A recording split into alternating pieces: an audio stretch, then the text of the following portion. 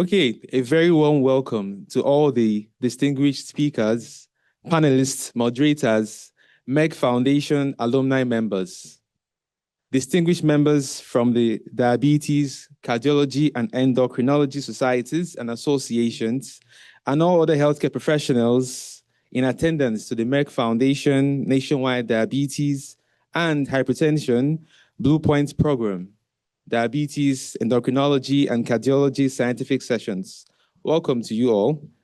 As you are all aware, Merck Foundation aims to improve the access to quality and equitable healthcare solutions in underserved communities by strengthening local capacities and enhancing clinical management processes through its various scholarship programs under the Merck Foundation Nationwide Diabetes and Hypertension Bluepoints program. Many of you here are beneficiaries of such programs already, and I've given very wonderful testimonies yesterday. We enjoyed them from various parts of Africa. I would like to introduce to you the moderators of this session, Dr. V.M. Vinod, over there. Welcome. And who is the Scientific and Medical Manager of Merck Foundation. Myself, Dr. Chinedu Michael DK, alumni MSc Diabetes, and also Dr. Gamar Salim Bajaba. So she did MSc in preventive cardiology and also works as an internal medicine specialist in Kenya. We are happy to inform you that we are offering, Merck Foundation is offering a one-year online postgraduate diploma program in diabetes, preventive cardiovascular medicine, endocrinology, cardiology, and obesity and weight management from the University of South Wales in the United Kingdom. Please visit our website, merck-foundation.com to find the list of all the available online programs. Applications for the same can be submitted online on or before the 15th of December, 2025, a few weeks to months away. We're also delighted to inform that Merck Foundation's application, that's the app, is readily available on the Google Play Store and Apple Store. You can now receive timely updates, very important, so you don't miss a thing, about our various courses and other initiatives through this application. We request you to kindly download it at your earliest convenience. You can do so right away, if you may. So, welcome once again to this wonderful day where we'll have the scientific sessions, Diabetes Bluepoints. To begin today's session, we are pleased to invite our very first speaker. He will be taking us on diabetes in the smiling coast of Africa, the Gambia. We'll look at the emerging trends and systemic challenges of managing diabetes in the Gambia. So to take this session, we have Professor Usman Yan, who is the Chief Medical Director, Edwards Francis All Teaching Hospital, and here in the Gambia. And his topic, as I had mentioned earlier, is diabetes in the Gambia, emerging trends and systemic challenges. So over to you, Professor. Welcome. A quick correction. I was Chief Medical Director. There's a new one in there, you know, like most things in these things. Thank you very much. So, the Smiling Coast, as part of the global village, is no exception to what's happening generally. So this talk I will pick as kind of given to me. It has to do with the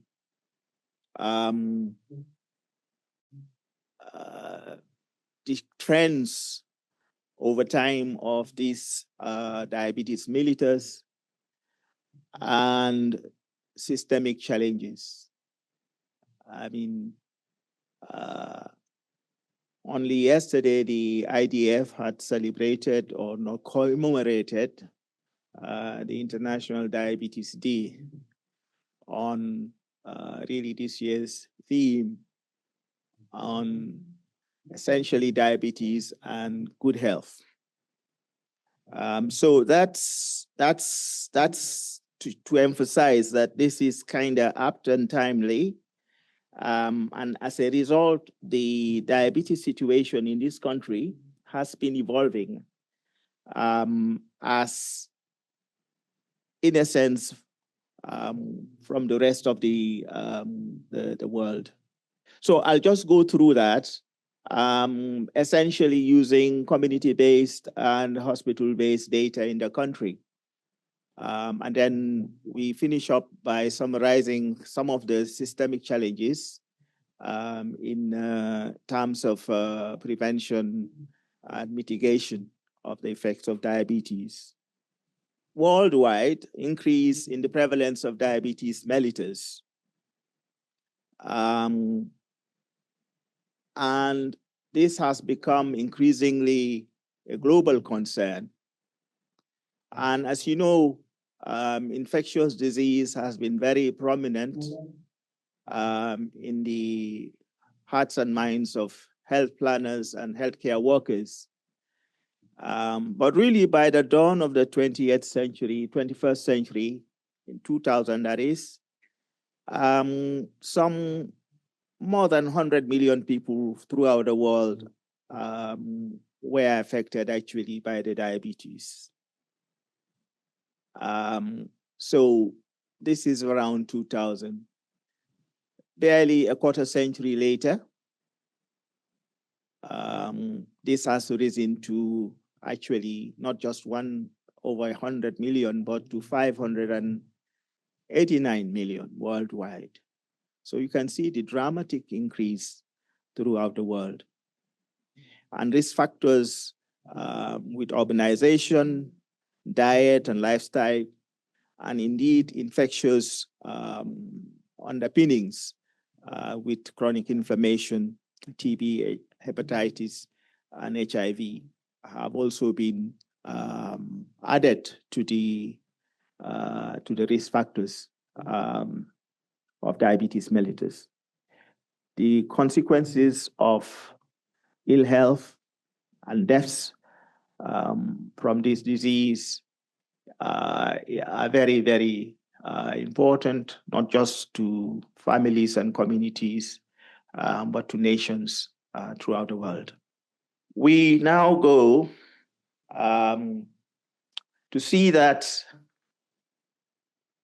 a little bit about definitions and a bit of history, that diabetes indeed has been with humankind throughout the ages.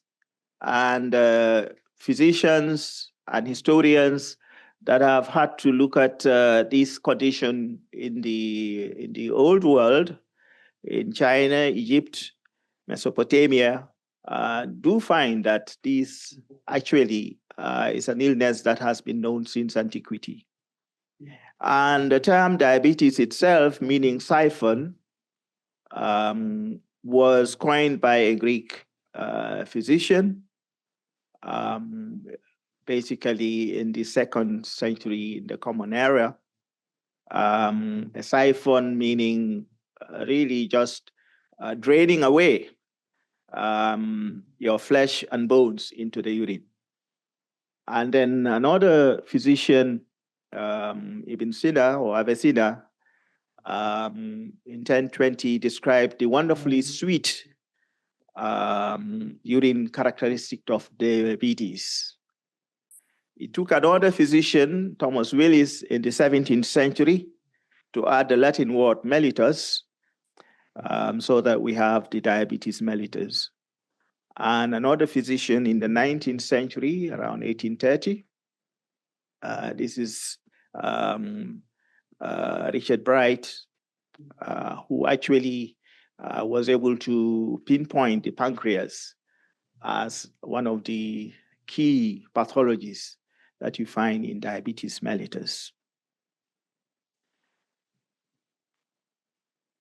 Well, in Africa, 15 million was estimated with a global prevalence of around 5% in 2010.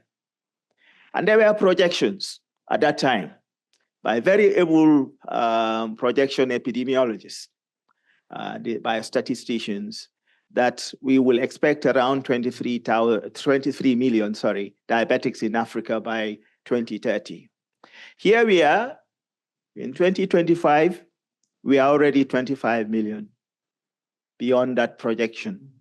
And with a renewed projection of something like by 2050, this increasing by another 140%.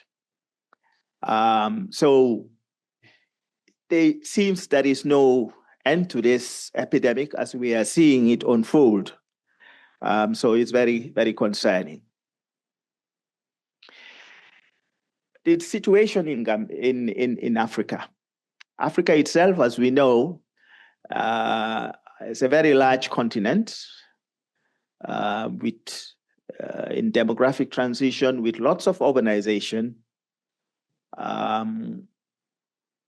For want of a better word, colonization with lots of what might be called junk foods as a result of this urbanization. So that by this year, we expect 70% of Africans to be urban dwellers. And this is again expected to be increasing. So again, the estimates are that there is increasing urbanization. And with that, the increases in the diabetes. So far, it is one of the illnesses where every projection, in fact, has to be adjusted upwards since the epidemiologists started working with this. So in Africa, we really have a big problem here. And the outcomes are not any easier.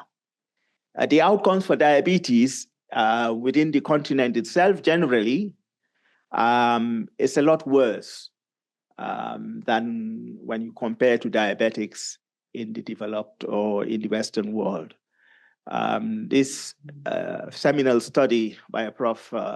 Don McLarty and his group in Tanzania basically showed that age-adjusted rates for diabetes are really at least 3 to 4 times higher amongst our people compared to a Western population such as the US. So all this points to the fact that this particular disorders or series of disorders, because they're interconnected, has a very high problem. It's giving us a lot of problem. And again, the summaries from the complications is similar picture that the microvascular complications abound depending on where you are looking. Retinopathy, neuropathy, and microalbuminuria. And a good number, more than 40% on average, do not know. In most countries, when you go, you find that the rates are higher than this, as we will show in the case of the Gambia. As we said earlier, that with the TB risk, with sepsis and other things, this is a kind of double-edged sword. The infections contribute to chronic inflammation and, of course, metabolic disorder and diabetes. And the metabolic disorder also fuels the relapse and rise of these infections. The annual costs are prohibitive. So, by way of introduction, we thought we should lay that. As I said, the Gambia, it's indeed the smallest African country on the mainland continent. So it will be important. So we come back to it. This Derek Walcott is a Nobel laureate. So here in the middle of another life, we begin. The Gambia itself, as you can see, is really in the westernmost part, more or less, of Africa. And you can see in the accompanying what you call that it is bounded throughout by Senegal, except on the very western part, where it is bounded by the Atlantic Ocean. These boundaries were made about 130 years ago. And before that, this was a homogeneous kind of melange of empires, principalities, kingdoms. And over the last 300 years, all those things were set into a whirlwind, what with the Atlantic slave trade. So there were big empires and there were small principalities in those areas. And so you can find that there is no ethnicity that you find in Gambia that you don't find in Senegal and vice versa. And Guinea-Bissau and Mali and the rest of it, it's all the same conglomerate. And as I say, these boundaries were actually agreed between the French and the British colonialists barely about 130 years ago. Our population is small, 2.7 million. And as you can see, there is a large proportion of youthful. 1 in 5 are under 14.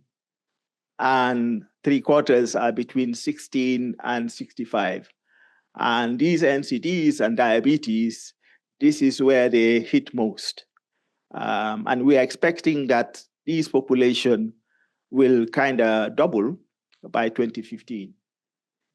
So there you go. So we come to some findings, the epidemiology, population-based studies. And this particular sort of subject was looked at in the 70s, actually, in a rural part of the Gambia,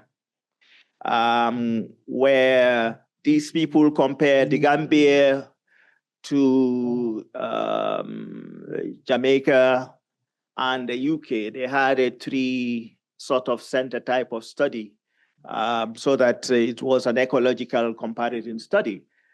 And at that point in time, no diabetes and very little pressure, high blood pressure. And in fact, in those villages, in the Kiangs, which is like in the middle of the Gambia, the sort of observation that with age your pressure is going up and all that was not seen.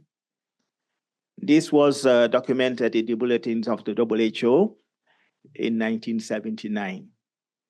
Then there was a bit of a lull, an increasing clinical studies, which we will discuss a little bit later, that showed that in fact, the diabetes and blood pressure and those things were becoming prevalent. And so the MRC, which has been the premier research institute in the Gambia, established in 1947, turned its attention to studying these conditions, non-communicable diseases, principally between 1997 and 2000. They had a series of studies, which we will describe briefly. 2010, this was the era of the stepped surveys that the WHO promoted, and the Gambia also did their own. And then there were more recent studies that we will share in the more recent past, 2015, 2020. So the MRC studies, one of the things that was done was to piggyback on a national blindness survey, and at that time did a very rough one of just testing urine. And we all know that urine testing can be very insensitive to diagnosis. But at that point in time, nationwide, glycosuria was found in 0.6. And those who were glycosuric were later tested for sugar, with fasting sugar and all that, and a 0.3% was documented. Then there was the rural-urban comparison studies. And during those, a glucose tolerance test modified array was instituted in those 34 years and above. And what you can see is that the diabetes prevalence was 8% in the urban population and 1%, 1.3% in the rural population that was studied. Now, how many knew about their diabetes? In the urban areas, less than 40% knew. So all this was uncovered through the population screen at that point in time. The situation was even more alarming in the rural population, where 96% did not know or were not previously diagnosed. So that's now during those, you can find that the relationship between the diabetes and being overweight and obese was very prominent. And you can see in the comparisons here that the diabetes rates in the urban, 7.7 urban men, 8.7 urban women, and 2.2% rural men, and 0.1% in the rural women. And there was a lot of, you can see that the rates almost parallel the rates of the obesity. And as we said here, almost 1 in 3 of the urban women above 34 were obese, not just overweight, from the anthropometric studies. And again, this is nicely graphically represented here, where the obese rates for being physically inactive, for being hypertensive, for being diabetic, and with a raised cholesterol, all that correlated, and they were much more clustered in the obese population. The STEP surveys, again, were basically to describe in the STEPS manner the current levels and trends of risk factors for NCDs in the Gambia. And they did a stratified proportional sampling, and they did both step 1 and step 2. Sorry. What you can see from that, again, is that basically 90% of the population that was looked at had never had a blood test for sugar, for diabetes. So there are public health things there. And again, those who were overweight or obese, like 33% and 45%, that's quite a high rate. And then what we have highlighted there is about nutrition, and basically all of them, both men and women, consumed much less. The vast majority consumed, did not consume, shall we say, the minimum recommendations for vegetables and fruits.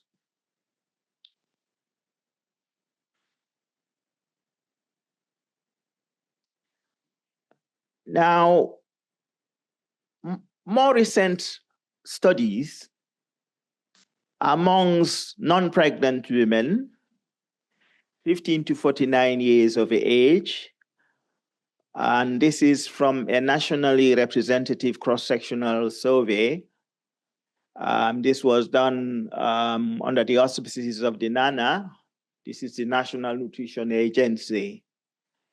And you can see a dramatic increment to almost 15% using the HbA1c measure.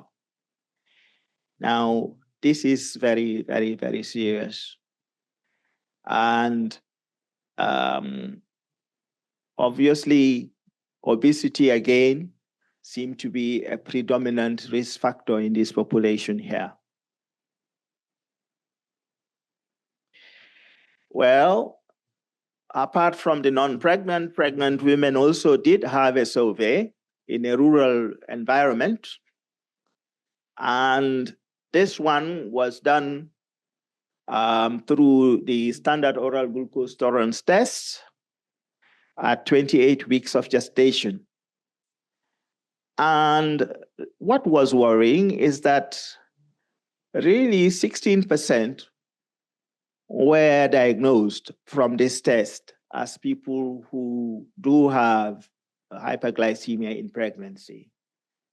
As you probably know, frank diabetes and impaired glucose tolerance in pregnancy are really clinically just managed the same way because of the sort of implications for both mother and baby. So that is a very, very worrying high rate. So both in pregnant and non-pregnant sort of females in the Gambia, this is a very serious community problem.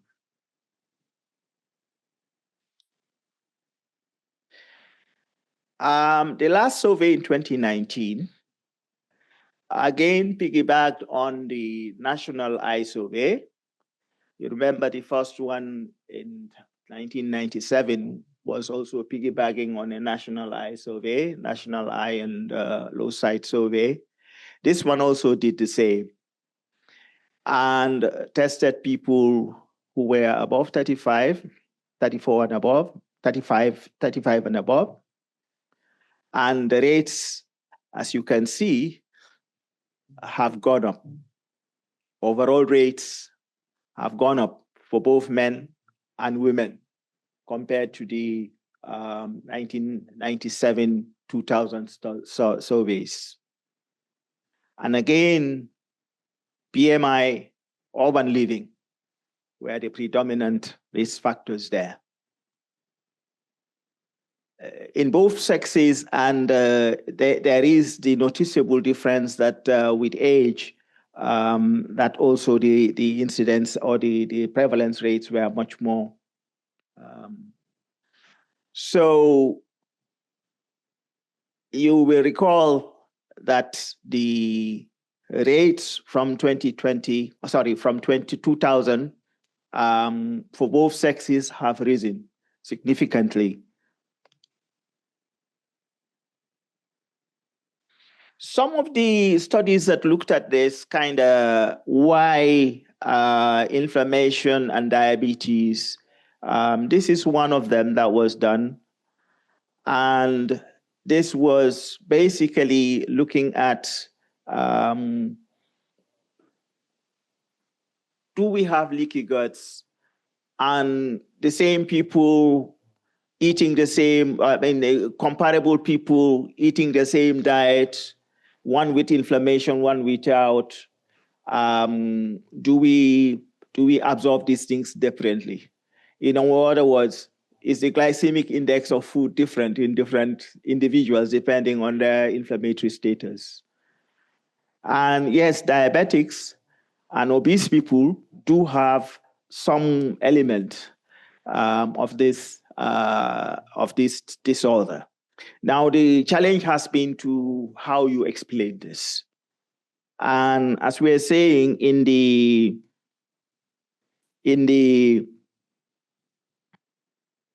obese and the obese diabetic, there is systemic inflammatory markers increase beyond those with comparable age and other things.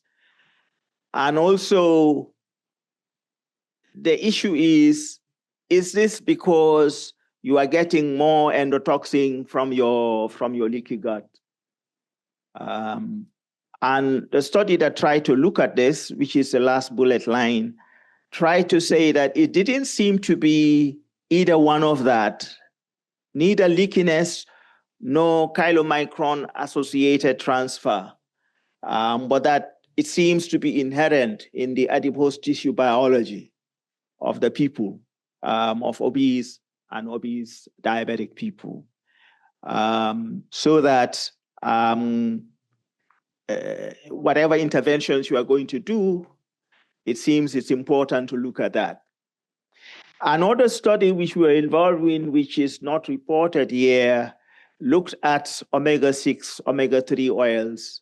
Again, you could easily see that you can change the diet, the plasma composition of these fatty acids, but more importantly, the adipose tissue biology.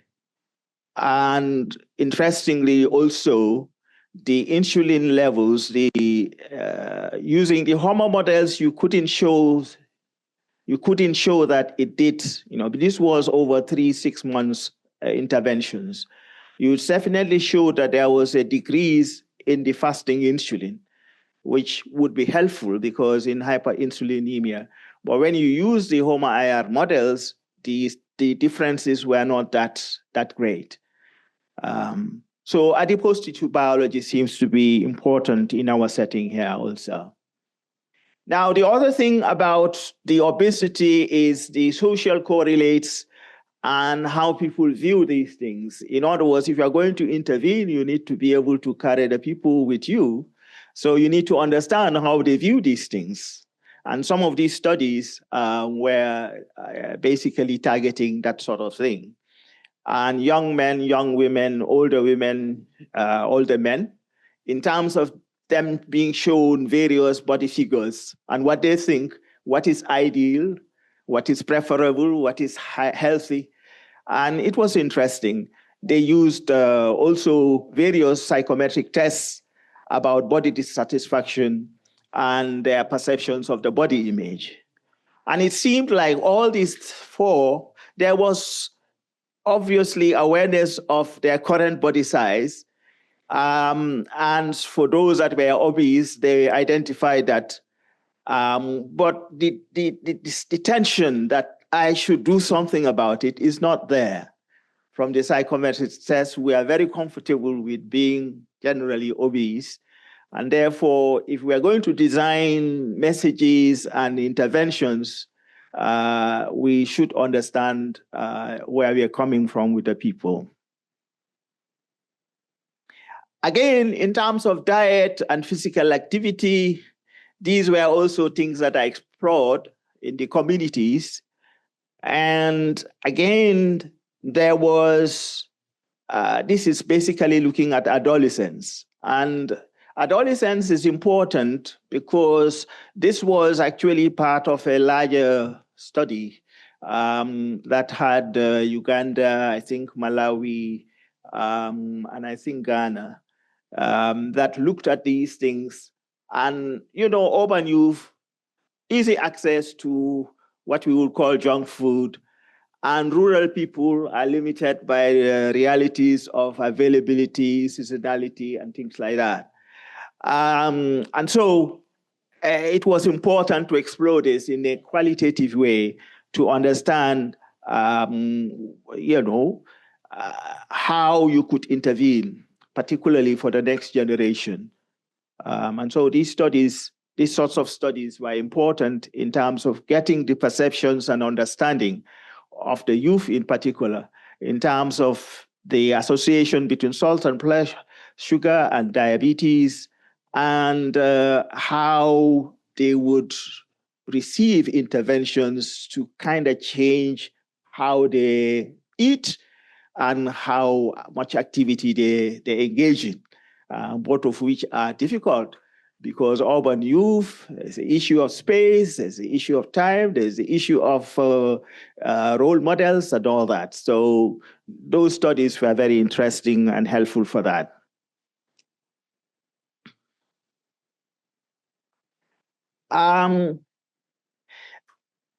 This other one is worrying because it's telling us that in the last few years, when you look at the general population in the community, there is still a very serious lack of understanding or knowledge of risk factors, or indeed just of the signs and symptoms of the diabetes. And so this particular one also piggybacked on the National Demographic and Health Survey.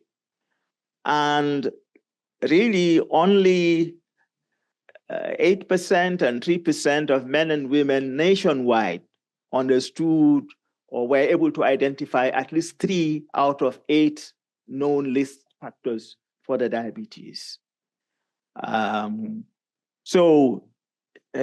Similarly for the symptoms. Again, in terms of interventions, this would be important.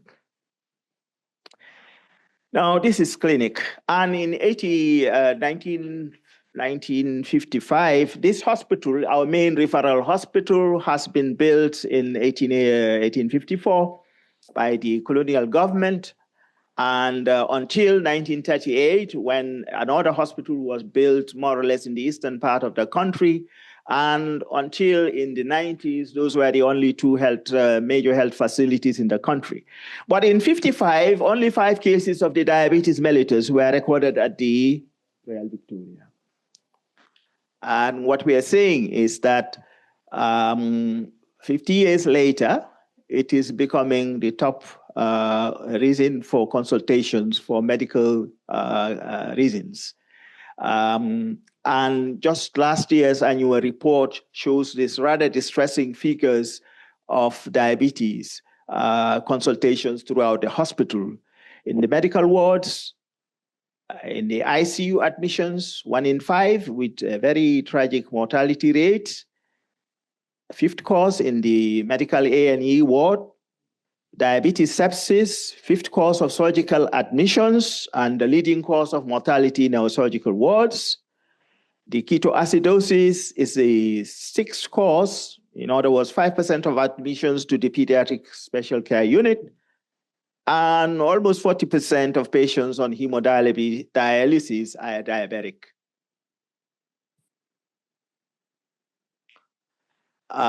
So the issue of complications is equally very worrying in terms of the cardiovascular risk factors and the complications. And these rates are exactly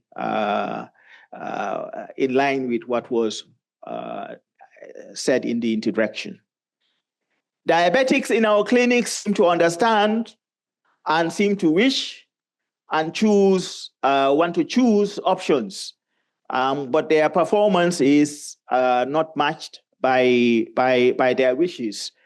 In other words, these kind of things means that their mean HbA1 was 9.5%, which means poor control.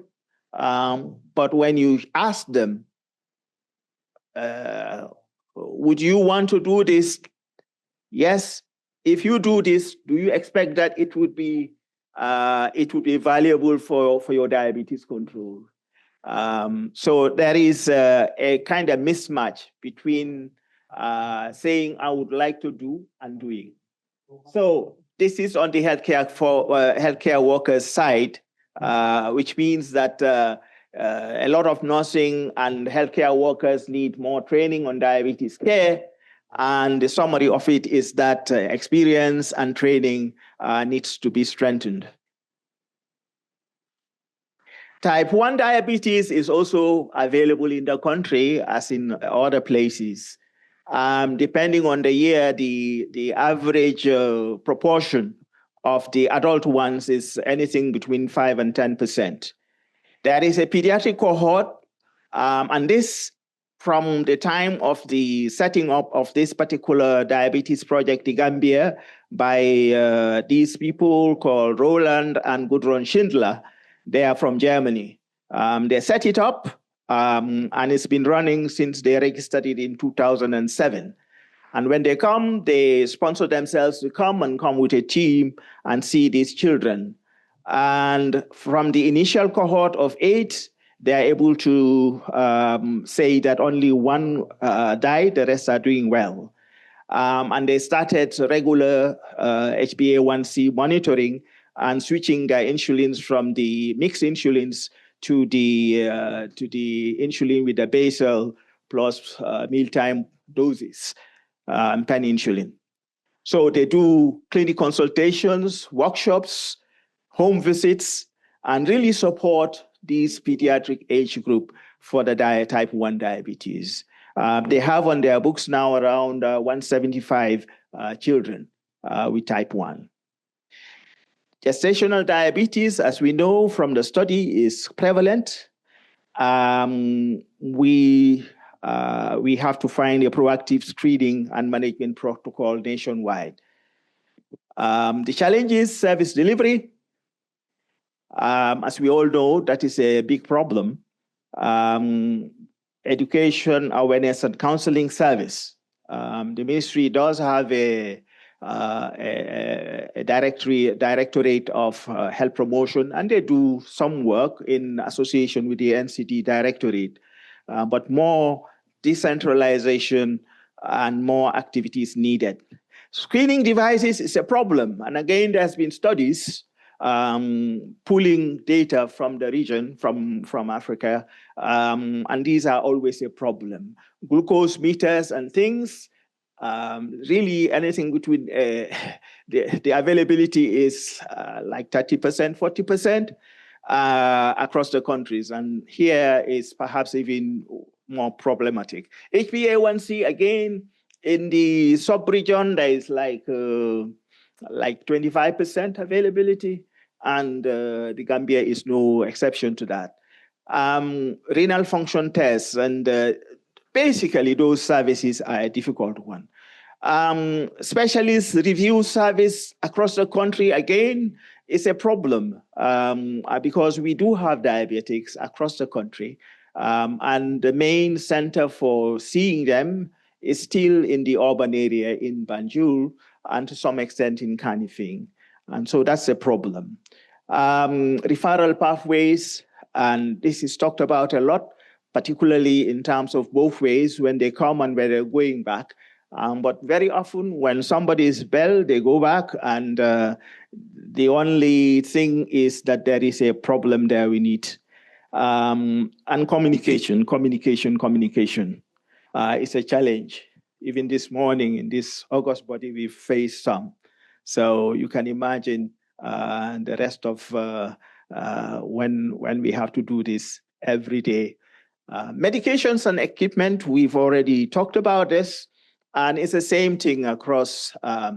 The country has had regular supplies of insulin, of glibenclamide in particular, now is mainly glipizide, and metformin. But this is limited. So typically you will receive a prescription, and then the pharmacists have to do a little bit of in-house arranging to make sure that everybody gets something. So typically, if you come from up country, sometimes you come and go with a supply, you are expected to be given 3 months.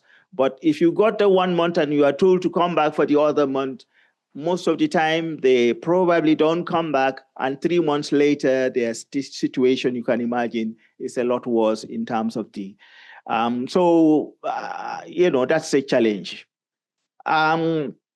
We've talked about these, and in particular, the telemedicine and the specialist interventions for the complications, erectile dysfunction, eye care, renal dysfunction, cardiometabolic. These are all things that are a bit of a challenge in making it available and accessible to all the diabetics in the country. Apart from medications, and it's gone. Why? So the workforce, again, is a challenge. And the workforce, we are pleased that the Merck Foundation does a good deal on this front, but it's very important in terms of, So the leadership for the NCD group at the NCD Directorate Ministry has a lot of challenge. They have to manage all the many other directorates in the ministry, planning, health promotion, human resources, maternal child, research, traditional medicine, the Directorate of Health, and they have to also collaborate with those beyond National Nutrition Agency, Ministry of Agriculture, Ministry of Finance, WHO, MRC, civil and NGOs, and the Gambia Diabetes Association. So there is a lot of coordinating role that would be demanded of them, because this needs a holistic approach that has to have a lot of players. Training of trainers, availability in each health region, We train diabetes educations and districts. This is missing in some ways. I mean, there is a good drive. But again, the NCD Directorate has to do this. We are almost there. Financing, most important. Making freely available all necessary care is important. And also ensuring all essential care is available and that nobody suffers catastrophic amounts, catastrophic expenditure for accessing tertiary care. Well, these are challenges.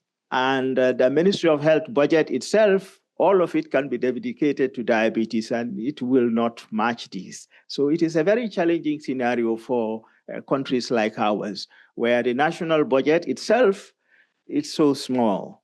And there is a lot of dependence on support from other partners, such as the Merck. Thank you.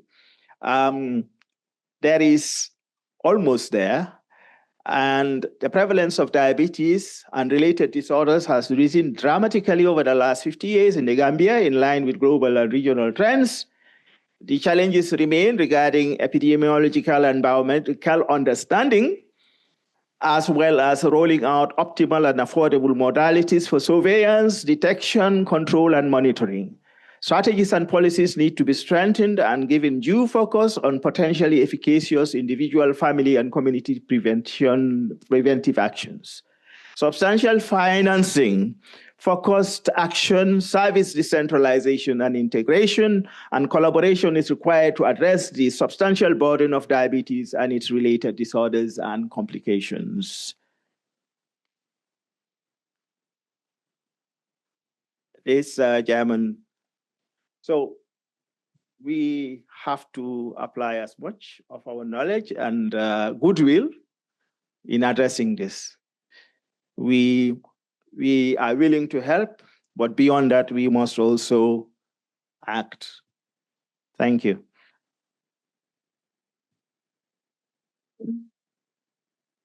Okay, thank you very much, Professor, for that distinguished lecture. Just a quick summary. Remember that he started by giving us a historical background, saying that diabetes the name was first coined several centuries before the Common Era by Arateos of Cappadocia, which used the word, he said diabetes means a siphon or a run through. And later on we heard that the name mellitus came because of the sweet taste of the urine, that it could attract ants. And going down to present time, in 2010, we were looking at the possibility that the number of diabetics in Africa will rise up to 23 million by the year 2030. However, here we are in 2025, and we already surpassed that. We're already at 25 million in 2025, when we were expecting it to be 23 million by 2030. So it's rising faster than we are predicting. And also, he has also noted that there's a high burden of undiagnosed diabetes in Africa. So that's very significant. So many people don't know that they have the disease. And so they go on having complications without realizing it. So we have problems with that as well. So many issues raised, a lot of data from today's, from this just concluded lecture. Thank you very much, Professor. It doesn't include North Africa, where you have Egypt and Co, because they belong to a different IDF region, which is called Middle East and North Africa, MENA. So Southeast Asia also, where you have India and many other countries in that space. So let's look at the figures of these two countries. In Africa, 1 in 20 adults have diabetes, 25 million. But in Southeast Asia, the number is up to 107 million. In Africa, the total number of adults with diabetes is predicted to increase by 142% to 60 million by 2050. Now, this rate of increase is the highest of all the IDF regions. So Africa has the highest projected increase in diabetes by year 2050, 142% increase. While in Southeast Asia, the increment is expected to be 73% by the year 2050. In Africa, 4 in 5 adults are living with diabetes. In Southeast Asia, is almost half, so 1 in 2 adults. And then it accounted for 260,000 deaths in Africa, whereas in Southeast Asia, 374,000 deaths. Now, these two regions which we're looking at, despite the staggering numbers they have the lowest diabetes-related expenditure. Africa, the lowest. Southeast Asia, the second lowest. 10 billion and 12.2 billion, respectively. Now, why is prevention critical? Type 2 diabetes is a major global health problem, especially in low and middle-income countries. According to World Bank, the low-income countries are essentially in Africa, most of them, just for you to know.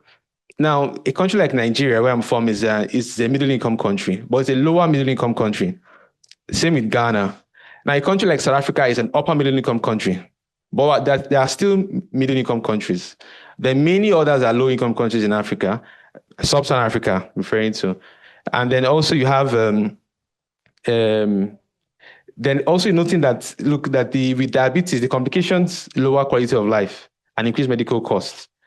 Even moderate levels of hyperglycemia, that's moderate levels of blood glucose increase when you have pre-diabetes, it can also cause some level of decrease in quality of life to some varying degree. So it's good to keep the blood sugar in check, in control. So prevention is essential for delaying diabetes, because this leads to reduction in long-term suffering, disability, and improving quality of life for the general population. So why is prevention critical? Once again, well, prevention strategies are cost-effective and they save lives in the long run. Okay, now, the complication of diabetes can be classified into two main groups. They have the microvascular complications and the macrovascular complications. The macrovascular complications, as we know, are coronary artery disease, peripheral vascular disease, and stroke, whereas the macrovascular complications include diabetic eye disease, retinopathy, diabetic kidney disease, nephropathy, and diabetic nerve damage, neuropathy. These are the major complications, microvascular complications of diabetes. Now, cost of treating these complications is very high. And then there's increased risk of comorbidities like hypertension, obesity, hyperlipidemia, which multiply the risk and also increase the costs of treatment. Now, what's the rationale for type 2 diabetes prevention? In summary, you can look at it from three aspects: the clinical dimension, which is to avert complications, the economic case, and then also the human cost. So the clinical dimension basically is the primary prevention or to delay onset of type 2 diabetes. Now, this is crucial for mitigating long-term complications. So the clinical dimension or rationale for preventing diabetes is to prevent the complications. So we don't want to come to manage patients that have complications. Now, look at the economic case. It costs a lot of money. It's true that preventive programs, such as if you do a diabetes structured education, you need to get facilitators, train them to train people, get dietitians, get exercise physiologists to come and provide exercise routines and dietary patterns.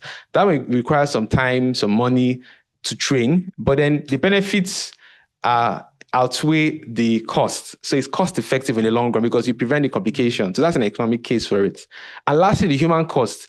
If a patient has diabetes complications, the patient has a reduced quality of life. If someone has a kidney damage from diabetes and requires dialysis, he spends a lot of money and a lot of time in the dialysis machine.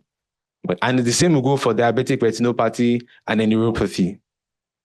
So who is at risk for type 2 diabetes? Now, by ethnicity, the Hispanics, African Americans are at increased risk for diabetes. Then by age, above 45 years, they are increased risk of type 2 diabetes. Physical inactivity, family history, high blood pressure, and a history of gestational diabetes. Now, keep in mind that if a woman has gestational diabetes, studies have shown that within 10 years of the first instance of GDM, gestational diabetes, she could develop full-blown type 2 diabetes. Within 10 years. So she may recover after the first pregnancy, sugar control becomes normal. But within 10-year period, she could come down with full-blown type 2 diabetes that is not due to pregnancy anymore. So type 2 diabetes is preventable. That's the good news. Largely preventable through healthy lifestyle choices, regular exercise, healthy, balanced diet, avoiding risky substances such as tobacco and alcohol. So these guidelines always say, tobacco, quit. Alcohol, reduce quantity. But tobacco, stop. Cigarette smoking, stop. That's what many guidelines say. So risk factors like obesity, sedentary lifestyle, poor diets, they are modifiable. So they're not fixed. You can modify that to your advantage. And there's a concept that's referred to as remission in type 2 diabetes. I don't know if you have remission in hypertension. Maybe those will tell us about that subsequently. But in type 2 diabetes, there's an ADA consensus definition of remission, which is defined as HbA1c of less than 6.5%, measured at least 3 months after cessation of glucose-lowering medications. What this means is that remission is achieved without medications. So diabetes managed with medications, lifestyle, and surgery, bariatric surgery. But then the definition of remission excludes the pharmacological interventions. So you must be off medication, which means that you can achieve remission through lifestyle or bariatric surgery. And then you're off medications for 3 months and your A1C is less than 6.5%. So this is possible with diabetes, and it can be maintained if his lifestyle continues the healthy lifestyle choices. And so diabetes, that way the person lives better, happier, better quality of life, and averts the complications. So that's some good news here. So levels of prevention: primordial, primary, secondary, tertiary. Primordial has to do more with level of policies. So you create an environment such that it's easy to make healthier choices. For example, if you impose a task on sugar-sweetened beverages, that's a level of policy. That means that people don't have access because the sugar-sweetened beverages become difficult to afford, so they reduce access to it. So people now choose water over, or juice or smoothies over that, or things that have less sugar, less refined sugar over the sugar-sweetened beverages. So that's already at the policy level, it's creating a healthy environment. Next, the primary level of prevention. This is now focusing people that at increased risk and helping them to adopt healthier behaviors. For example, I meet a patient whose parents are diabetics. Well, he's at risk, even though he has normal blood sugar today, because he has a family history, a strong family history. So I help him to start doing exercise, choose a healthy diet, be active so that he doesn't fall into obesity, insulin resistance, type 2 diabetes. So that's primary prevention, focusing on those at increased risk so that they don't have it. So he doesn't have a disease yet, but you want to prevent him from developing because he's at increased risk for it. The pyramidal level is for the general population. Primary is for those at increased risk. Then secondary prevention has to do with early diagnosis and treatment. So now this person has diabetes. Can we diagnose it early and start treatment early to prevent complications? That's secondary level of prevention. And then tertiary level is that, well, diabetes is already full-blown, is known, and then he's tilting towards complications. Can we slow down the complications? And that's tertiary prevention. So this is a schematic showing it. You see, primary prevention is a healthy individual. In secondary prevention is asymptomatic. So you'd make an early diagnosis in asymptomatic patients through annual health screenings or different opportunities for screening. And then tertiary prevention, the patient is a known diabetic, symptomatic, but you want to avert or slow down onset of complications. So that's prevention in a nutshell. So you can see the comments in the other infographic shown on this slide. So this is also showing prevention. Primordial, these are actions to affect the systems which determine the risk factors. Primary prevention is focusing on those at increased risk so that it make healthier choices. Secondary is early diagnosis and treatment. And then tertiary is to avert complications. So that's it in a nutshell. Well, this chart shows the prevention of diabetes in China. So China they have a clear plan on how to prevent diabetes. Primordial, through their policies. So they have policies that protect people from cigarettes, from tobacco, excessive alcohol consumption, and also to choose exercise. Okay. At the primary level, they try to prevent onsets by screening those by helping those at risk to make healthier choices.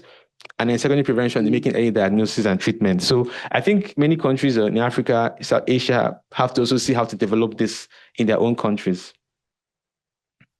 Then steps for effective preventive programs. First, identify people at risk using simple screening tools, provide lifestyle education and support, strengthen community awareness and engagement, integrate diabetes prevention in primary healthcare services, very important in the primary level, and then build partnerships among governments, NGOs, and community groups.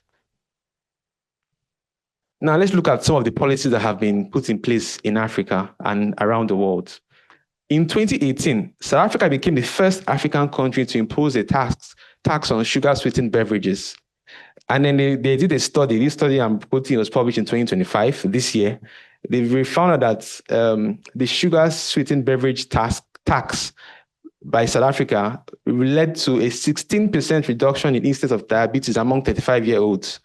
and it was a much smaller percentage in the 40-year-olds, but then there was a reduction, which this 16% accounts for hundreds of thousands of people who have had reduction in their diabetes incidence, thanks to the tax on sugar-sweetened beverages.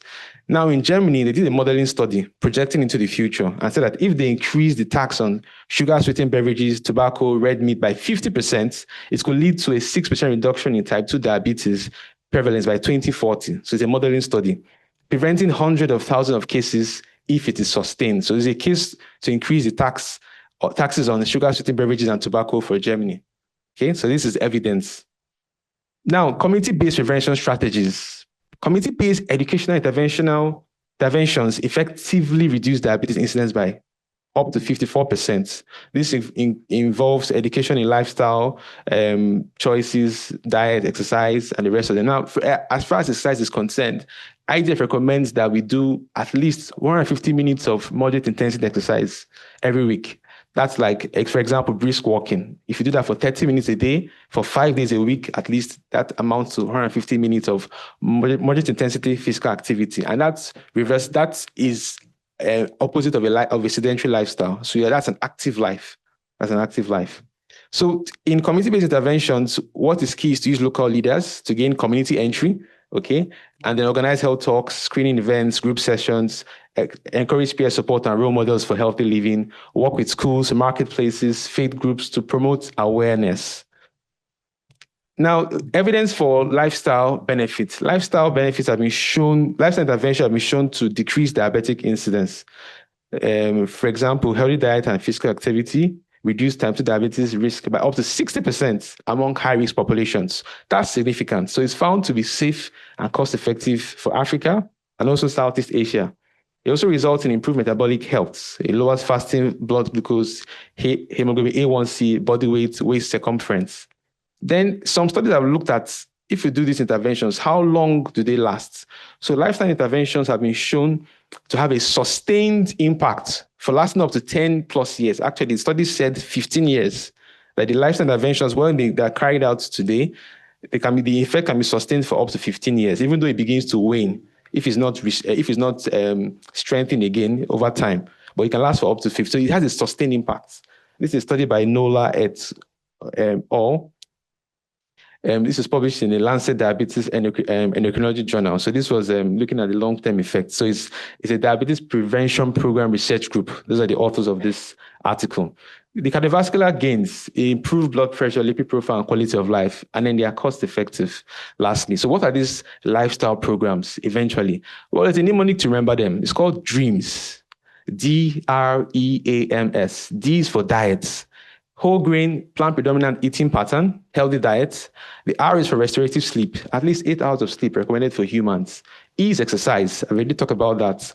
Minimum of 150 minutes of moderate intensity exercise every week is recommended. A is avoidance of risky substances like alcohol, tobacco. Alcohol, reduce consumption. Tobacco, many guidelines say you should quit entirely. M is maintaining social connections, positive social connections, like we are doing in this gathering. And then the S is stress management. So let's dream together, and that way we can have a healthy lifestyle and avert these conditions. So that's the DREAMS, lifestyle interventions. Now let's move to towards the end of this presentation. We're getting to the end. Digital health technology interventions. A systematic review by Nguyen et al. Of RCTs carried out between 2021 and 2022, looking at digital health interventions in type 2 diabetes.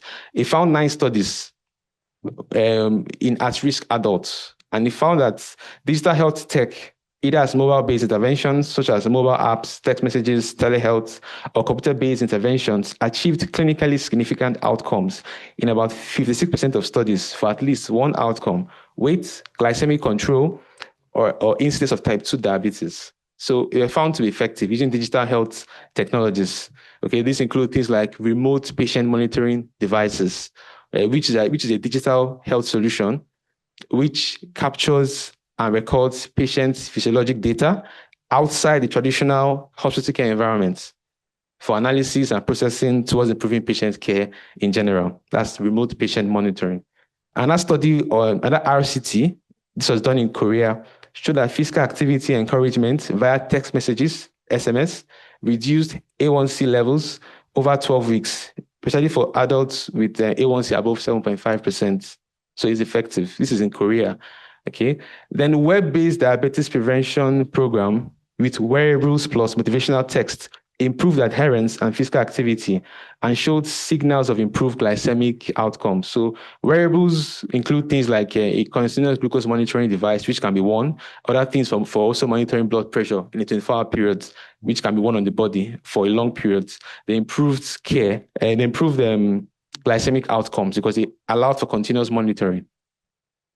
This is an infographic showing different of these remote patient monitoring devices. So you have smart contact lenses. Some of them are futuristic. Some are already available. So you have a smart blood pressure monitor, smartwatch. Some of us have smartwatches that count our number of steps we take, the pedometer and things like that. Smart apps, smart ECG, smart weighing scale, and these can record and actually upload to the internet, and your doctor can see it. So that's the advantage of these remote patient monitoring devices. So they've been found to be effective. Now, this is a study evaluation of clinical outcomes of telehealth for managing diabetes. So the conclusion is that telehealth holds promise for improving the clinical effectiveness of diabetes management, targeting patients with higher HbA1c levels above 9% and delivering more frequent intervention, at least 6 times in a year, may achieve greater improvement. So this shows that telehealth is also very important in managing type 2 diabetes. So what's the core summary of what we've been saying so far? Type 2 diabetes is highly preventable through multi-sectorial population-based strategies that target modifiable risk factors, obesity, unhealthy diet, inactivity, via a combination of policies. I mentioned the sugar-sweetened beverages tax of South Africa, legislation, environmental changes, and raising awareness at the community level. Now, for high-risk individuals who are overweight and have impaired glucose tolerance, intense diet and physical activity interventions are superior to medication. Okay, so studies compared lifestyle and metformin, and then they found that for preventing diabetes, and then, lifestyle was more effective than the pharmacological intervention in preventing onset of type 2 diabetes in those who had pre-diabetes or were at increased risk. Now, digital technologies, they have advantage and have expanded and provide expanded access. There's also the challenges of equity. Is it available in the community? Is there power because they require electricity to charge or batteries? So are those things available at the community level? There are challenges there, but where these challenges are minimal or can be overcome, digital technologies have their own advantage and should be encouraged. They should be fostered. Okay, so did you know? This is my joker for this presentation. The World Diabetes Day is the world's largest diabetes awareness campaign, reaching an audience of over 1 billion people in over 160 countries. Now, it's marked every year on November 14th. If you calculate, that's about 30 days from now, November 14th. And that day was chosen because that's the birthday of Frederick Banting, the Canadian orthopedic surgeon who, together with Charles Best, discovered insulin in 1921, tested it first on a boy called Thompson in January of 2022, and they received a Nobel Prize for physiology of medicine in 1923. Banting and then the professor of physiology, MacLeod, received a Nobel Prize for discovery of insulin. So it's a historical landmark in medicine, discovery of insulin, and we've celebrated a century of insulin already a few years ago. So the World Diabetes Day was created in 1991 by the IDF, International Diabetes Federation, and the World Health Organization, and it became a United Nations Day in 2006. So the blue circle is a symbol of diabetes awareness. That's it, and that's why I have a blue tie on today. So what are key takeaways from today's presentation? Strong evidence supports the fact that community, educational, and lifestyle interventions can significantly reduce type 2 diabetes incidence, fasting blood glucose, BMI, and waist circumference. Now, digital health technologies are promising tools to augment prevention, especially where access is feasible. And then the policy and fiscal interventions, taxes, regulations can shift population level risk. Okay, they can shift population level risk. They can reduce the population that can develop diabetes through these taxes and regulations. Now, to be maximally effective, interventions should be theory-based, culturally tailored, include frequent feedback, and embedded in existing health systems. Thank you very much. Thank you, Dr. DK, for that presentation. Thank you. Okay, so I'm changing my hat right now. The hat, yes. Yes. Okay, so the speaker has moved. This is now Dr. DK as a moderator. Dr. DK as a speaker has moved to a different time zone and different space. Maybe it's in the multiverse right now. Those of you that watch Marvel Cinematic Universe. In any event, so we'll move to the next presentation. So what we have now is we're looking at strategies. You know, diabetic foot is something that leads to amputations, you know, a leading cause of preventable amputations globally. And the good thing is that it can be prevented if diabetes is well managed and in its timely intervention. So diabetic foot has resulted in so many amputations around the world, but it's largely preventable. And we'll have to look at it in a more critical sense.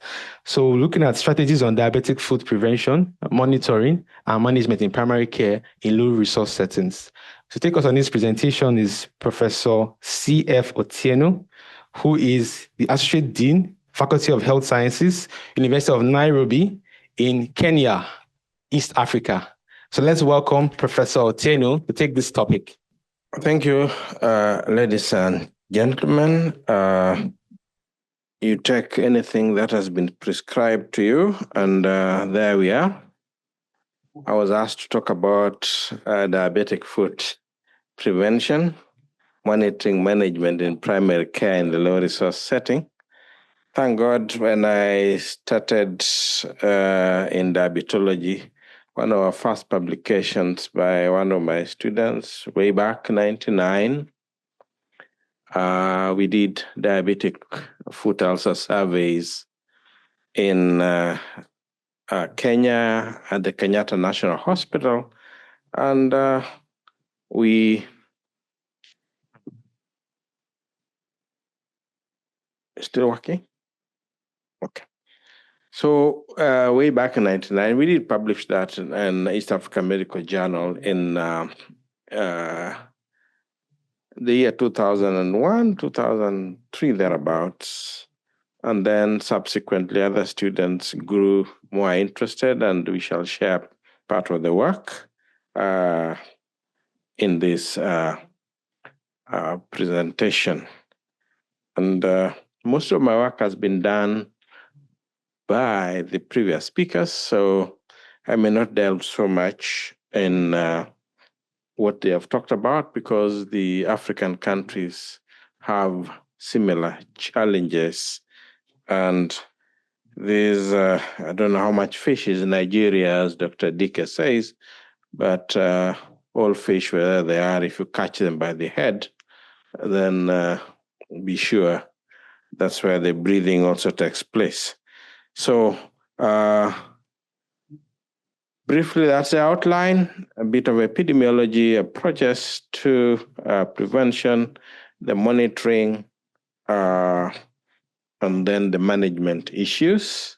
And they are overlapping because of the nature of what diabetes is. There's just a touch of science because we have scholars that are still pursuing their MSCs, and science drives the practice.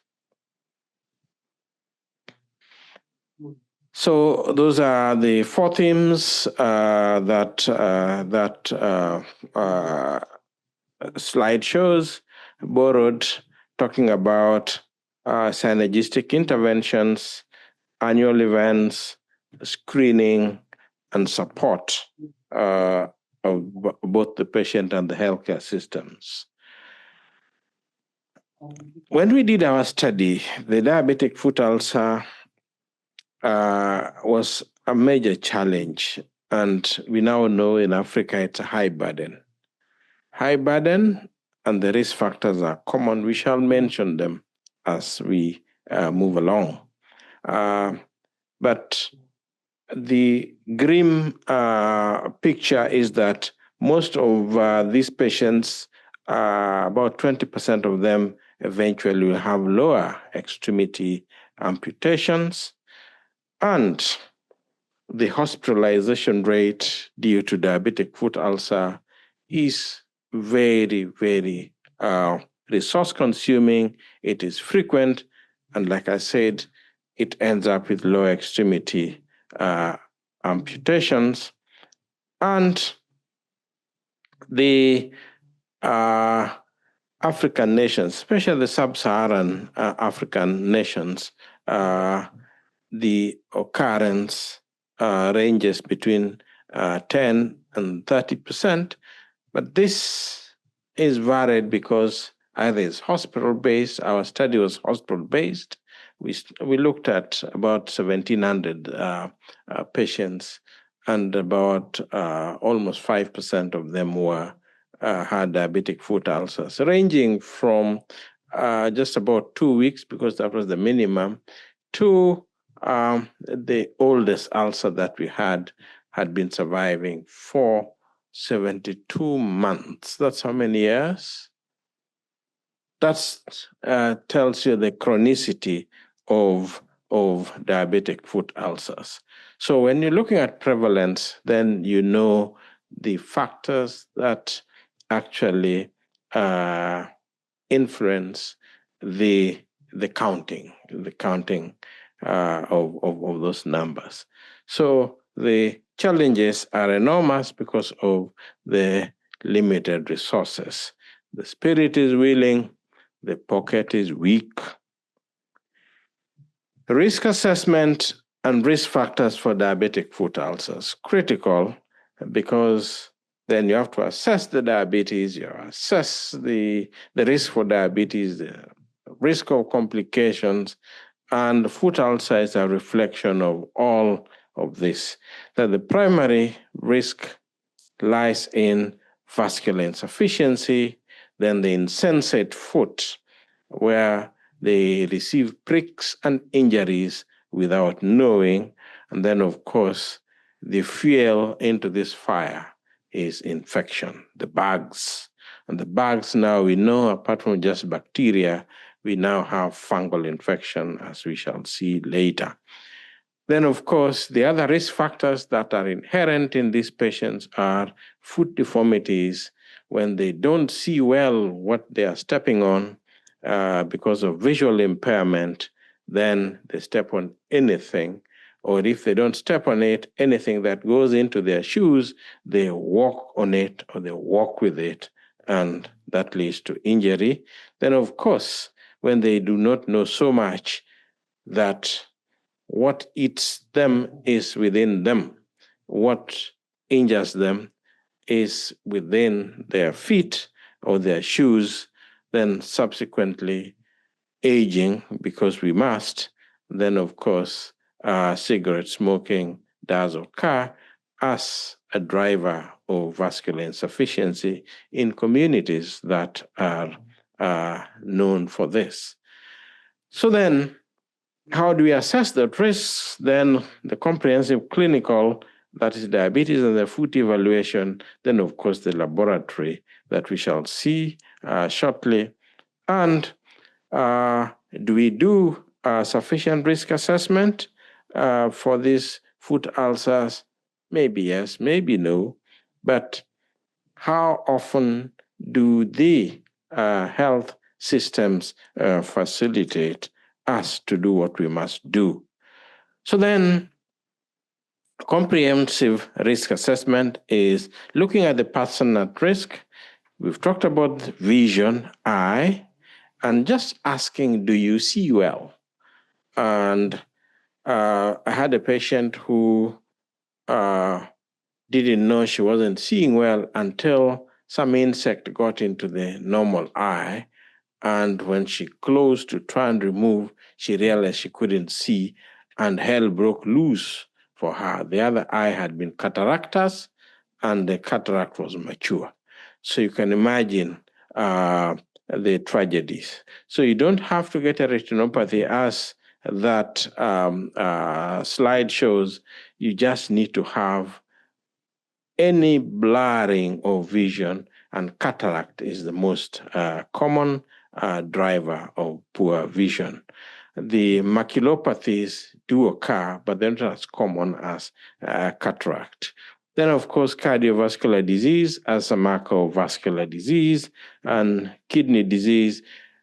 The kidney disease drives vasculopathy, and then, of course, microvascular circulation. So then all these tend to occur together, and diabetic foot ulcer is already known to occur more often in people with retinopathy. You've talked about smoking, and then, of course, as a way of assessing the weight, and then the physical inactivity. So then what about the foot at risk? I've talked about deformities, valgus or varus deformities of the big toe, or any of those other toes which may be overlapping. So then such deformities fit very inefficiently and poorly in the footwear, and the micro pressures also confer major risk and initiate relative vascular obstruction and initiate ulcer formation. Then, of course, edema in most of your patients confers poor microvascular circulation and initiates ulceration, or relative poor circulation initiates vascular insufficiency, therefore. So we've talked about the deformities. You can see neuropathy or sensory motor neuropathies also make normal arching of the foot to collapse over time. And once they collapse, then the springing effect of the feet are lost. The interdigital spaces of the feet, very critical, and most of our doctors are very elitist. They don't open up the feet of the patients, and they don't get to see the fungal infection within those that cause erosion and makes them very vulnerable to infection because of the poor footwear that we shall see later. And of course, because they know doctors don't open up a patient's feet, what they usually do is they walk bare feet most of the times. And when they're going to see the doctor, they put on their best. And if you care to look at their feet, they will apologize because their foot had stepped on the dung, the cow dung, the previous evening, and they're putting on shoes very early because they have to see the doctor at the clinic very early. And don't scold them, just encourage them to have their shoes on most of the times. Doctors are like policemen, so sometimes patients, actually most of the times, not sometimes, patients fear them more than the policemen, because the policemen can be bribed, the doctors cannot. So we did a study with this young man, Eric and Turibi, and that was a risk stratification of patients with diabetes into their risk categories of the likelihood of developing foot ulcers. And in that risk categorization, using monofilament, palpation of the dorsalis pedis, and then, of course, the presence of foot deformities, we managed to fit our patients into what the International Working Group on Diabetic Foot Ulcer, into what stand out. If you had neuropathy, no neuropathy, our patients were about 57%. Group 1 neuropathy alone, 10%. And then neuropathy plus barely palpable or evidence of weak dorsalis pedis artery, about 16%.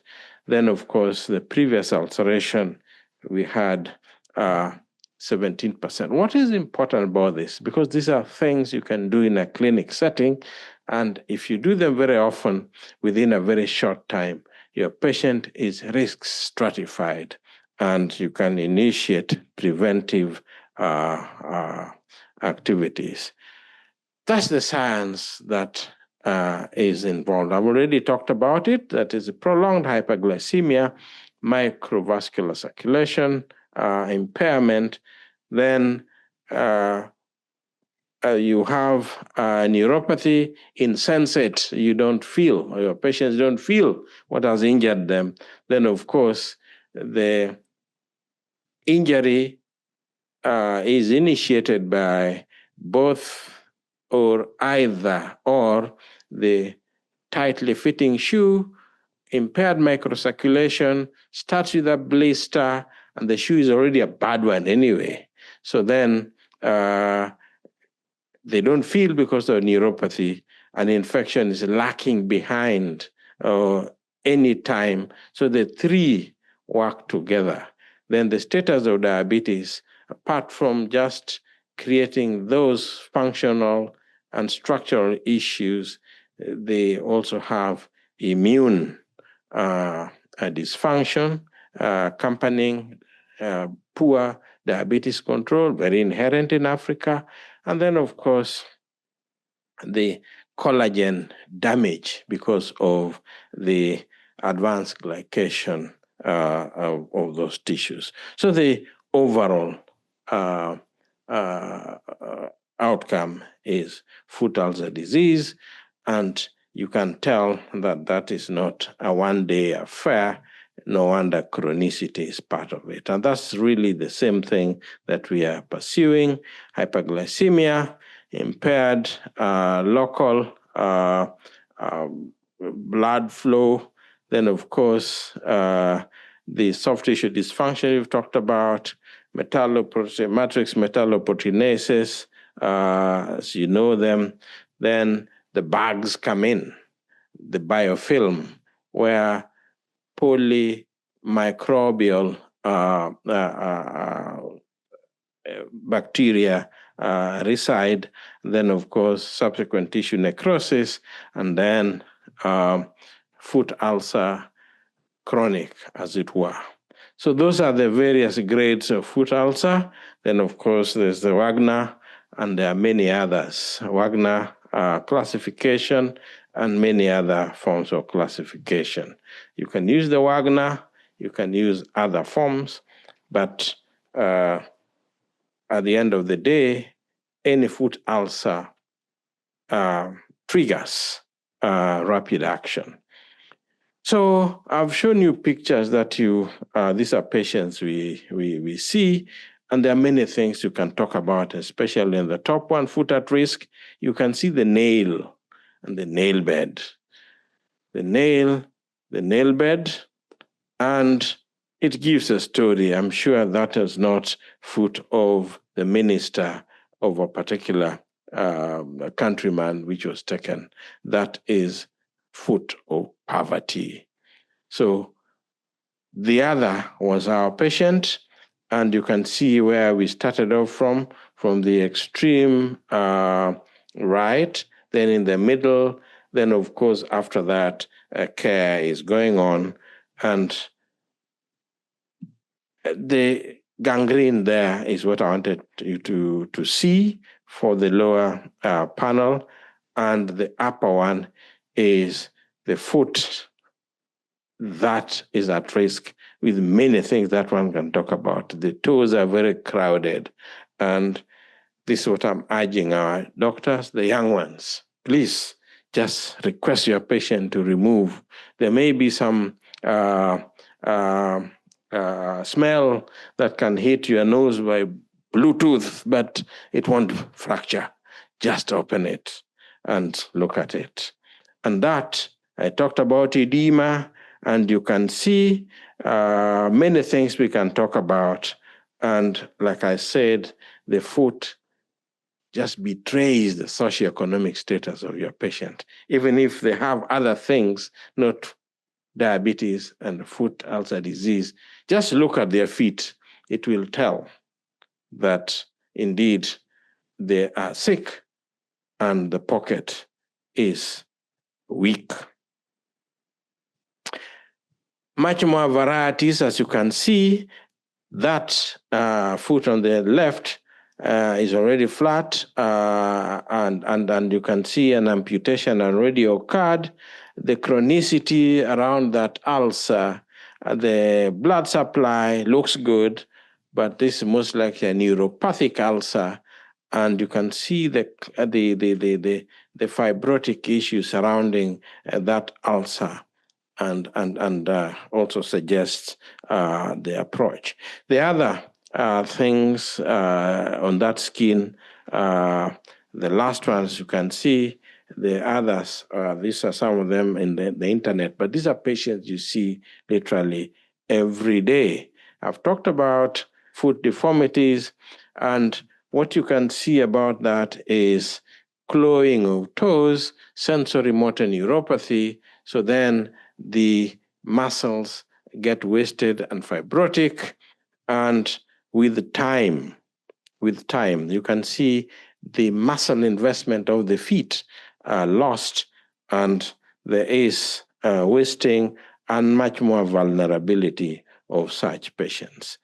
I've shown you now the shoes that we have on, and they are not of very well endowed citizens, as you can see.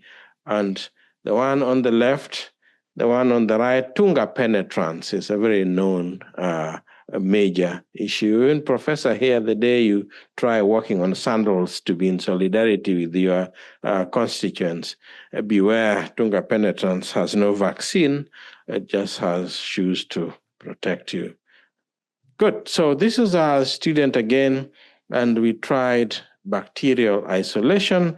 The commonest is Staph aureus, but we also find the coliforms are becoming a major issue because of the and their markers of environmental contamination.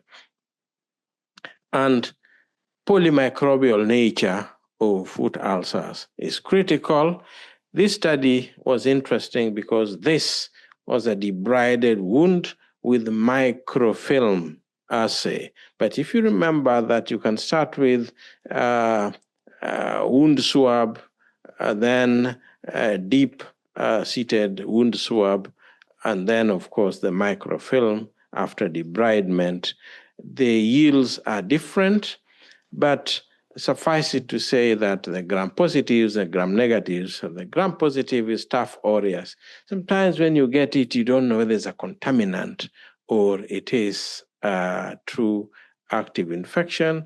And if it's infection, what early stage of infection? Is it an early stage of infection, or it is a late stage, or it is a contaminant, but the coliforms that are sometimes gas producing may be the ones involved. So we did that, and we got more of the Staph aureus, but they also got Klebsiella, the E. coli, and then, of course, the Pseudomonas. Very, very troublesome infection, indolent, not very virulent, but again, not very innocent.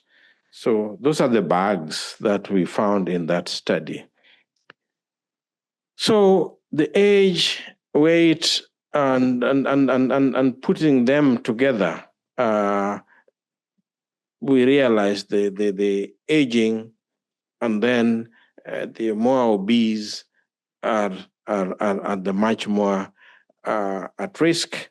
Then, of course, there are many things that you need to look at in your assessment. And then remember to do just a plain radiograph. Don't look for CT scan. It may be useful to look for acquired or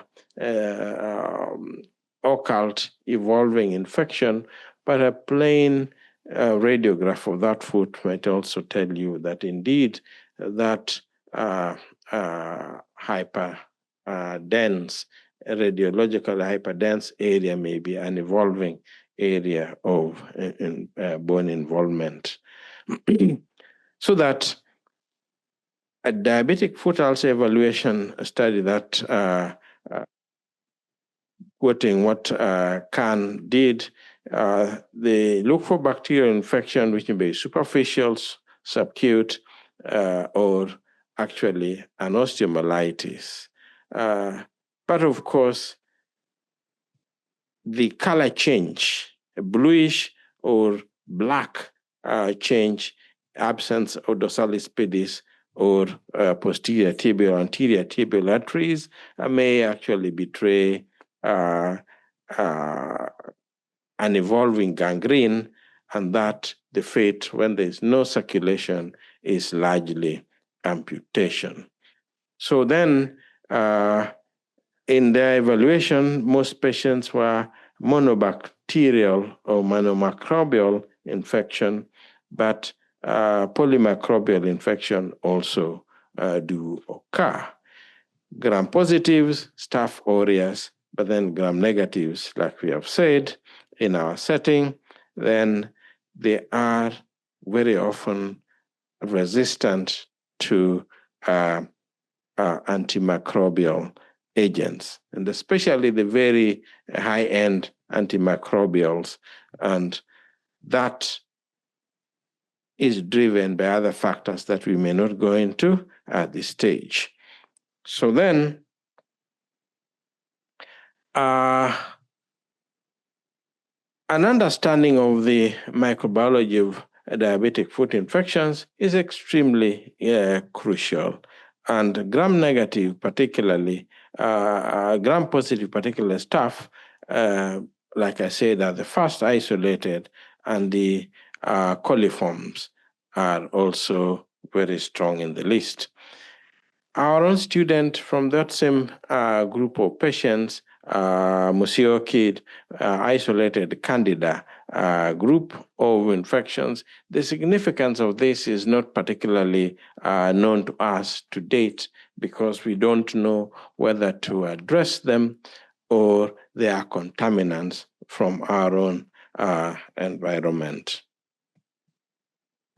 And those are the bacteria, the sensitivity patterns, and therefore, I'm just trying to magnify the challenge of managing these foot ulcers, because they are chronic, they affect the quality of life, their social integration is difficult, especially when they are smelly, and separation or divorce very, very usual under the circumstances, because the men, by their nature, or if it is the woman, is by their nature, the word breadwinning or feeding children, then ulcer stays with you, persistently smelling over years, months. Actually, on average, the ulcers were 6 months.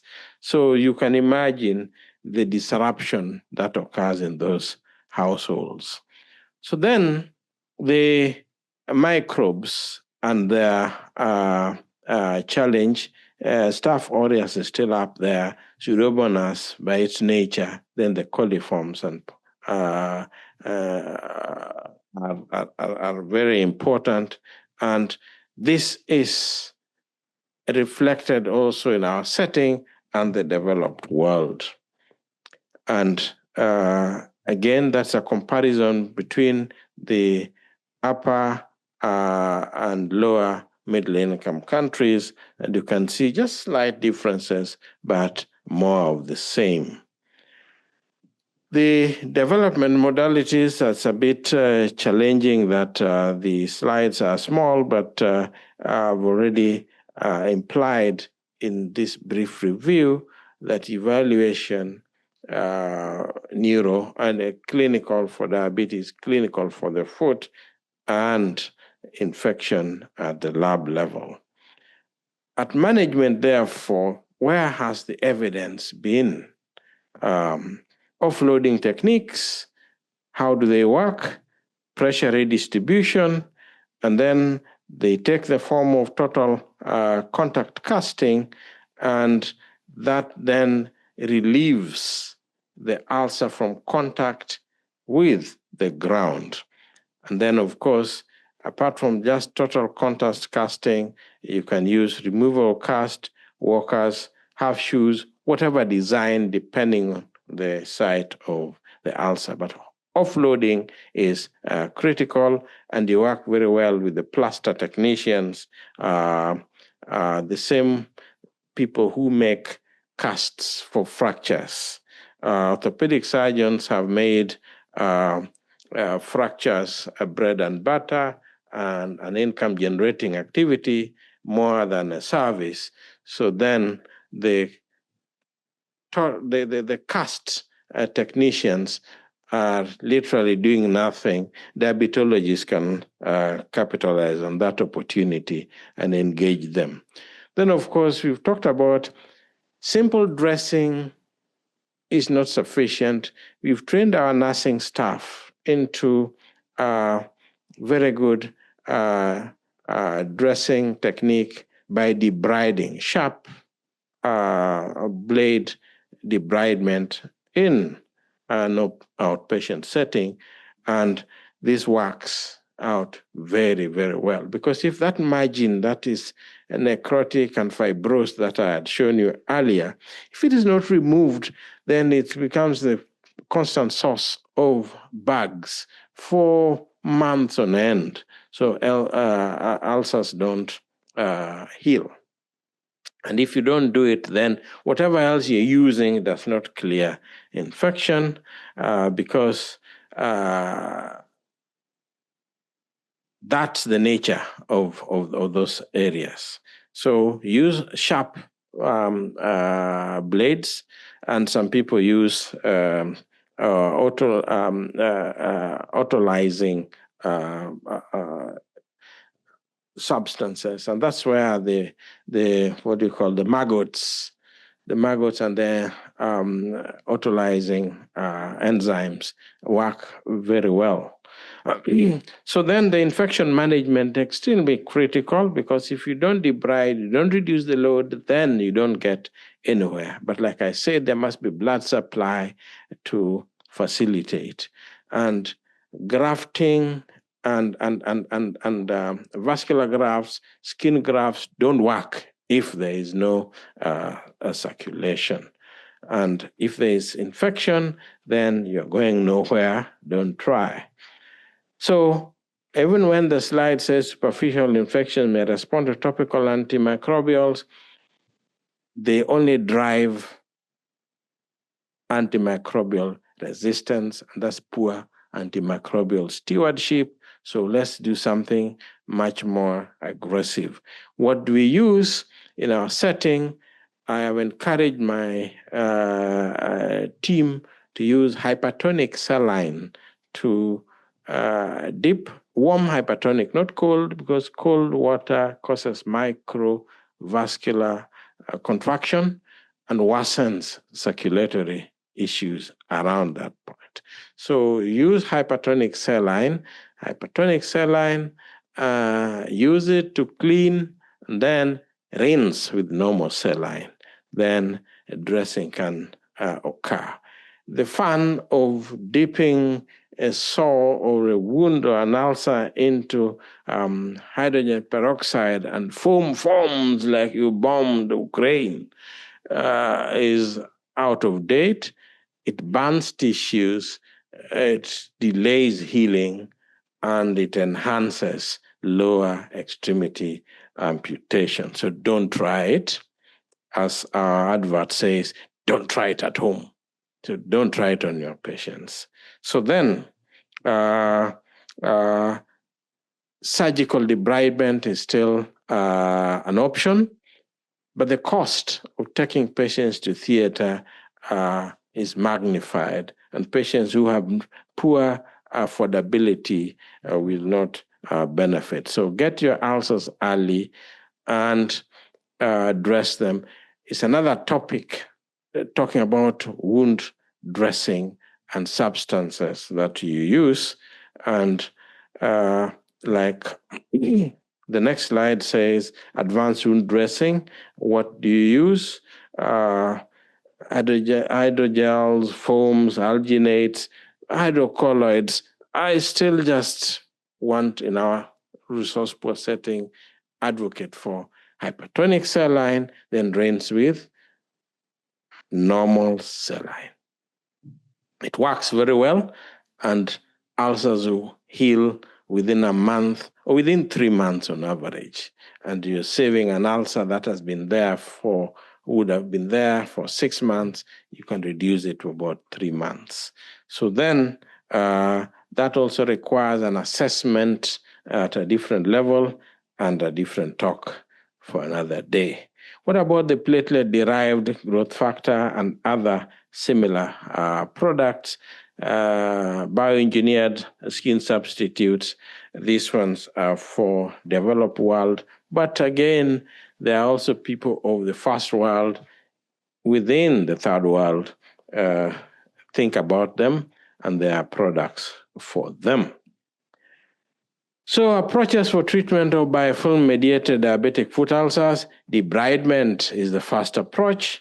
Debridement, debridement, debridement. Then, of course, those others can come thereafter.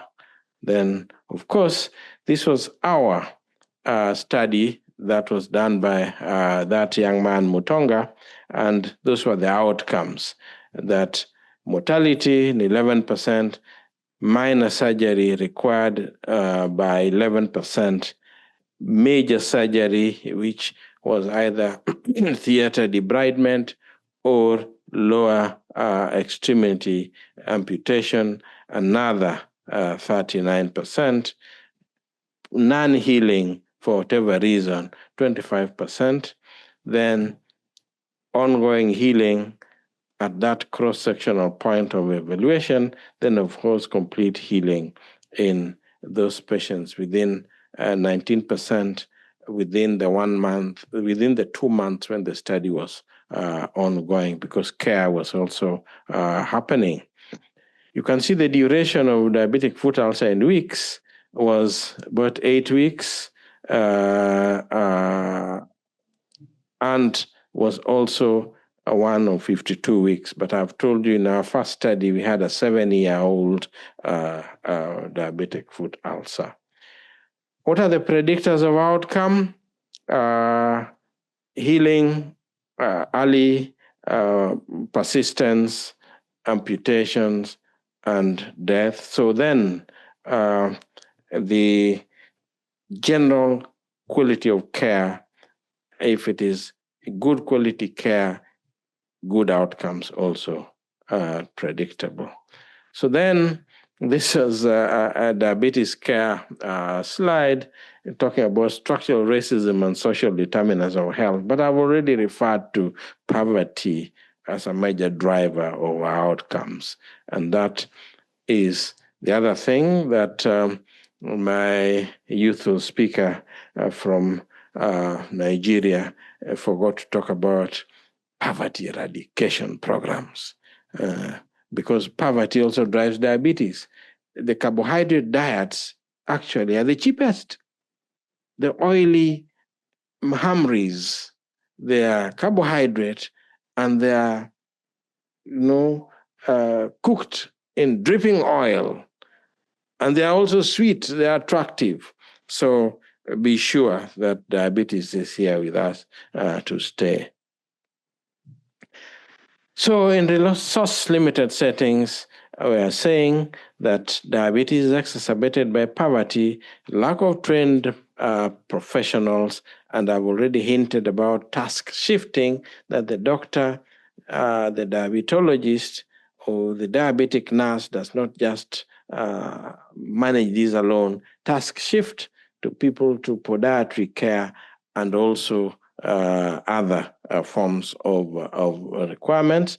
Then the limited access to essentials, but I've said also, do not yearn for those big guns that you can't reach, yet they also don't work successfully. Normal saline is available to us. And I tell my patients to cool boiled water, just pour in salt as much as you can, soak in when it is warm. By the time it's cool, get that wound out, and then dress. They know what to do, and it seems to be working to a good extent. So delayed diagnosis, we did a review in the year 2005 East African Medical Journal about delay. Insensate food leads to delayed recognition, delayed presentation, delayed care by the provider, delayed, everything. So that's diabetic foot for you. And systems approach is really the ultimate. An activated patient, activated health system to the provider, and availability of what works will be the ultimate solution. And I aspire in my lifetime that all feet will live a lifetime with the owners. But only when our patients in need are empowered, when our patients in need have access to quality care, when all the healthcare providers in their multi and transdisciplinarity are capable and enabled to provide that quality care. When we create sustainable working health systems for equitable healthcare, and when our leadership, the head of this fish, as mentioned by our Nigerian youth, is willing to serve all people equitably rather than a few, so that the fuel for the minister can wait when there's a foot that is threatened. I hope that will work in Africa. Thank you. Thank you very much, Professor Otieno, for that very wonderful lecture, and largely also keeping to time. Thank you so much. So some key takeaways is that to you all doctors, that all of us, myself included, that when you see a patient with diabetes, please tell them, please examine their feet. Ask them to open their shoes and look at the feet. That's very important. Also note that diabetic foot, the infection is usually polymicrobial, so many organisms are implicated in one diabetic foot incident in a particular patient.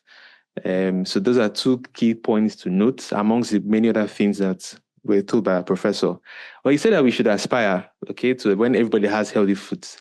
So we too should also aspire to a healthy lifestyle that can prevent diabetes and its complications. Okay, thank you very much, Professor Otieno, for the nice presentation. So, Prof, I talked about dreaming, and Prof mentioned aspirations. People say that, you can only feature in a future you can picture.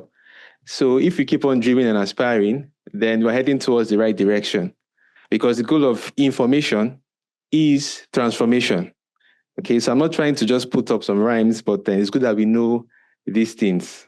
So next, we move on to the next presentation. Now, we've talked about, this is called Diabetes and Hypertension Bluepoints program. Some people say that we've been talking about diabetes all morning. So where is hypertension in it? So do not be dismayed. Hypertension is on the list indeed, and that's what we'll be taking, something from cardiology. So we're looking at the management of cardiogenic shock with hemodynamic monitoring. So we're entering into something in cardiology. And cardiogenic shock is something that remains a challenge in critical care. And when not managed well, can account for up to 50% of mortality in the critical care setting. So it's good that we learn and know how to initiate timely interventions to mitigate these problems that increases the burden of morbidity and also mortality. To take this presentation, we have Professor Dr. Tom Devasia, who is the head of the Department of Cardiology at Manipal Academy of Higher Education in India. Now, we try to get this professor live to give us this presentation. However, internet connectivity, as happens in many parts on our continent, is a challenge to get him live. However, we were prepared, so we have backup. We have a recorded session of his lecture, so which would play so that we have a smooth presentation without hitches and glitches. So now we have the presentation of Professor Dr. Tom Devasia, head of the Department of Cardiology, Manipal Academy of Higher Education, India. So now the presentation. Hi, this is Dr. Tom, and warm regards from the temple town of Udupi in South India, and the global educational hub of Manipal. For the next few minutes, we will be discussing about the cardiogenic shock and its management with hemodynamic monitoring. It is easy to diagnose cardiogenic shock when the blood pressure is less than 90, but by definition, it is cardiac index less than 1.8 liters per minute per meter square without hemodynamic support, or less than 2.2 with hemodynamic support. When a patient comes to you with blood pressure less than 90, we quickly look for responsiveness to IV fluid administration. And we also look if there is any cardiac dysfunction by doing a quick echocardiography. People with cardiogenic shock will have signs of hypoperfusion and a pulmonary capillary wedge pressure of more than 15. As we already know, cardiogenic shock is a multifactorial syndrome and there is end organ hypoperfusion.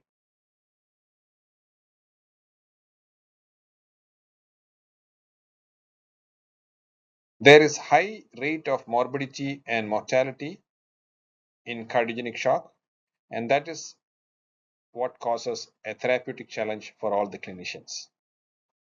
The short-term mortality is around 35 to 40%. So in people with acute MI, the culprit vessel revascularization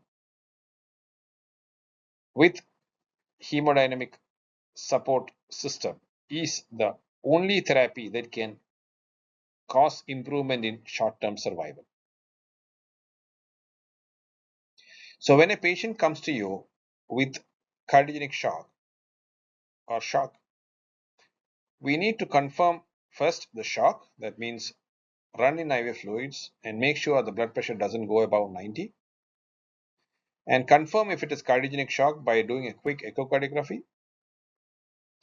Look for the severity, identify if it is predominantly left ventricle related, right ventricle related, or both ventricles involved, and what are the support options.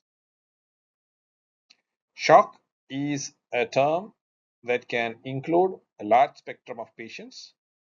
Like for example, we have the IMPRESS trial on the left hand side and the IABP Shock 2 trial on the right hand side.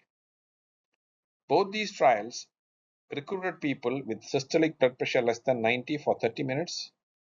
They were on pressors to keep the blood pressure more than 90. They had some signs of hypoperfusion. But those on the IMPRESS trial, all patients were intubated. 90% had cardiac arrest. They had 20 minutes of CPR for return of spontaneous circulation. And 75% of them had induced hypothermia, and the lactate was very high, more than 7, with acidosis. Whereas in IABP Shock 2 trial, the lactate was just above 2. They had altered mental status, and the urine output less than 30. So it's quite obvious that the people on the IMPRESS trial were far more sicker than the one on the IABP Shock 2 trial.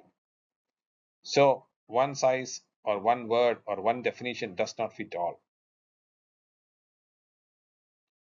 For this, in 2019, a 5-stage cardiogenic shock classification scheme was proposed by SKY for risk stratification.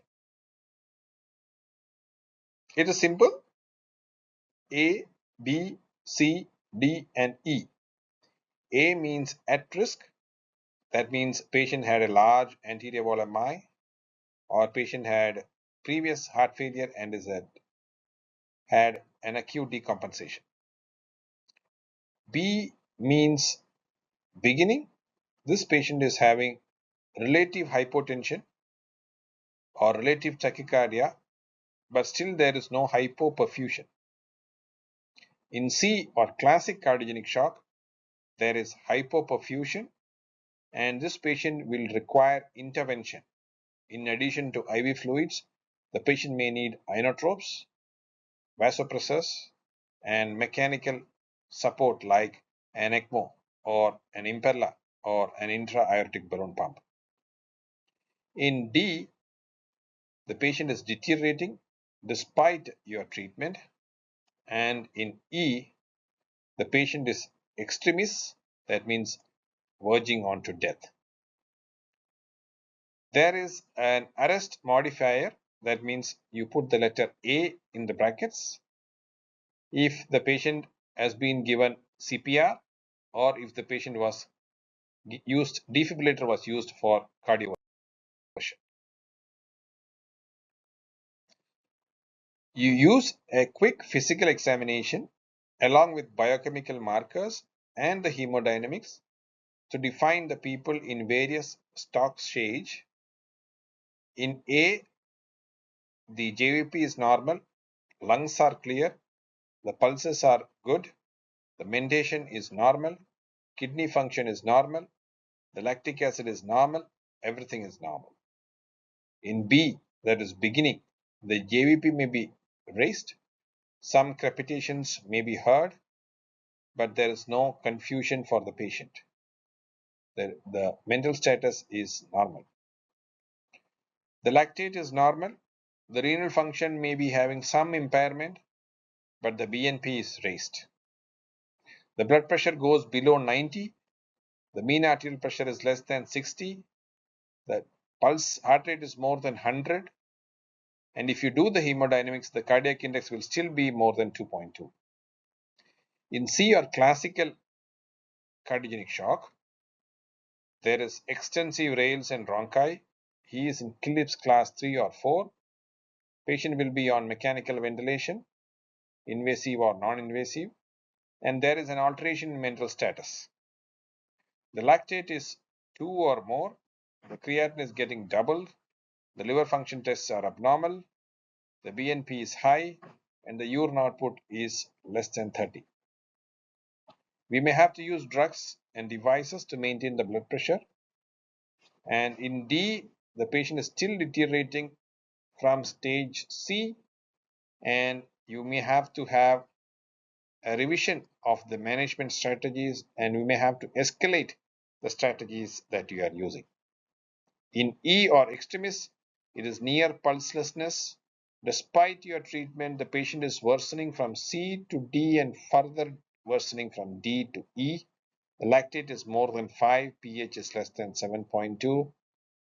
Death is imminent unless strongly acted upon. As already discussed, the risk modifier for cardiac arrest, you put A in brackets. So let us say a patient with relative hypotension and tachycardia comes after defibrillation, but there is no hypoperfusion. He goes into sky shock B A, and if there is hypoperfusion, then he goes into shock C A. In April 2025, an expert consensus statement on the evaluation and management of cardiogenic shock came up, and this is the 24-hour roadmap in the evaluation and management of cardiogenic shock with the mnemonic suspect CS, and the S stands for symptoms and signs of cardiogenic shock, U stands for urine output, S for sustained hypotension, P for perfusion, E for ECG and echo, C for congestion, T for triage, and so on. So the symptoms and signs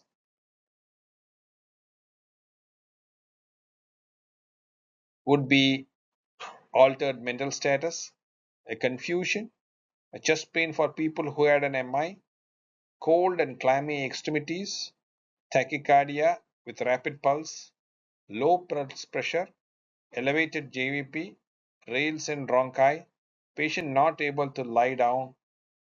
There will be orthopnea, PND, and lower extremity edema.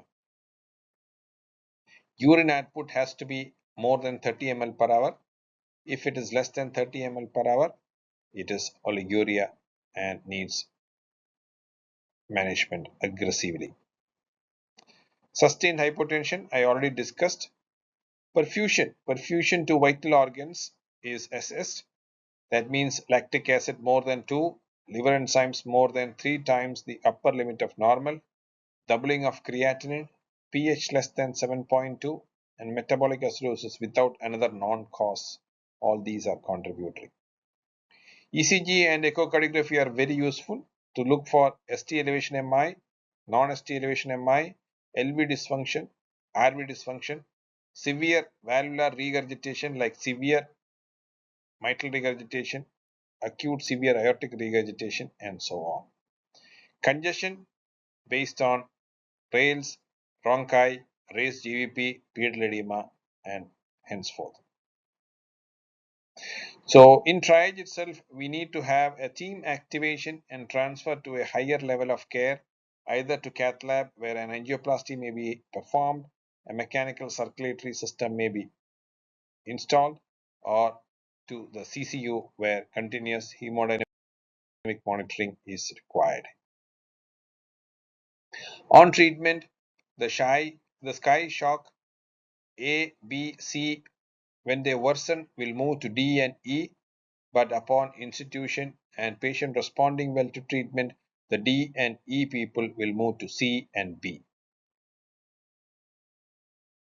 It is important that we choose the right therapy for the right patient.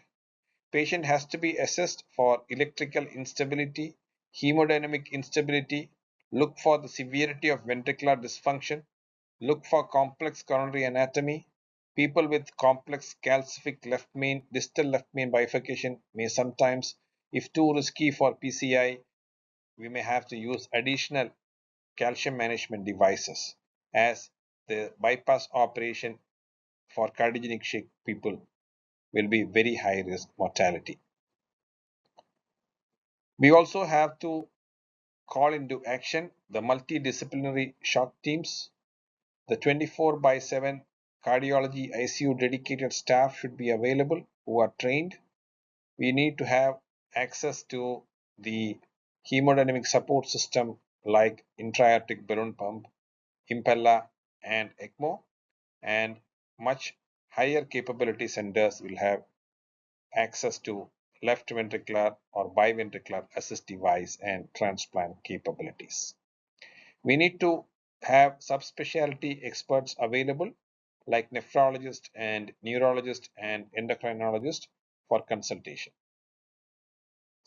When a patient has cardiogenic shock, we need to have a sharp classification, the SCAI stage classification, look for the congestive profile, look for lactate clearance, look for multi-organ dysfunction, and we need to consider the therapies like pharmacotherapy, the inotropes, the mechanical circulatory support therapy, and the implementation of best practice for vascular access.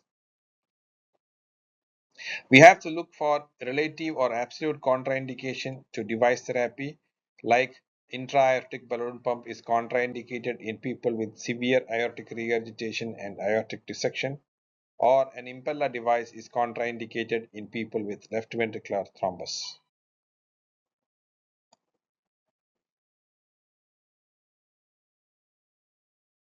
So once a patient comes to you with cardiogenic shock, we have the systolic blood pressure less than 90, tachycardia with more than 100 beats per minute, pulmonary capillary wedge pressure with more than 15 millimeters of mercury, cardiac index less than 1.8, and cardiac power output less than 1 watt. You put in quickly an arterial line, a central venous line, draw blood for arterial blood gas analysis and biomarkers including troponin, NT-proBNP, creatinine, liver function, sodium, potassium, pH, FiO2, and other things. Do a quick echocardiography, and then you institute a management within minutes. You have to have the fluid assessment, the vasopressors, the inotropes, and a multidisciplinary shock team for the management of refractory cardiogenic shock if initial steps do not work. If the patient is there, we need to look for ECG, continuous ECG monitoring, look for atrial fibrillation, look for ventricular arrhythmias. In echocardiography, look for LV and RV size and function, the valve abnormalities, and the non-invasive filling pressure estimates. The renal markers like urine output and physical examination includes a heart rate assessment, blood pressure assessment, JVP, and cold extremities. The respiratory status assessment would include oxygen saturation, SpO2, PaO2, PaO2 by FiO2 ratio, and look at the patient's work of breathing. Is he in respiratory distress? And look at the respiratory rate, and look at the ventilator FiO2 and peak end expiratory pressure. We need to look at the device-specific monitoring of the mechanical circulatory support, and a separate team has to be there round the clock to have an assessment and monitoring of the mechanical circulatory support like ECMO, the impeller, or the intra-aortic balloon pump. Neurologic assessment has to be done frequently in terms of mental status and the Glasgow Coma Scale. Lab markers like lactate, bicarb, pH, liver enzymes, urea, and creatinine will have to be monitored frequently, so also the hemodynamics.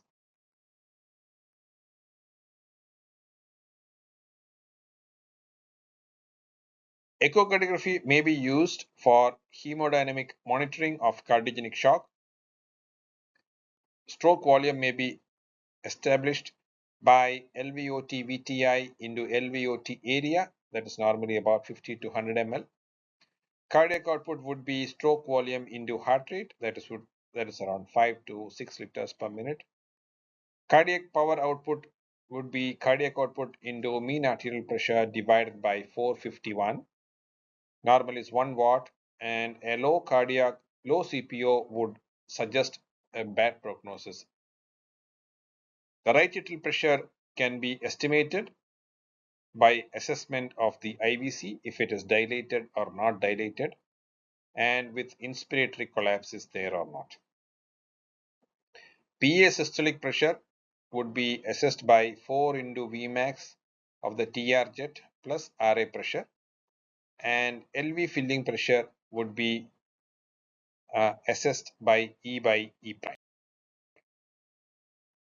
This is how we assess the volume status from IVC. On the left hand side you can see a collapsed IVC, that means the patient is dehydrated with hypovolemia. On the right hand side you see a volume overloaded patient with IVC congested, and even on sniffing the IVC does not collapse. These are a list of vasoactive agents we use in cardiogenic shock. Very often in acute MI, you initiate the patient on a combination of noradrenaline and, if needed, adrenaline or dopamine with intra-aortic balloon pump. We need to know or remember the receptors upon which they prominently act. It has to be kept in mind that we should not use these inopressors in very high doses, as by themselves they can create or cause cardiac arrhythmias, including atrial fibrillation and ventricular tachycardias. And the dosing also has to be kept in mind, and the sisters or the cath lab staff should be given instructions as to what dose they should be prepared and the dilution. Dobutamine may be initiated if the ventricular contractility needs to be improved, but we need to keep in mind that dobutamine can slightly cause peripheral vasodilatation and hence fall in blood pressure. Milrinone is a good agent, which is a phosphodiesterase 3 inhibitor, which can be used for cardiac contractility improvement in people who are already on beta blockers. People who are on beta blockers will not respond to adrenaline, noradrenaline, dopamine, and dobutamine, as the receptors are already blocked. Phenylephrine is a powerful vasoconstrictor. Vasopressin constricts the blood vessels by acting on vasopressin receptors. Levosimendan is yet another inotrope that binds to troponin C and may be used in people who are on beta blockers and who needs improvement in cardiac contractility. We have to be careful when we use nitroprusside and nitroglycerin in people with cardiogenic shock, as it can cause profound hypotension. As far as the devices are concerned, we can have the right ventricular support device like the Impella RP Flex, and we can also have the left ventricular support devices like intra-aortic balloon pump, Impella CP, and Impella 5.5, and ECMO. ECMO can be used to support both RV and LV. IABP would be the cheapest option, but we need to keep in mind that the maximum flow achieved will be only 0.5 to 1 liter per minute. And that means it is better that we put the IABP in the pre-shock phase or in the early stages of shock rather than late in shock when the blood pressure is only 50, 60, 70. The good thing is that IABP can be inserted at 7 French arterial sheath through the femoral artery or the axillary artery if the femoral artery is occluded or not accessible. All the other devices will need higher French size vascular access. The Impella CP will need 14 French and the Impella 5.5 will need 23. So IABP would be the cheapest option, with IABP cost being around 1 lakh INR in India, and the ECMO cost will be almost 10 times the IABP cost, and the Impella cost would be about 20 times the IABP cost. So IABP would be a cheap option and it can be put quickly in 1 to 2 minutes.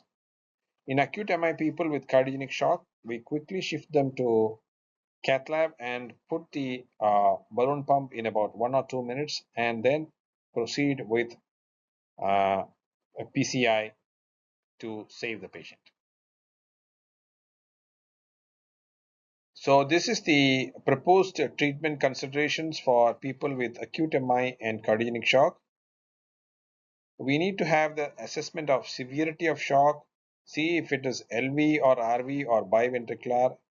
We need to have the revascularization. We need to look for mechanical complications like ventricular septal rupture or mitral regurgitation, in which case the patient after angiogram or after hemodynamic circulatory support will quickly go to cardiac surgery operation theater. Look for hypoxia, look for any arrhythmias, look for any contraindications for mechanical circulatory support. And we may have to use IV antiplatelet agent because oral antiplatelet agents may not work in view of gastroparesis and defective absorption across the mucosa. So an IV cangrelor would be a better option. So this is the proposed treatment for heart failure patients, very similar, but as we already know, the antiplatelet IV cangrelor may not be considered, but we always look at the anticipated exit strategy, whether the patient will need a transplant or a biventricular assist device or an LV assist device, and also you look for the anticipated duration of treatment. Whether the patient is in stage C, D, or E, and whether the ventricular involvement is LV or RV or biventricular, we look at 1 or 2 drugs of inotropes and then look for the mechanical circulatory support like IABP or the ECMO or Impella. We need to have a structured reassessment of the patients with cardiogenic shock in the ICU. Look frequently for clinical examination like mental status, extremity perfusions, vascular access site, any distal coldness, and peripheral pulses. It has to be done frequently and at least 3 or 4 times in a day. Look for heart rate, heart rhythm, mean arterial pressure, and arterial oxygen saturation. Look for hourly urine output, and if it is less than 30, we need to correct it quickly. Look for creatinine, bicarb, pH, Vixet, venous oxygen saturation, lactate, and liver enzymes more than thrice or more frequently every day. The echocardiography has to be in the same room as the patient for frequent assessment of ventricular performance, the volume, and the positioning of the mechanical circulatory support system. And X-ray may be taken whenever needed in case you want to look for pneumonia or other things. Hemodynamics invasive have to be managed in terms of central venous pressure, the pulmonary artery pressure, and to estimate the cardiac output. The interdisciplinary shock team has to be called for, and the shock team assessment has to be of the clinical status and discussion between themselves, especially by the involvement of a nephrologist and a neurologist, and sometimes an infectious disease specialist is needed.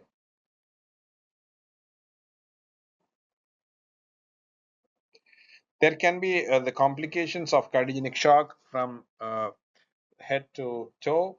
That includes neurological assessment complications, including delirium, stroke, and hypoxic ischemic encephalopathy. The pulmonary complications would include ventilator-induced lung injury and ventilator-acquired pneumonia. There can be muscle-related critical illness neuropathy or myopathy. There can be catheter-associated urinary tract infections, sometimes drug-induced kidney injury, contrast-induced kidney injury, or device-induced kidney injury. Hematological abnormalities would include sorry, would include bleeding, anemia, coagulopathy, hemolysis, and drug-induced or mechanical circulatory system-induced thrombocytopenia. There can be gastrointestinal bleeding, bacteremia, hyperglycemia, malnutrition, deconditioning, inflammatory response syndrome, and infection-related complications. The golden hour of cardiogenic shock is very important to know. As soon as a patient comes and the blood pressure is less than 90, we need to have a quick history and physical examination, including an ECG and an echocardiography. Draw the blood samples for tests like hemoglobin, magnesium, troponin, lactate, BNP, and NT-proBNP. And you look for the sharp etiology identification or SKY risk stratification, and quickly initiate the management, including IV fluids, vasoactive agents like noradrenaline or adrenaline or dobutamine, and then address congestion by giving IV diuretics as needed, and respiratory support either by non-invasive ventilation or invasive ventilation. We need to activate the shock team and transfer the patient quickly to cath lab if the patient is having acute MI, or if the patient needs a mechanical circulatory support like an IABP or impella. Call the concerned team, a cardiac surgeon, or the other mechanical circulatory support team for an ECMO if needed, and a quick revascularization of the culprit artery is needed if the patient has had an MI.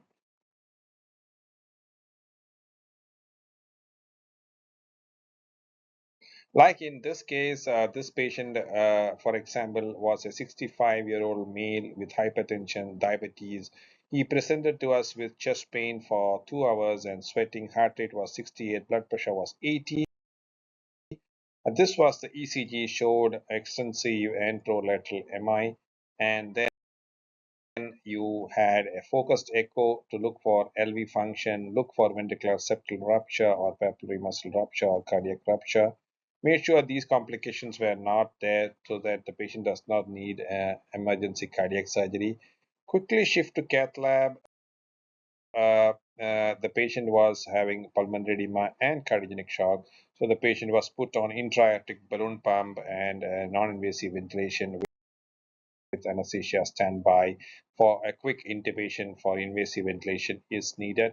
Intra-aortic balloon pump was quickly put for the patient and made sure it is inflating at 1:2 more, made sure the position is correct, and then you did perform an angiogram. The angiogram showed there is proximal LAD 100% occlusion as seen in the images given here, and you wire, you thrombus aspirate, you medicate with adenosine so that the TIMI flow is good, and then you do an imaging and then put a stent. Once the stent is done, you do imaging further to make sure that the stent is well opposed and well expanded, and there are no areas of underexpansion, and there is TIMI3 flow. And once it is confirmed, you shift the patient to ICU. This is how this patient was managed in our ICU. There is hemodynamic monitoring, there is intra-aortic balloon pump, and there is an echo machine nearby so that we can frequently monitor these parameters as needed.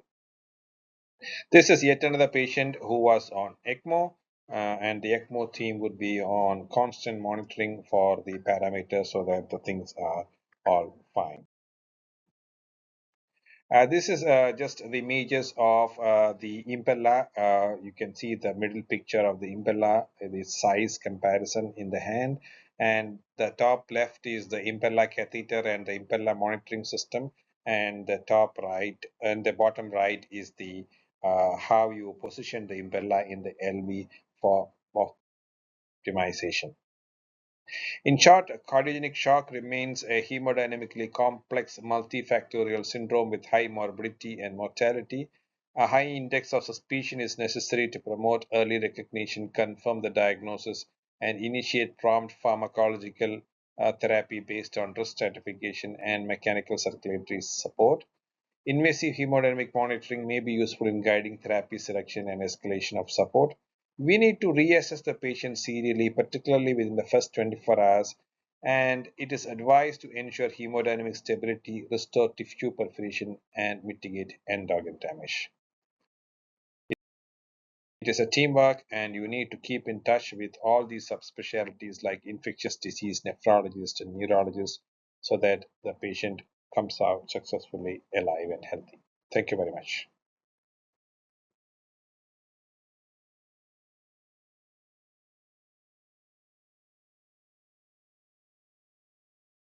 Okay, thank you all for participating. As we have been dreaming today, we've listened to this presentation, we've done some exercise, we've maintained some positive connections. Okay, good afternoon, everyone. Let's settle down. So the obesity, we've seen obesity is now an uprising epidemic from Professor Osman's presentation. We actually saw the current contributors, the urbanization, sedentary lifestyle, dietary changes, and more so a cardiovascular risk factor in diabetes. Professor Dr. C.F. Otieno, an Associate Dean, Faculty of Health Sciences from University of Nairobi, will take us through the current trends in the management of obesity in Africa. Welcome, Prof. Otieno. My presentation is going to be relatively brief and maybe a repetition of what Professor Osman had already presented in the morning, and part of it had been alluded to by Dr. Dike, but probably the repeats are more emphasis on an important topic that is fueling diabetes. So I was told to talk about diabetes in sub-Saharan Africa, and that just translates to diabetes and obesity. There is a lot of paucity, or there's paucity of work generally in sub-Saharan Africa, and it's refreshing that Gambia, there's a lot of work going on, and I was looking at it from a very general perspective to deliver a message that indeed we need a much more concerted effort to try and stem the tide that drives the two epidemics, because indeed the approaches to control were the summary of what Dr. Dike gave you today. So obesity, how do we measure it? Too many things go through our minds: body mass index, and then overweight classification, is it waist-hip ratio? What is the driving force? Is it insulin resistance? Is it white or adipose tissue? And then when you do biochemistry, then glycated HB sneaks in there. Is it the association, as one of us asked the other time? It's only a 3 months assay, a mark of 3 months event. Yeah, these are lifetime, and many things. The adipogenesis, which food substance, is it what you take or how you burn it? Is it your genes? What is it? So there are too many things going on, and that was just to try and jog our minds for people who have different backgrounds in terms of their training and orientation, to keep thinking about the challenges we have. But basically, the slides that are coming are more of the map, the IDF map of diabetes, and then the IDF, the maps of obesity. You can easily see from the color emphasis the income of countries seems to influence the occurrence of diabetes type 2 and the obesity epidemic. So that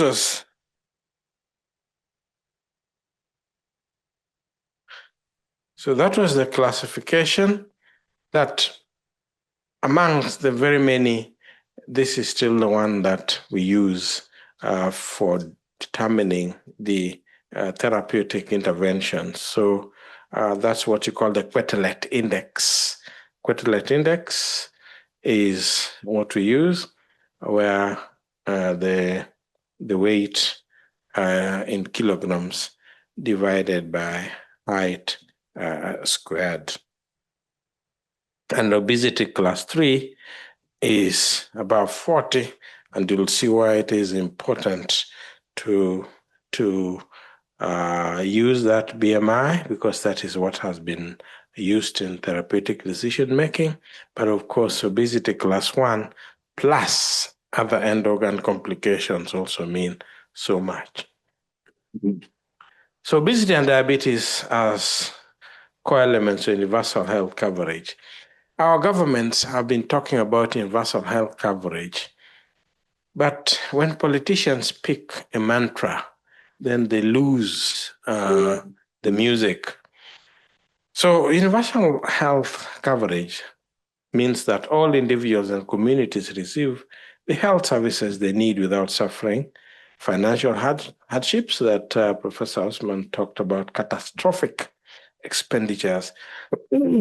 And it is full spectrum: preventive, promotive, preventive, curative, and all that, in the quality that is desired. So UHC is supposedly designed to enable everyone to access the services that address the preventive causes or risk factors, and then, of course, the disease itself. Obesity and diabetes are co-elements of that UHC in the IDF and the World Obesity Federation. Why is this important? Because these diseases are emerging as very critical.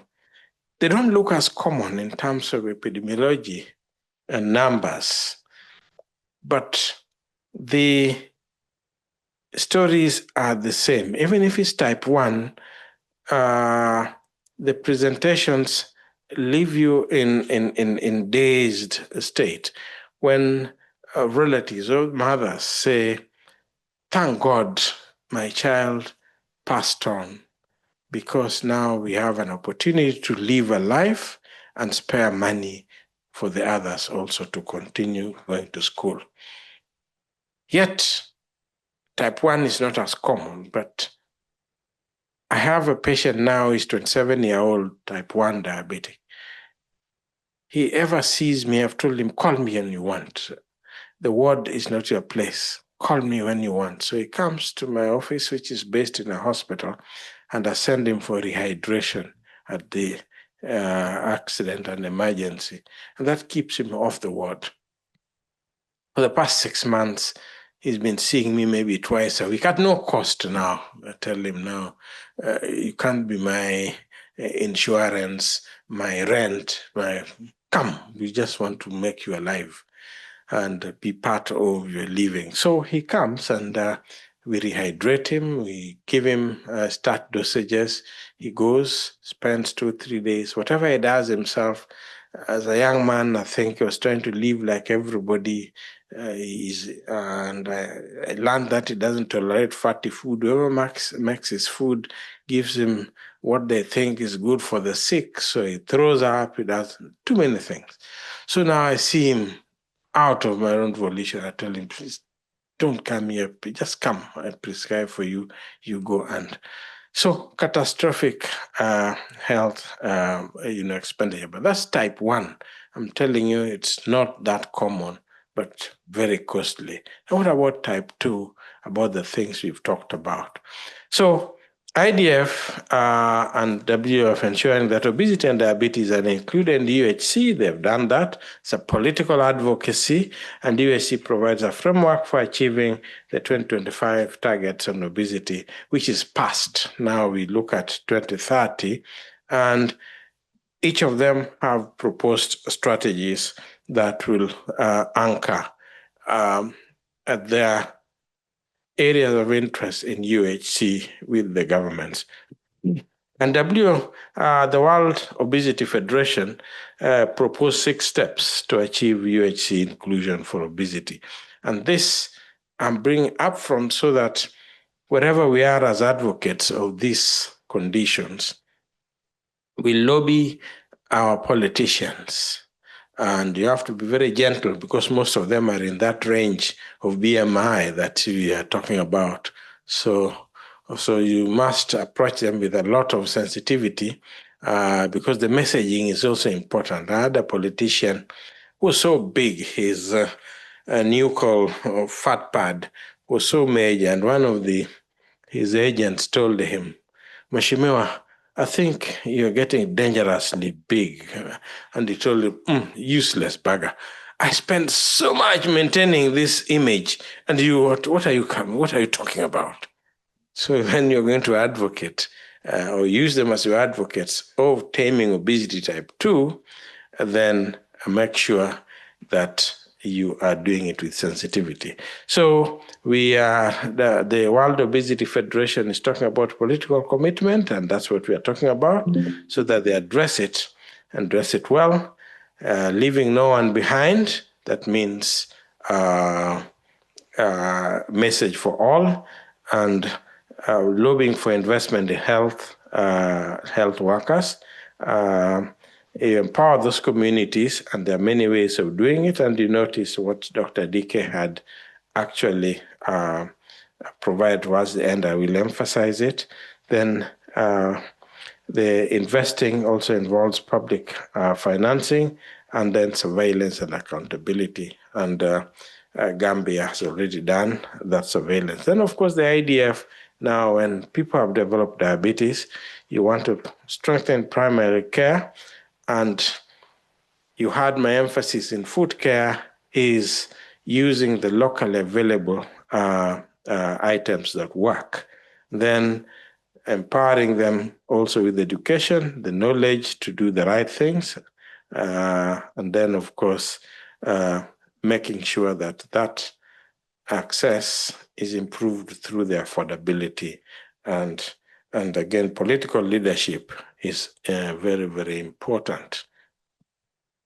Like I said, science drives practice. What do we want them to address? That sedentary lifestyles, because where I come from, and I think this is Kenya and Africa are largely the same, there is an obsession with cars.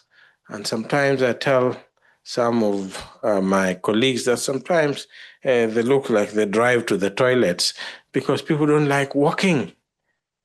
So sedentary lifestyles, and we take lifts when we could be climbing the stairs. Then, of course, what we eat. And I had dark glasses when people were serving or being served for lunch. So I didn't see what people took. And this is happening in the absence of knowledge about our genetics. So some people eat what we have eaten, but remain quite portable and agile. The others actually become the other side. Then, of course, most of us sleep poorly. That I can confess. I sleep at 1, and by 6, 1 or 2, by 6 a.m. I'm awake. So usually 4 or 5 hours. Beyond that, I have thorough insomnia. Then the stigma of small size. Why? Because of HIV. When people look at you and you are thinnish, then people say, that one. And they even know the people you've been talking to and entertaining, and they know that even if they are not witnesses, but with that proximity, even by Bluetooth, you got that HIV. So you must not appear thin, and thank God the antiretroviral therapies also make people quite hefty. So stigma against the desirable size, the healthy size. So people say want to be that big. So you can be sure that the messaging against obesity must be crafted with the sensitivity that does not vilify the big size, but saying that it can drive you beyond the tipping point. For those who love watching that game on YouTube like I do. So, of course, the commercial determinants of health that Dr. Dike talked about in terms of sweetened drinks, beverages. So that's just something to show you that obesity in 2018 and overweight, and then down there you notice where Africa, South Africa, Seychelles, and there's a racial component to this, but racial again with socio-cultural overtones. So South Africa has the highest obesity rates, but again, any woman that is Dr. AB's size has to go back to the mother for more lessons on how to feed and look big. So sociocultural messaging and desirability sometimes drives people overboard. So South Africa, amongst the women, they are obese, they have high HIV rates, and they still have to remain big. If you're preaching the message of being smaller, then you must do it very, very differently and hope that you'll have some success. So that is what that obesity, overweight drives type 2 diabetes. Like I said, science drives the mechanistic component, so that when you look at obesity with its systemic changes and the glucose and lipid accumulation, so then that enables us to understand why in the preclinical years physiology and biochemistry is taught. So when you look at the glucose metabolism from glycolysis, if you just look at the insulin entry, glucose entry, GLUT2 or GLUT4, through that point. And then, of course, when they converge just at the submembrane level, starting or initiating a glycolysis, then the point at which then the glucose is cleaved into the triose sugar and then the triglyceride. Then that is the entry point. It's a flux point where free fatty acids or triglycerides get into the glycolytic pathway or gluconeogenic pathway. So then refined sugars can feed fat deposition, and activity that burns that sugar can actually feed into the glycolytic pathway.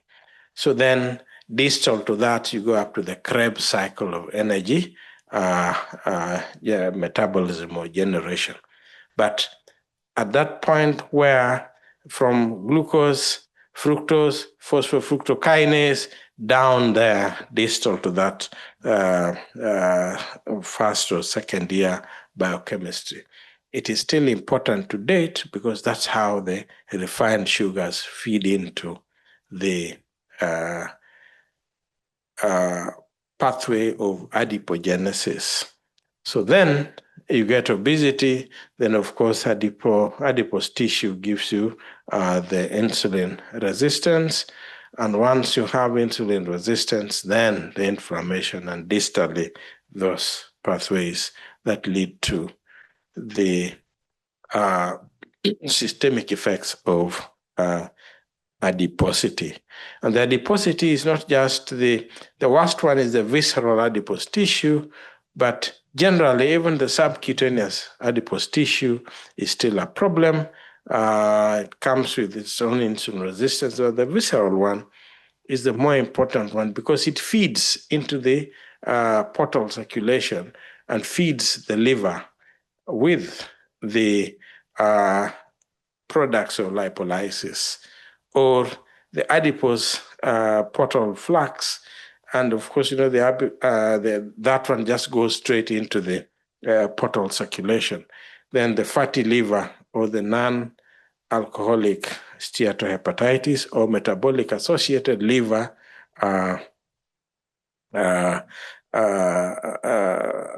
dysfunction because of the fat deposition is an important issue now because it is in the Western world where there's no hepatitis B, it is the biggest driver to hepatocellular CA. So that cartoon is still very important.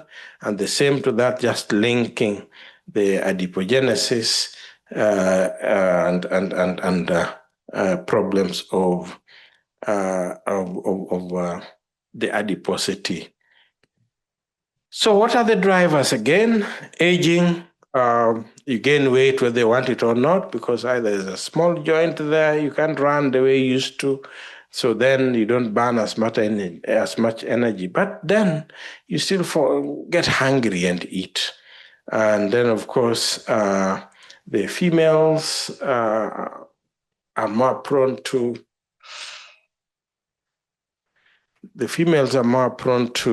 on a general scale, they have more adiposity, so the obesity tends to tilt towards them.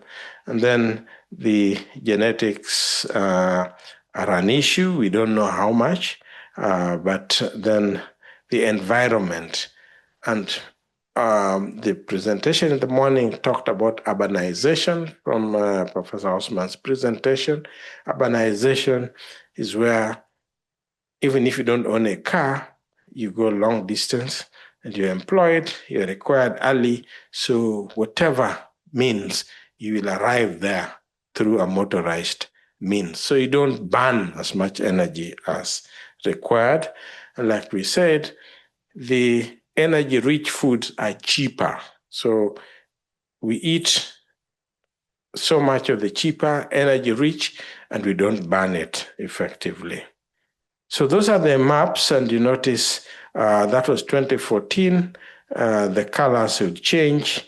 The diabetes prevalence and the body mass index.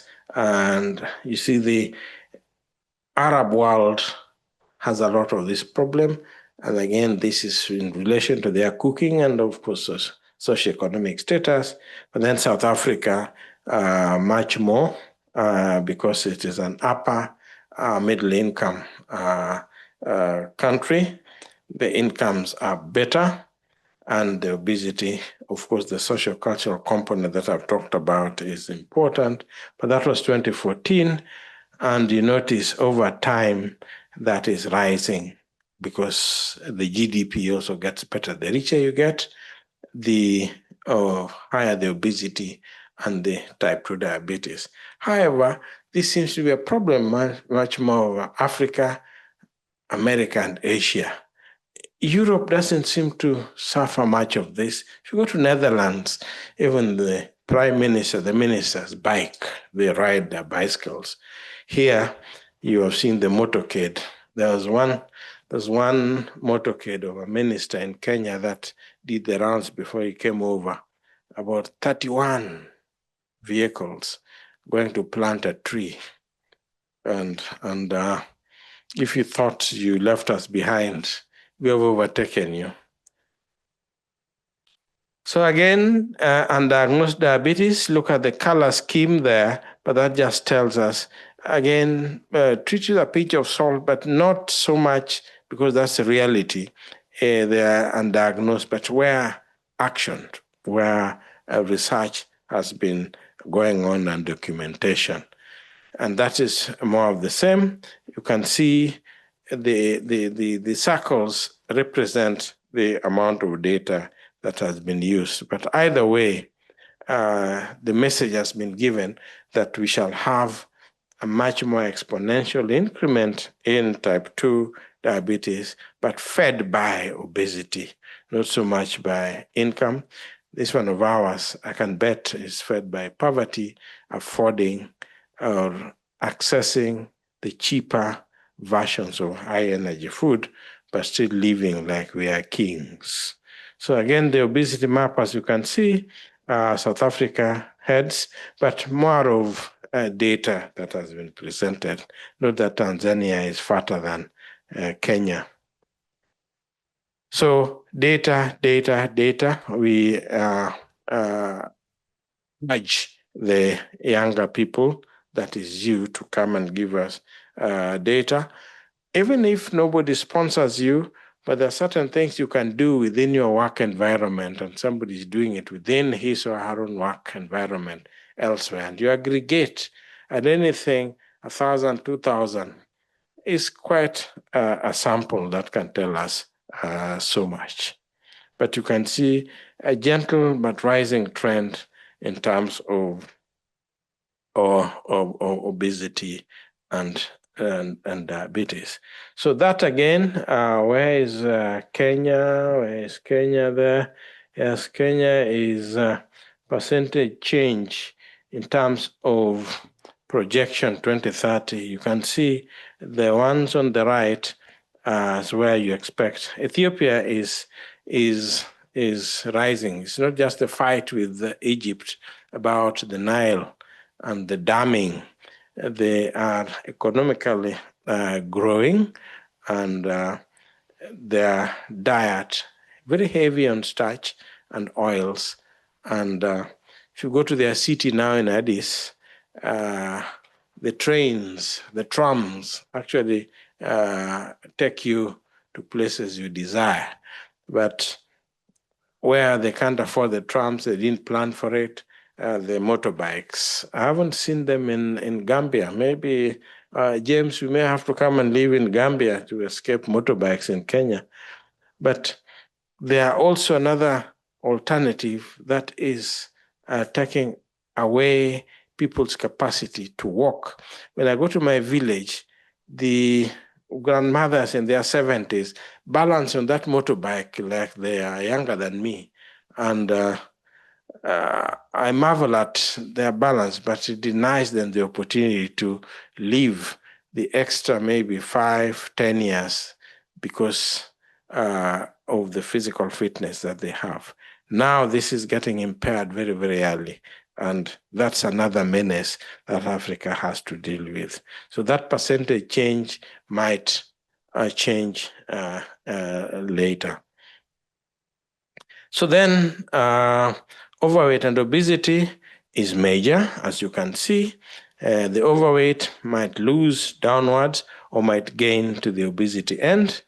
And the pool is significant. And that means the feeding into the obesity. Many years ago, somebody estimated that a rate of conversion of 4% per year to type 2 diabetes it could even be faster because of those energy expenditure opportunities that we've lost. I've already alluded to HIV, ARV, and the messaging and the reality that when people gain weight and fit in with everybody else, because now they are not thin, they can feel like indeed their prayers and actions have been answered because they actually look like any other, if not better endowed in terms of physical outlook. So then HIV, ARV-driven obesity at that age is also very, very important as we continue to message to combat conversion to type 2. Do not forget about HIV and ARVs because it's still part of us in sub-Saharan Africa. So then the overall incidence of type 2 diabetes in that study was pooled, which is a meta-analysis, 14.6, but that's age-dependent. Our own study in Kenya, the overall was about 5% in that small community, which is a slum, so to speak, unplanned area of settlement. But as the age increased from about 50 to 64, it was 10.4%. That was our own study, which we published in the BMC way back 2016, thereabouts. So that 14 is not exaggerated, but is age sensitive. So then being male, unemployment, high BMI, and of course waist circumference. So those are many other things. Then of course, what have we been doing? In the developed world, we know about the Look Ahead study. That was a diabetes prevention study with the lifestyle, the diabetes prevention program, and then those were and then of course in the 90s, the Chinese Daching study, which was an intervention, not a very small number, but there were eye openers into what one can do to reverse diabetes, as one asked earlier. So that when you say this one has been reversed, they're not on treatment, they were fitting the definitions of type 2 diabetes, but now they have been reversed through this intervention. Then, of course, the pharmacotherapeutic, and we are going to see where they are joined at the hips. So, again, my brief was to look at what is happening in Africa, but certainly there are no studies in Africa. So I decided, let me just review. After all, there are many things happening in Africa that have not been published. The Wegovy, the semaglutide, and many other things. In Brazil, I'm told semaglutide is actually a beauty manufacturing drug because they love themselves slim and they take the semaglutide in huge dosages. And that drug, I gave it to one of my patients. She felt thoroughly anorexic. She told me, I thought I was pregnant again. And I said, so what did you do? I threw it somewhere. I don't know. I don't want to use it again. So one way of those drugs working is to make sure that when you look at food, it's like you've seen the devil and you are taking off. Yeah. So when you don't eat food, you don't gain weight. So that's one way of, but when you eat, then it works through other mechanisms that you already know. So those are actually the ways in which attempts have been made to, the lowest one, Zendos, was Olistat. Olistat came several years ago, and it was working through prevention or absorption of the fatty acids. So many things have come up, and we shall just allude to them a bit. That is surgery. I didn't want to talk about it much. But then the approach has been more of adiposity related diabetes. So then when you approach it, you want to reduce the adipose, you have to address the sugar, and you address the other related complications. So the adiposity, the glucocentricity, and then, of course, the cardiovascular component. That's the only way you can be successful. And that's really the algorithm where adipose-related disease, and then lifestyle initially, then the first line, GLP-1 receptor. Now, what is coming in, semaglutide is prominent because it's taken orally. The lira is injectable, so many people never used to accept it too much, liraglutide. But now semaglutide has oral component, which we are using quite a lot, but people have not changed their dietary lifestyle. So I don't see a lot of effectiveness related to it. So GLP-1 receptor agonist, what we have in Kenya, and I know in South Africa, and a few other countries in the sub-Saharan Africa are Lira and Sema. Sema is picked up because the oral nature, existing in 2 milligram, 2.4, then there's a 7 milligram version. And we still have to learn how to use it, because if you, the lady I prescribed the medicines for, when you look at the studies, it's like they give it every day.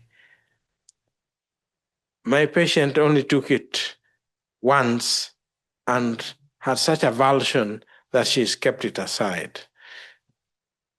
Now I start once or twice a week and see the tolerability and build on it slowly. So those are the steps. But now tirzepatide, a dual-acting GLP-1 receptor agonist and GIP-1 receptor agonist, that is oral, and it's coming in and a bit costly, but it's available for that combination of diabetes. Then, of course, the metabolic surgery that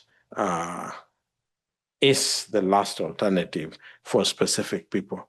So then we've already talked about that, and you can see lifestyle, caloric restriction, they go together.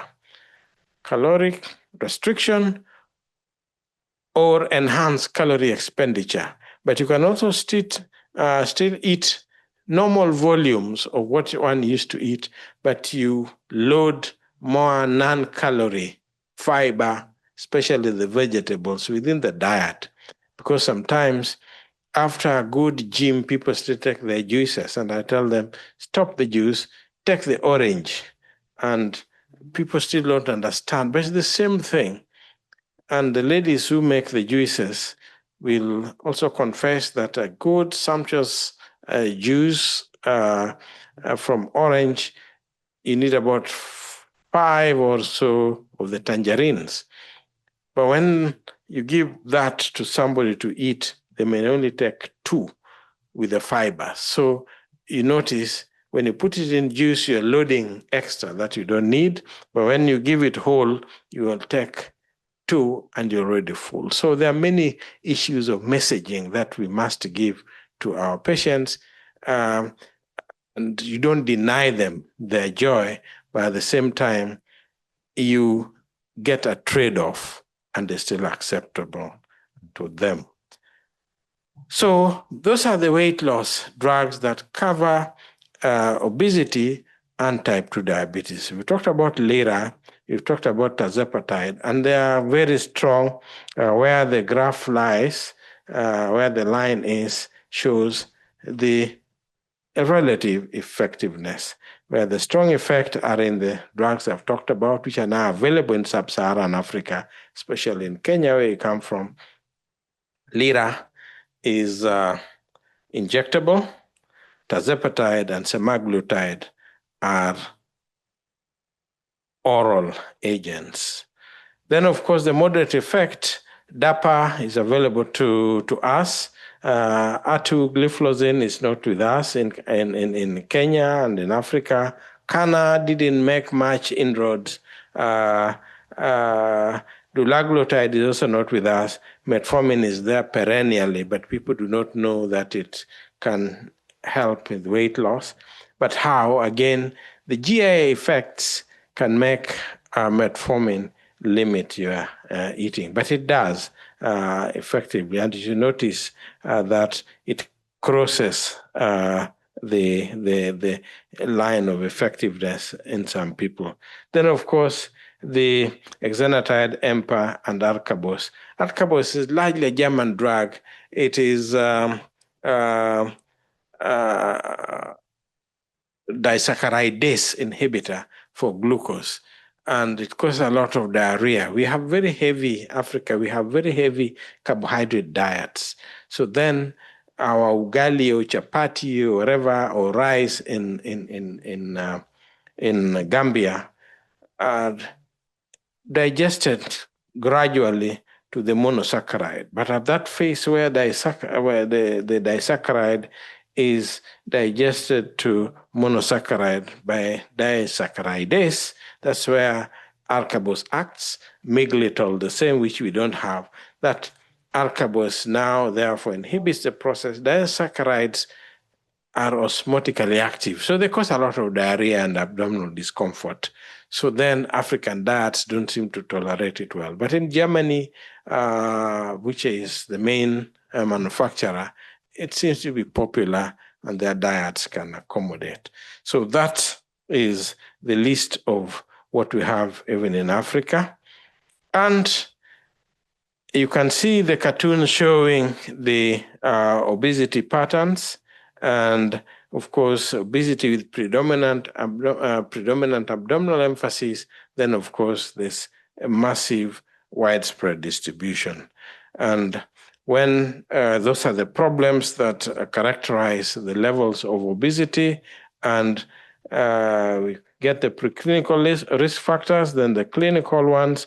Of course, if there is already an atherosclerosis, then cardiorenal failure are issues. So then who gets what? We said BMI above 40, that one is bariatric surgery or metabolic surgery now. But if they are 35 plus an end organ damage, then you also recommend them for bariatric surgery. Then, of course, those are the benefits that they get after that bariatric surgery. Immediately, the bariatric surgery, actually, how does it work? It reduces the absorptive surface area. And then, of course, there is a duodenal switch to try and get that digestive function to a smaller or a shorter volume or length of the small intestine. And that helps in maintaining weight. But some people who actually do not tolerate that surgery and have multiple problems. But that is there. And there's a lot of that surgery in North Africa, in Egypt, Algeria, and a lot of it in South Africa, including insurance cover for the same. Why? Because they realize that when you leave obesity and the insurance cover, then you spend so much. And the cost saving by getting that bariatric surgery is enormous, especially when you're doing it at population level. You can see somebody running the other end, and I'm trying to just fit into what Dr. Dike talked about when you have primordial policy issues down to secondary prevention. There's the scientific basis of what that girl is doing. That's why I included it, because you're academicians and you can talk to your students with that, but you can also talk to your politicians, telling them these things actually are founded. They're not just prayer items. They're actually scientific facts that can be converted into benefits. But then the primordial component that Dr. Dike talked about, what has been left out is the security of the jogging person. Many years ago in the early 90s, my friend had bought a car, so he told me, come, we were classmates, we were schoolmates. I was a year ahead of him in secondary school. So he bought a car and said, let me give you a ride. So one late evening, as we were driving, a white lady was jogging on a common road on the roadside. And my friend was still a slow driver. Then he said, let me slow down. I want to see what that man is doing. And he was closing the distance between him and the lady in front. And before long, after he had just passed, he grabbed this lady and wanted to mug. So the man said, no, this can't happen. And we are watching. So as youths in the early 90s, we were certainly youths. So he stopped and told me, come. So we went and confronted, what are you doing to that? She said, no, who are you? What are you doing to that girl? Of course, the lady was screaming, and somehow there we were. So my friend quickly grabbed whatever I had picked from the lady and pushed him down the valley. It's a Uhuru Highway and near a place called Chiromo River there. So he pushed him there. Of course, nobody beat him up, but he just pushed him and he rolled his weight, and he must have cast the evening that he tried that. But what am I saying?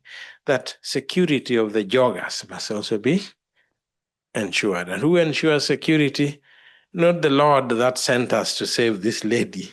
He does that himself, but there are also government roles to ensure that jogging pathways and whatever are safe. So primordial policy issues are creating the pathways and making sure they are secure and they're dedicated for those purposes. In Nairobi, the motorbikes actually move everywhere. They should be licensed as pedestrians because they move any direction, anywhere.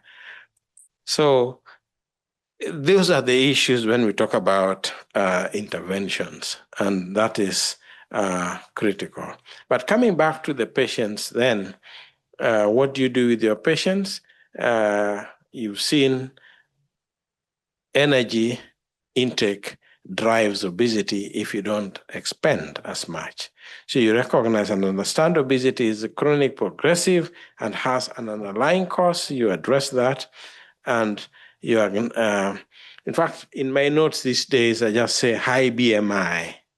I don't say obesity because there is a negative connotation. Hey, doctor, you're calling me obese. So I say high BMI. And we address that. The sensitivity. I have learned over the years that if you're the doctor and you're creating negative perception, even if you're telling the truth, then go away with your truth. I don't want it. So tell people what you want to tell them in a way that it is acceptable. It's just like food. If the food is badly cooked, to hell, I know it's edible, yes, but I'm going to look for better food. The messaging, similarly, should also be tailored to fairly sensitive ways. So routinely monitor patients and their medications and their issues. They still come. If you are very free with them, they tell you, why are you denying me my joy? These days I don't enjoy. Then you ask them what they don't enjoy about their food, because sometimes it's not the how much, that's not the enjoyment, but the amounts, the quantities that are in line with the desired clinical outcomes. And I would like to stop there and say thank you.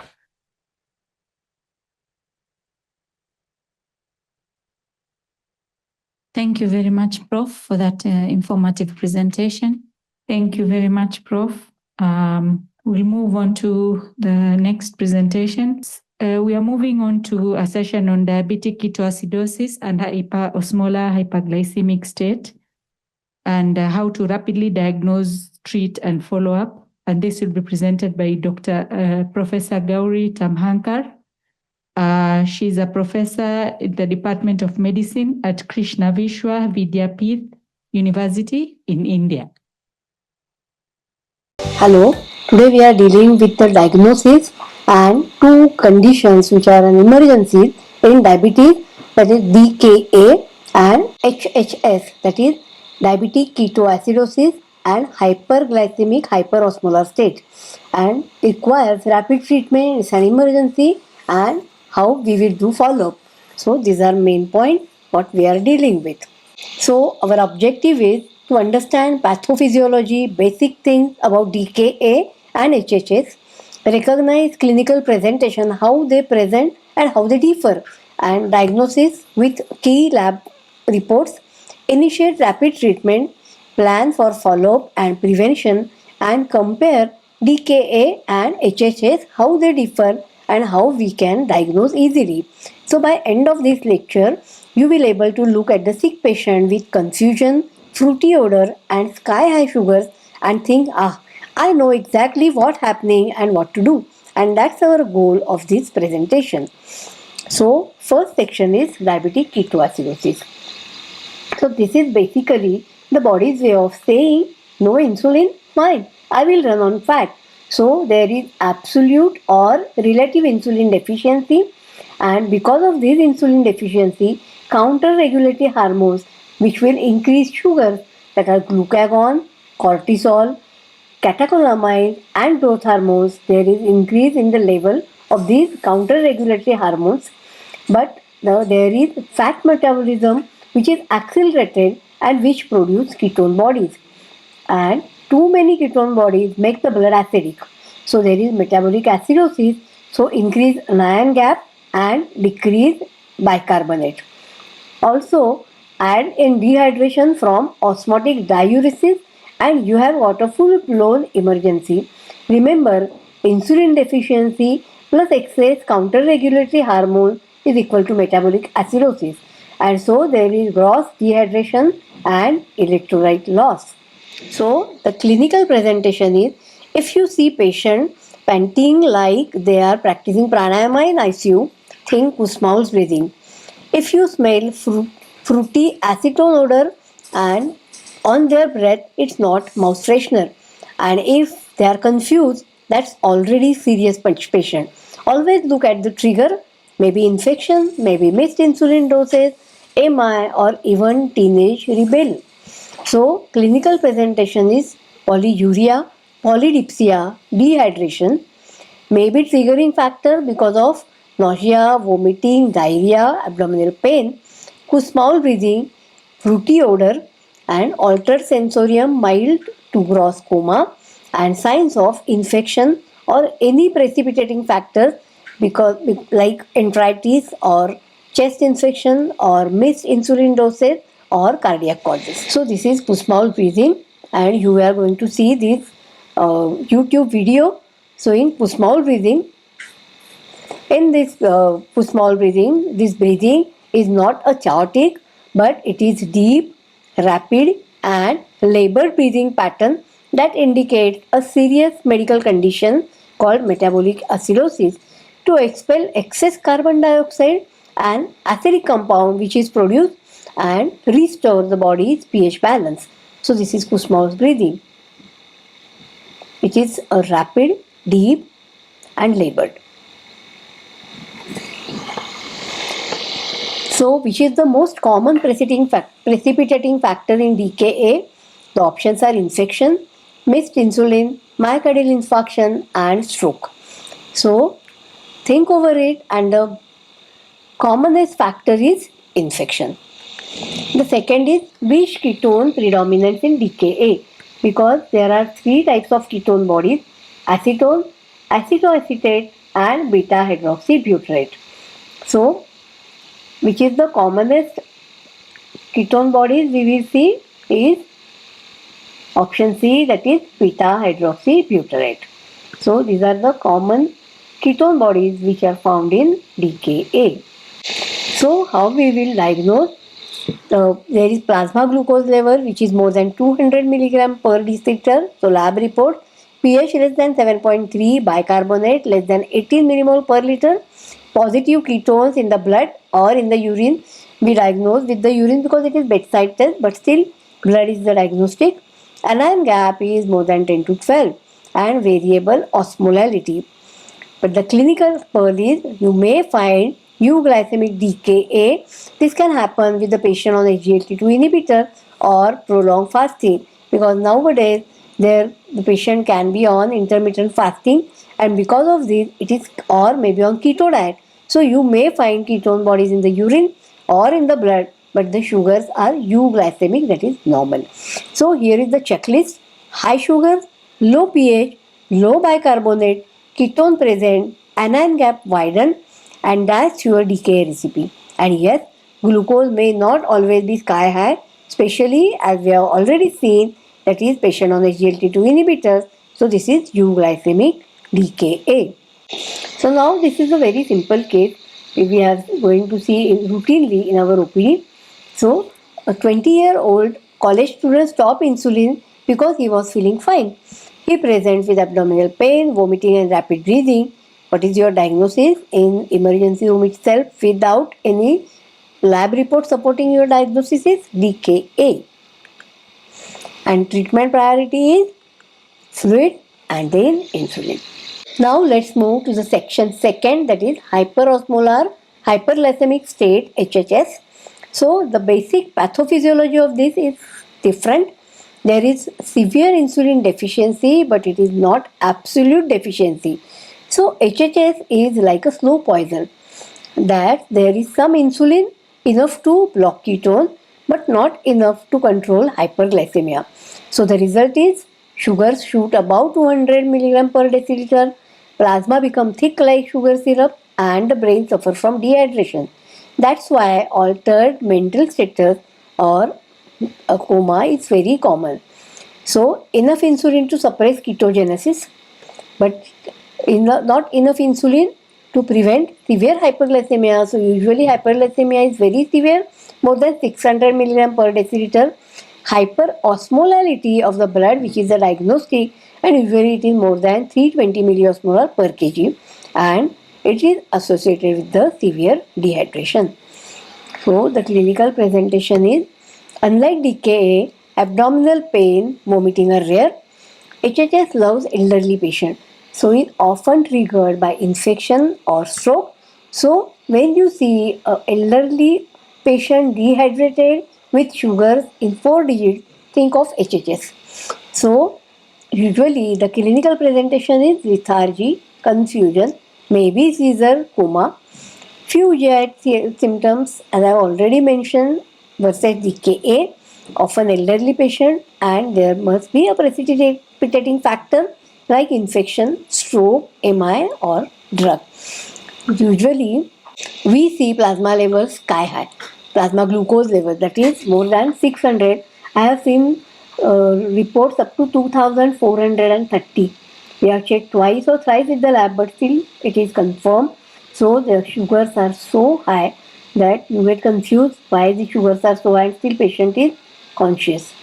pH more than 1.3, bicarbonate 18 millimole per liter more. severe serum osmolality more than 320 milliosmolar per kg, minimal or absent ketones, and severe dehydration. Notice the contrast, that is higher sugars, normal pH, no ketones, but profound dehydration and hyperosmolality.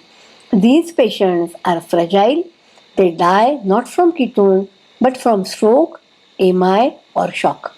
So HHS is more dangerous than DKA, and you have to be very proactive when the elderly patient comes with very high sugars. So these are the treatment steps. We will see afterwards also. But these are patients are dry like Sahara. So you need a huge amount of fluid, that is around 8 to 10 liters over 24 hours. Start fluids, then insulin. Carefully, always watch potassium, and don't forget DVT prophylaxis because blood is sticky and in hyperosmolar state. So these are the corners of treating HHS, that is aggressive fluid treatment, insulin, potassium correction, correcting underlying cause, and DVT prophylaxis. So now we are diving deep into the treatment of acute metabolic complications. So for the management of this, first and foremost thing is fluid replacement therapy to combat dehydration. So if there is absence of cardiac compromise, isotonic saline, that is 0.9% normal saline, is infused at a rate of 15 to 20 ml per kg per hour, or 1 to 2 liter over 1 to 2 hours for prompt recovery of hypotension and hypoperfusion. In our clinical setup, the gold standard treatment is 1 liter in first half an hour, 1 liter in next 1 hour, and 1 liter in next 2 hours. If there is hyponatremic patients, continue with 0.9% NaCl at the similar rate, or switch to 0.5%, that is 0.45% NaCl infused at 200 to 500 ml per hour if the corrected serum sodium is normal or elevated. So the corrected sodium is measured sodium plus 1.6 milliequivalent into at present glucose level minus 100 divided by 100. And this is important because usually in dehydrated patients, when we correct or when we expand the volume, sodium goes into the cell and there is hyponatremia. And so the corrected sodium, so actual sodium level is important. If the plasma glucose level reduced to less than 200, then we have to shift from 9% NaCl to 5% DNS to prevent hypoglycemia as long as the insulin infusion continues. After expanding the volume, we come for the insulin infusion.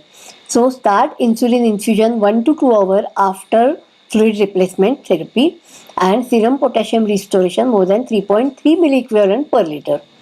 A regular human insulin IV bolus of 0.1 to 0.15 unit per kg, followed by continuous insulin infusion drip or pump at 0.1 unit per kg per hour. The gold standard in our ICU is present sugar divided by 100. So if the sugar is around 600, so divided by 100 is equal to 6. So start with the infusion rate of 6 units per hour, and then monitor sugar every hourly. Monitoring is also important, and the reduce or increase rate accordingly. If the reduction rate of the glucose is less than 30 milligram per deciliter in 1 hour, increase insulin rate by 2%, 2 units. If the decrease in the rate is more, then you have to reduce.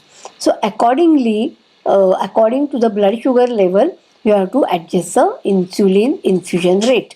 When glucose level reaches to the 200 milligram per deciliter in DKA or 300 in HHS, reduce insulin infusion rate to half, that is 0.01 to 0.05 unit per kg per hour. After that, adjust the rate to maintain glucose level around 150 to 200 in DKA or 250 to 300 in HHS. Continue insulin infusion until resolution of the ketoacidosis. This is very important because if you immediately stop infusion and shift on basal bolus, again patient will end up into ketoacidosis ketone positive, and again you have to shift patient on insulin infusion pump. So wait till ketoacidosis resolve. IV bolus is avoided in children as it may increase the risk of cerebral edema and exacerbate hypokalemia. Subcutaneous rapid-acting insulin analogs like Lispro, Aspart or Glulysin can be given when we want to shift patient on from insulin infusion to subcutaneous treatment. So if the patient is hypokalemic, potassium replacement is important because otherwise patient land in cardiac emergencies, that is palpitation or their increase in the heart rate.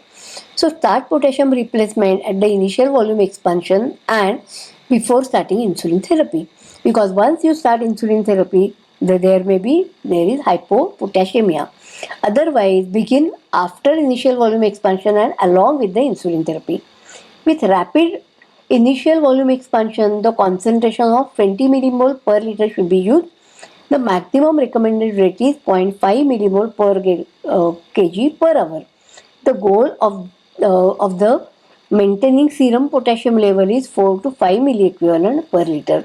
So the potassium replacement therapy is as important as volume expansion. So acute metabolic complication, we will see the bicarbonate therapy, which is not usually routinely recommended but only indicated in a patient with severe acidosis or if the pH is less than 6.9 and it is not normalizing. So if the pH is less than 6.9, consider 2 ampoules in 100 ml sterile water with 20 milliequivalent KCl administered at a rate of 200 ml per hour for 2 hours or until pH is more than 7. If still pH is less than 7 after this infusion, we recommend repeating the infusion every 2 hourly. Check for the pH till it reaches to the 7 or more than 7. Now this is very important point because now up till now we expand the volume, we corrected the potassium, we corrected the bicarbonate, insulin we are giving in on the through the infusion pump, and now sugars are coming to the normal. We want to shift patient from IV insulin infusion pump to the subcutaneous insulin. So to prevent recurrence of ketoacidosis or rebound hyperglycemia, consider overlap of IV insulin, omission of IV insulin and initiation of the subcutaneous insulin of 1 to 2 hours. So you start subcutaneous insulin and switch off insulin pump after 1 or 2 hours. So there must be a gap to prevent rebound. Now the acute metabolic complications transition to subcutaneous insulin, there are few clinical important points that I want to share with you.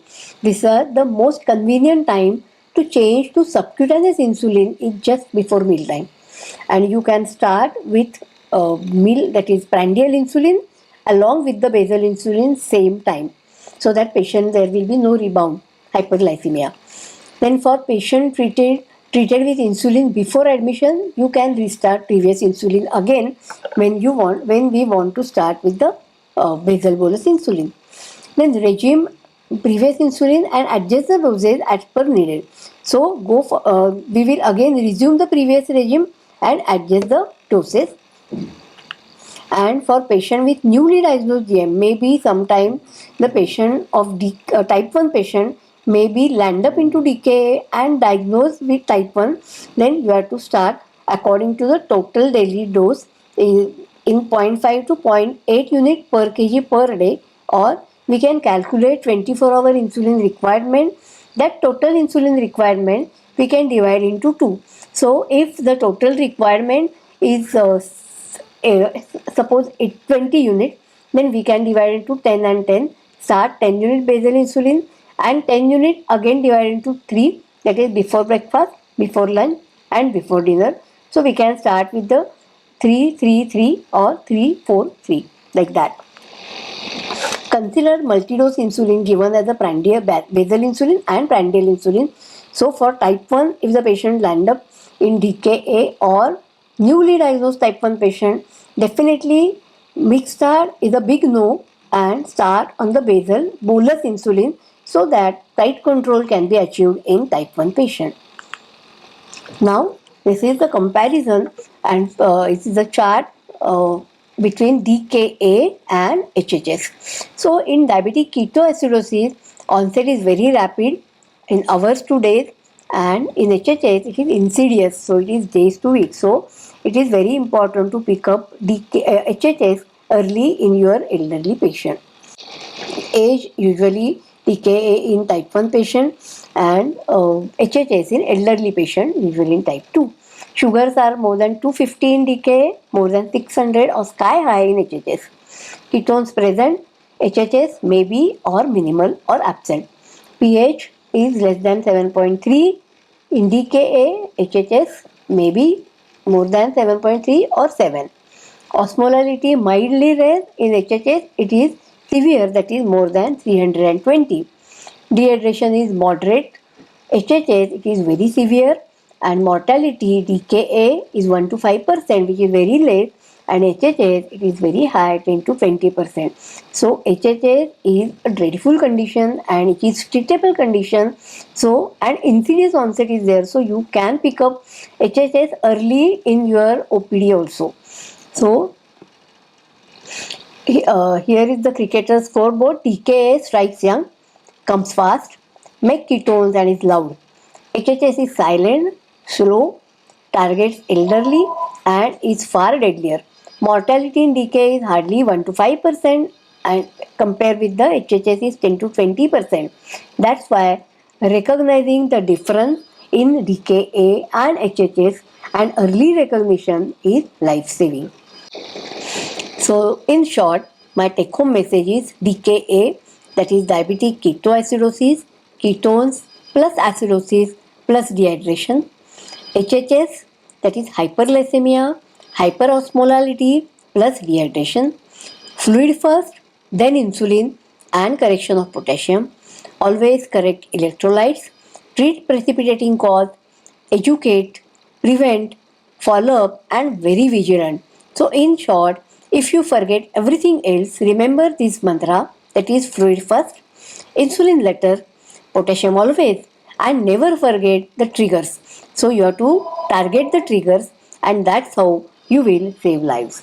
So thank you for your attention and I hope you will remember not just the numbers but the faces of those patients in your emergency room who need quick recognition and management. Remember, DK shouts, HHS whispers, listen to both carefully because these two are preventable conditions in your emergency ward. Thank you so much. So the next presentation is on rare endocrine disorders. So there are endocrine disorders that have subtle signs and symptoms that if you recognize early, you can improve quality of life of these patients. So Professor Dr. Steve Davies, a consultant endocrinologist, medical director of the postgraduate diploma MSc courses in the University of South Wales, the UK, will take us through the topic on when to suspect and refer rare endocrine disorders with a focus on acromegaly, Cushing's syndrome, and Addison's disease. Welcome, Prof. Hi, I'm Professor Steve Davies. I'm a consultant endocrinologist based in Cardiff. And firstly, I'd like to thank the Merck Foundation for inviting me to speak on the subject of when to suspect and refer rare endocrine disorders.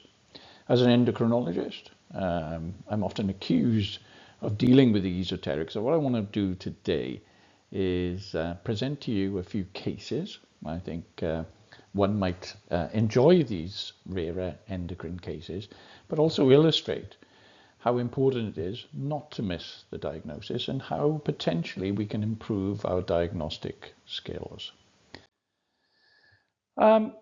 Firstly, I'd like to introduce the concept of rare conditions and how likely we are to encounter them in our general practice.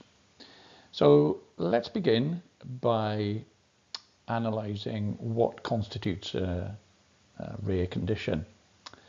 And it's defined as having a representation of less than 1 in 2,000 in the population. Now the fact is there's over 6,000 conditions which are described as rare, of which about 800 constitute the vast majority, 80%.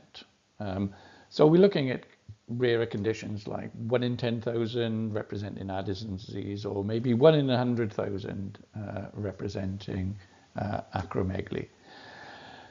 So by that very nature, when we begin to describe something occurring in 1 in 10,000 or 1 in 100,000, we already make it seeming as though it's not going to be encountered in our typical practice. Yet, because of the nature, the number of diseases, disorders, the publication that I pose on the right panel here indicates that actually seeing a rare disease as such, of those 800 that represent 80% of all rare diseases, it's going to occur in about 5%. So that's 1 in 20 of those patients that will generally be unselected and present to you will be seeking an opinion for a rare disorder. Yet, what we do know, and I think this is the crucial problem, it's about 4 to 5 years before the diagnosis eventually dawns on people. And these patients, having seen maybe 10 doctors in that time, that's what the data would suggest, and have accumulated quite considerable comorbidity over that period. So what I want to do today is look at how we can better recognize it, with a focus upon endocrinology, of course.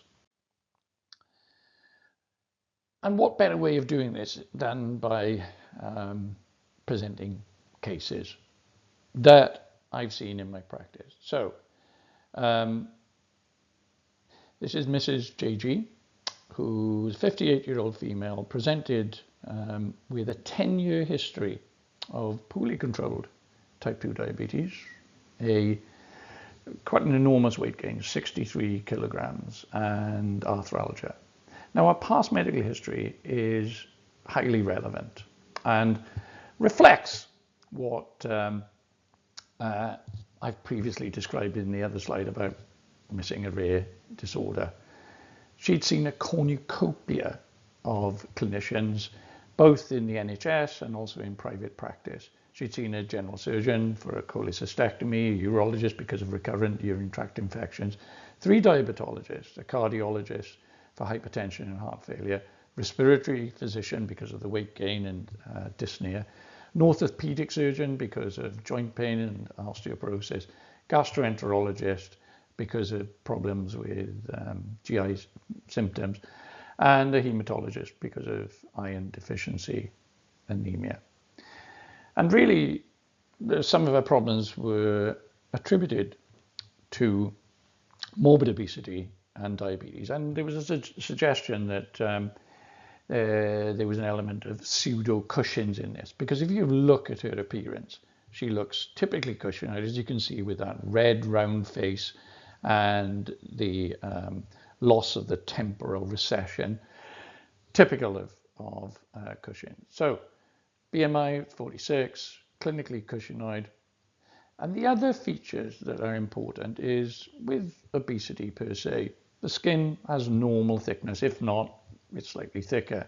But she had thin skin, bruising, striae, and this is important because you don't get this with obesity. The proximal myopathy reflects the impact of the excess cortisol on musculature, causing a proximal myopathy.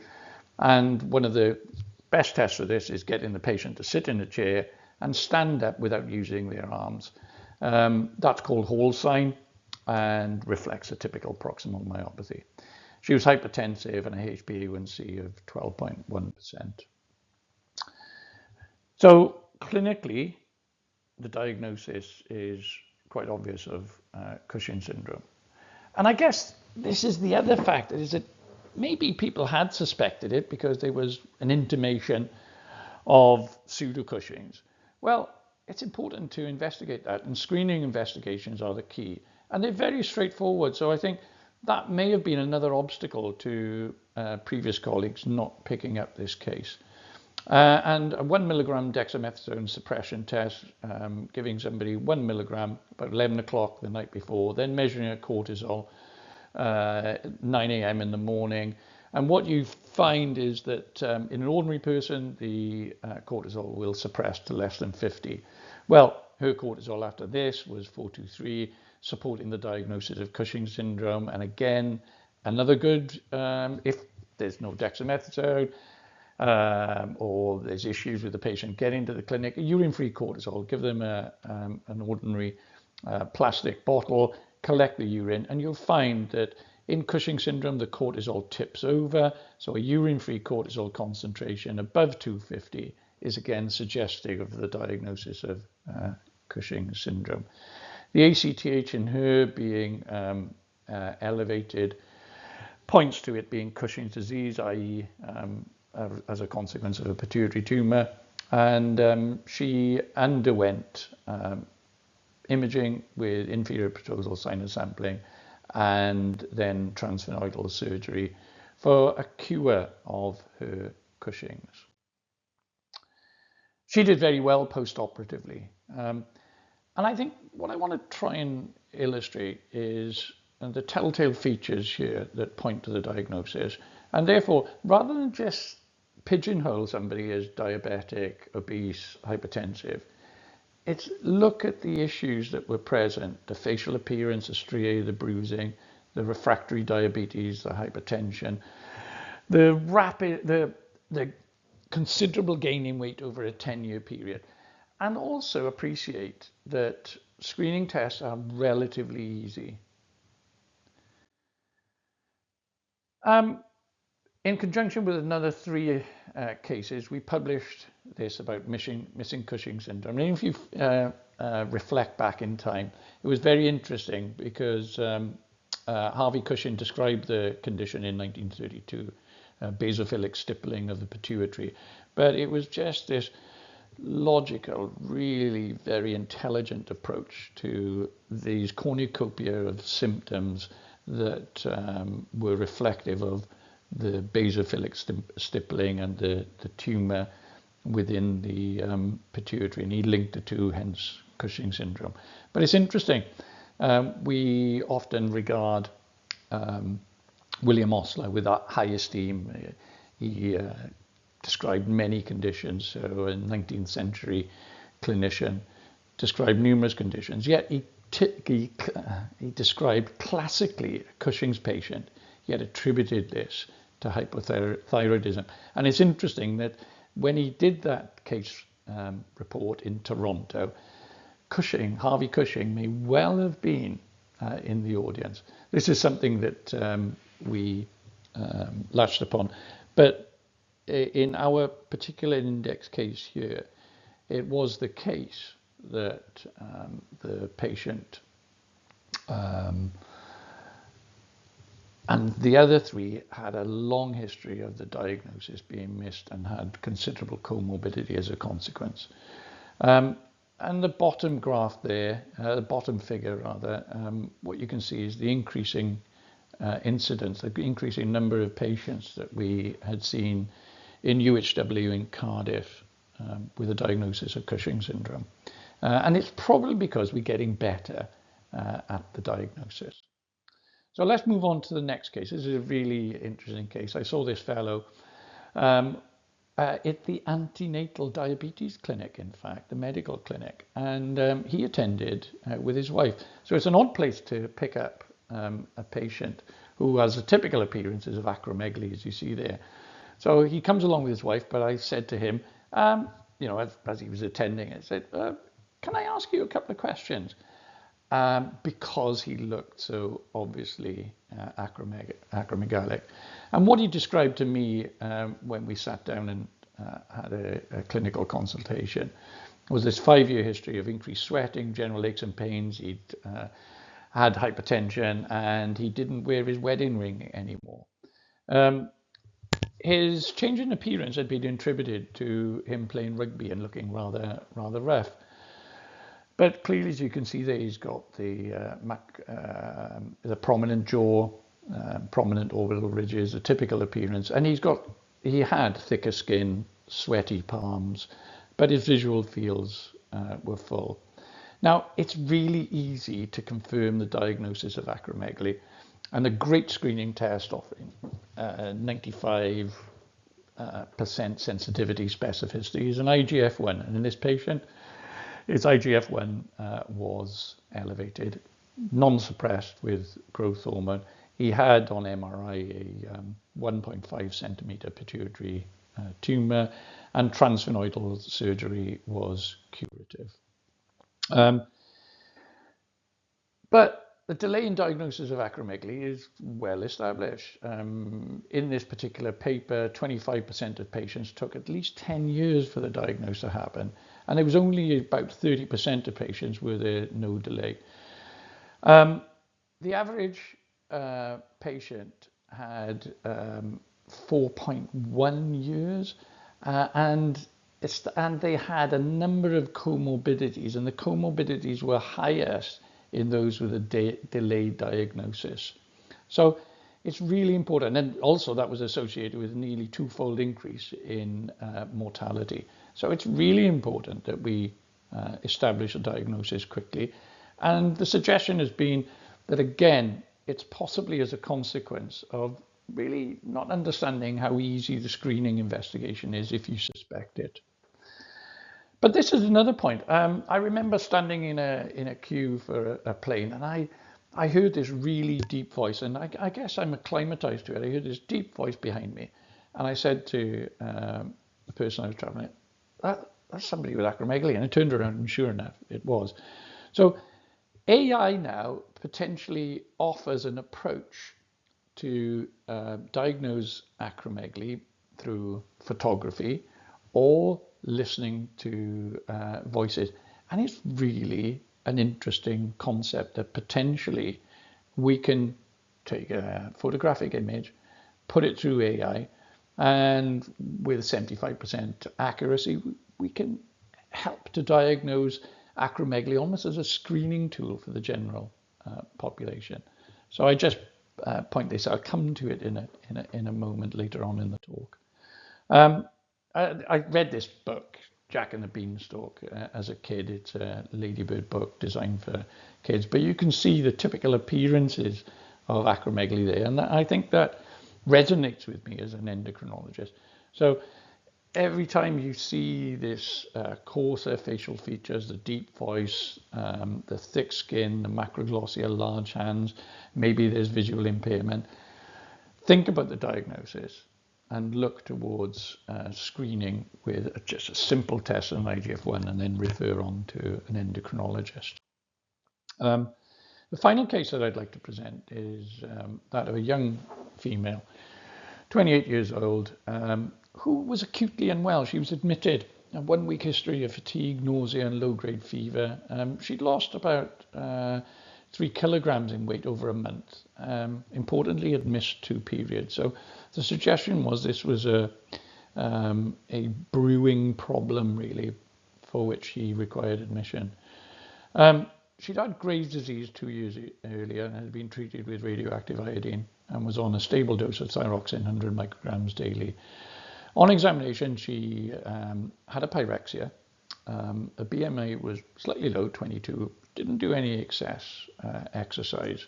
Blood pressure, fine. And she had a new score, the National Early Warning Score, which gives us some idea of how ill people are, of 2. Interestingly, userness were normal. The CRP was elevated, TFT is normal as well. Pregnancy test was negative, and chest x-ray normal. Couple of days not getting any better under general medicine, so they asked for an endocrine review based upon the thyroid. You know, could this in any way be related? Was there an issue there? Was this a whatever it might be? And you've got to think in this scenario that she's already got 1 autoimmune disease. There's a really high risk of her having another autoimmune disease, i.e. Addison's. And patients can present like this, so it's absolutely crucial. Acute hypoadrenalism, and I'll show you later on, can be lethal. So picking up the diagnosis is important. So we did an urgent cortisol, and really that's low, 68, which then precipitated a short synacthin test, which confirmed the diagnosis. And the positive adrenal autoantibodies indicate the autoimmune nature of it. And this is Addison's disease, acute hypoadrenalism due to Addison's. The important thing, like I said, is pick this diagnosis up. Otherwise, patients can die. Think about it. So you can't afford to miss the diagnosis. And the clues here was the previous autoimmune disease and the acute illness as well, with no real explanation.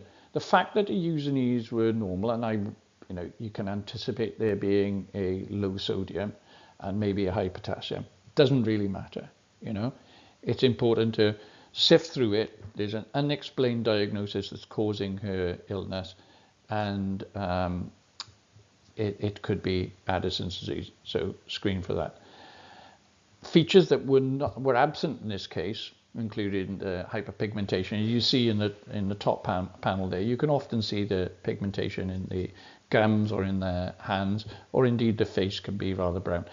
And the corner case is in fact Addison's patient himself, who described the condition in the mid 19th century. And that's his patient, who was pigmented, rather emaciated, and the cartoon that was painted of the patient that unfortunately died. So think about the diagnosis, and amenorrhea or oligomenorrhea is again another pattern here. It's like, why was that happening, particularly in the context of the illness? Screening tests I've explained, and the short synacthin test is the gold standard with regard to confirming the diagnosis. These three publications here illustrate the importance of picking up the diagnosis.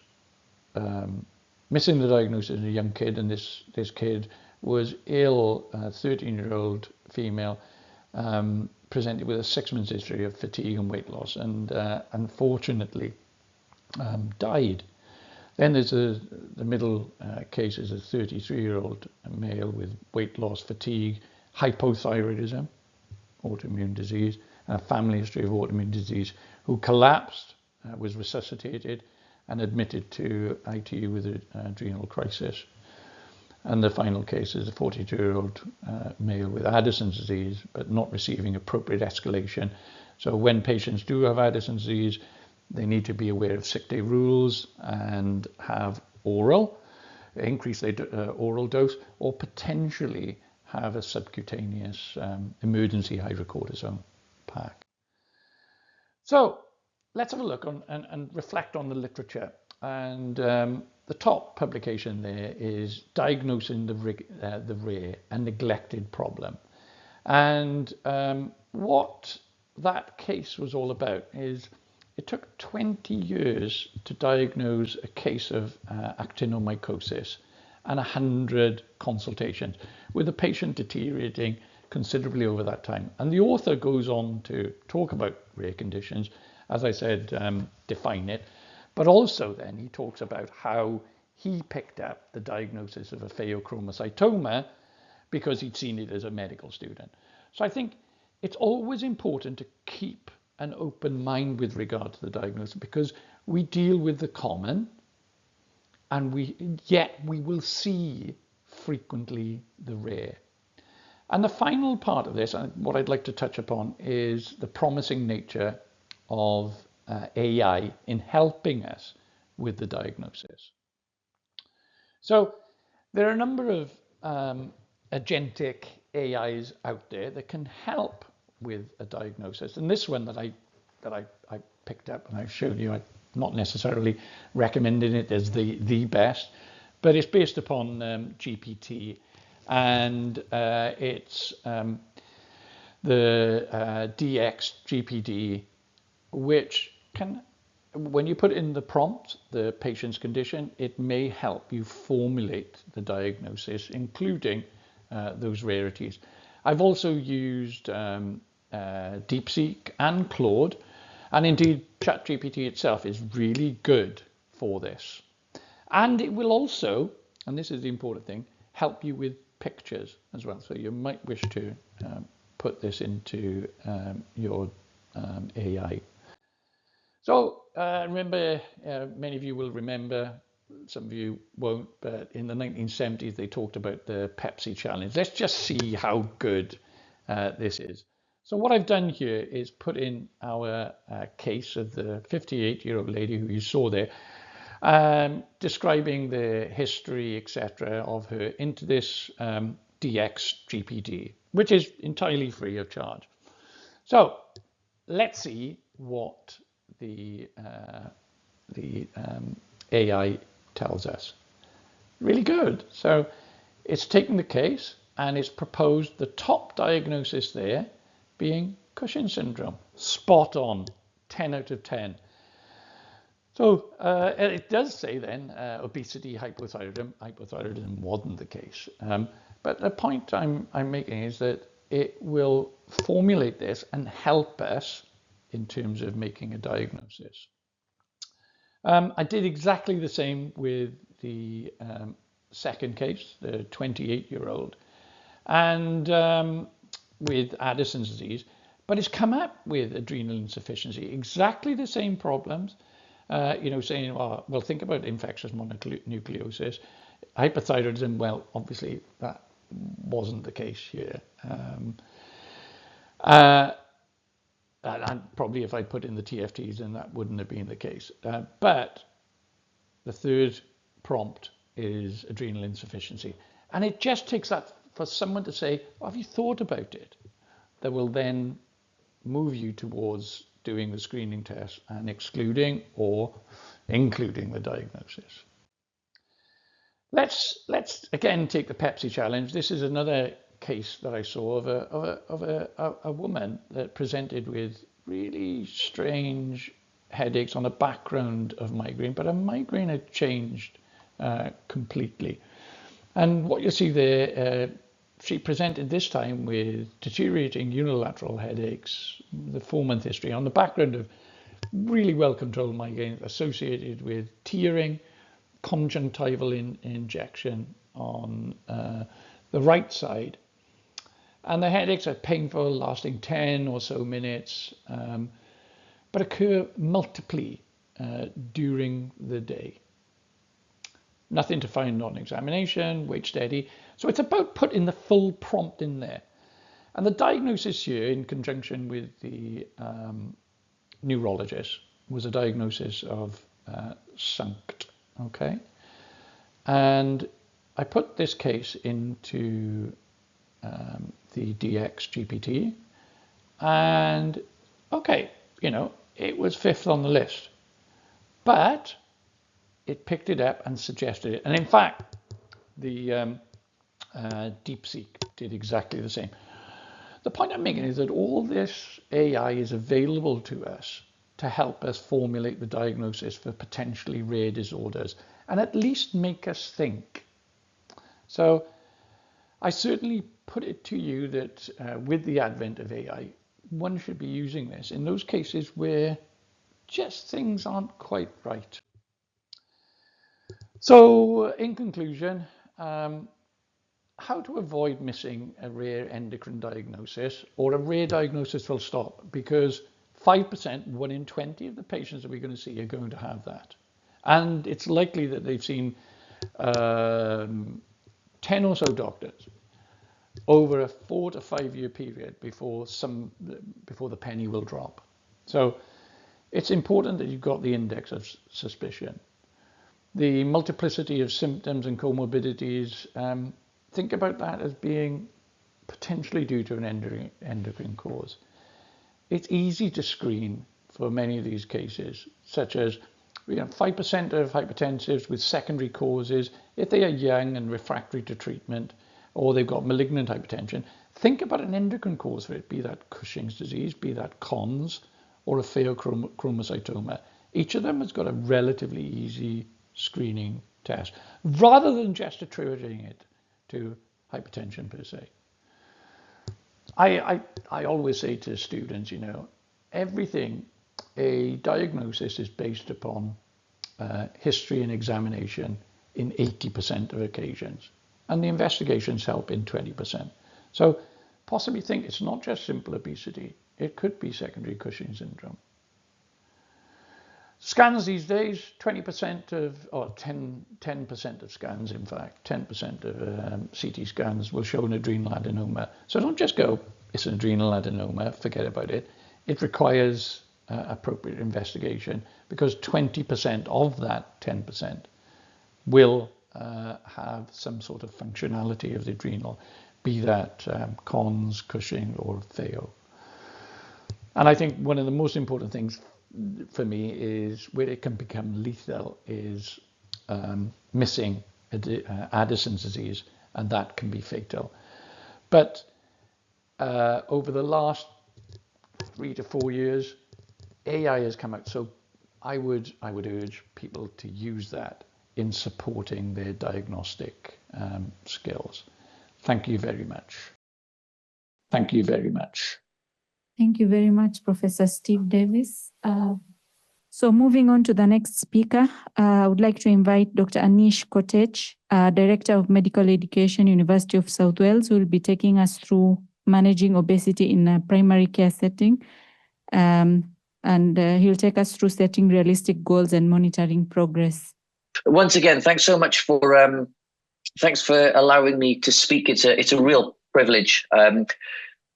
And really, I wanted to talk about sort of obesity and weight management and sort of new guidance that's out in the UK. But also, for me, it's really important to think about the best way of managing your own patient, and really how to individualize the care that you're able to give them. So I thought I'd talk you through current pathways of care, sort of the increasing access to medication.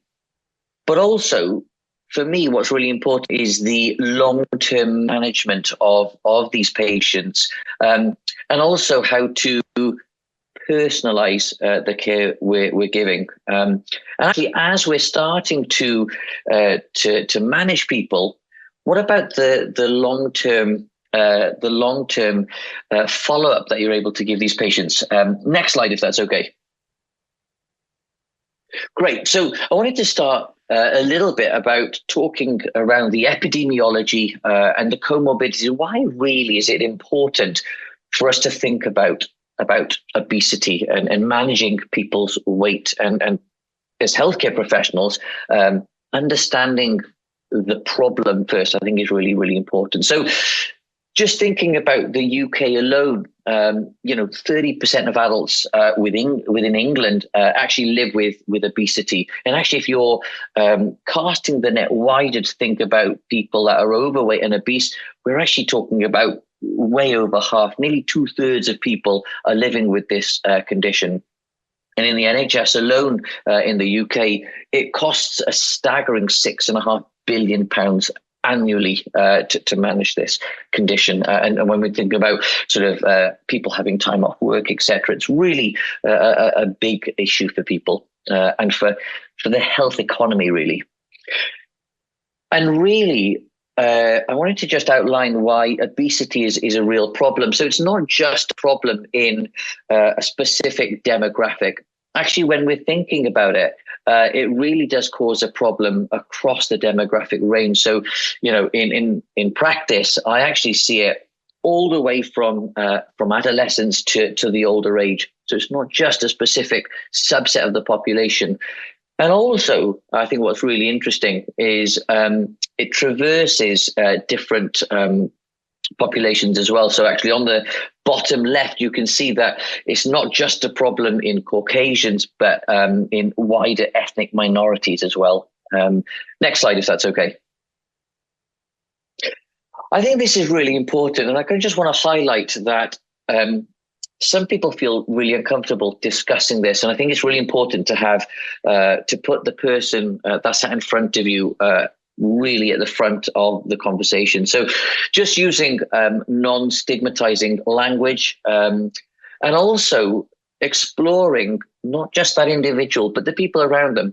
Who do they live with? What's the community around them? Because actually understanding the social and psychological makeup of that person will really help guide how you talk to them about the management.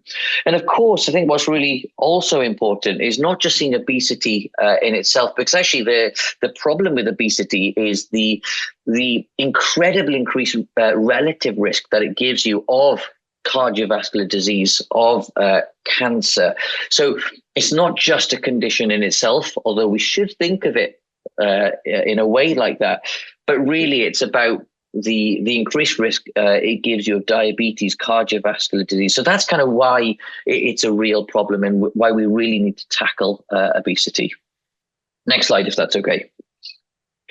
So when we think about obesity, really important to think about how to assess this and the anthropometric tests that we've got available. So people often talk about the BMI, the body mass index, and I think we always really have to think about that in context. That's really, really important, and use lower BMI thresholds for a subset of our population as per this, the slide in front of you. But also the new NICE guidance in the UK also suggests looking at waist circumference, because this is actually a better indicator of adiposity. BMI itself has some flaws. People of different genders, of different ages, of different muscle makeup will have different BMI. So, for example, people that are really muscly will have a high BMI, but of course, it doesn't mean that they're at higher risk of cardiovascular disease, of course. So using a waist circumference often is a better indicator of adiposity, and that's our visceral fat mass. And that's actually linked to some of these cardiovascular, it's a better indicator of cardiovascular disease. And actually, we can use a waist to height ratio, and it's particularly beneficial if we've got a BMI of less than 35 kilograms per meter squared. And if you've got a waist to height ratio of more than 0.5, it does put you at an increased risk of cardiovascular disease. So really important not just to depend upon the BMI, but to look at the waist to height ratio as well. Next slide, if that's okay. So again, just wanted to talk about the holistic assessment of patients really that are coming in with being overweight or obese. It's not just looking at those anthropometric tests, but identifying any comorbidity. So ask them if they've got any family history, for example, of cardiovascular disease, of diabetes. What is their sleep pattern like, or the sleep quality like? How are they in their mental health? Is it actually impacting their mental health? Are they getting joint pain because of this? Think about any medications they may be on that either may be contributing to or taking away from their BMI. What are their sort of health behaviors? So what are their lifestyles like? And actually, what are their behaviors like? What is their nutritional appetite to change their nutrition? Or, of course, what is their makeup of their daily routine? What's their breakfast? What's their lunch? And what's their dinner schedule like? And also, I think it's really important to assess their socioeconomic and psychological well-being. Who do they have around them? Who do they have to support them? What is their job like, and how does that look? Because that all has an influence on what type of lifestyle measures they're likely to be able to make. It's really important to understand that patient around you. The new NICE guidelines that came out in January earlier this year, so 9 months ago, had a really good diagram. I thought it was just helpful just to put this in front of you, because it does on the left-hand side of the screen. I think it's really useful to appreciate that this is not just a general practice or family physician effort.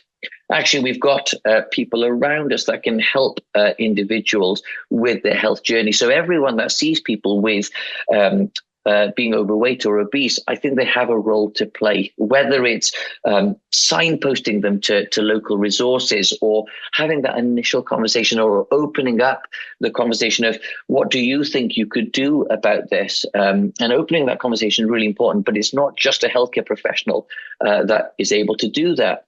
I think people in the community and people around these people are well placed to start that conversation.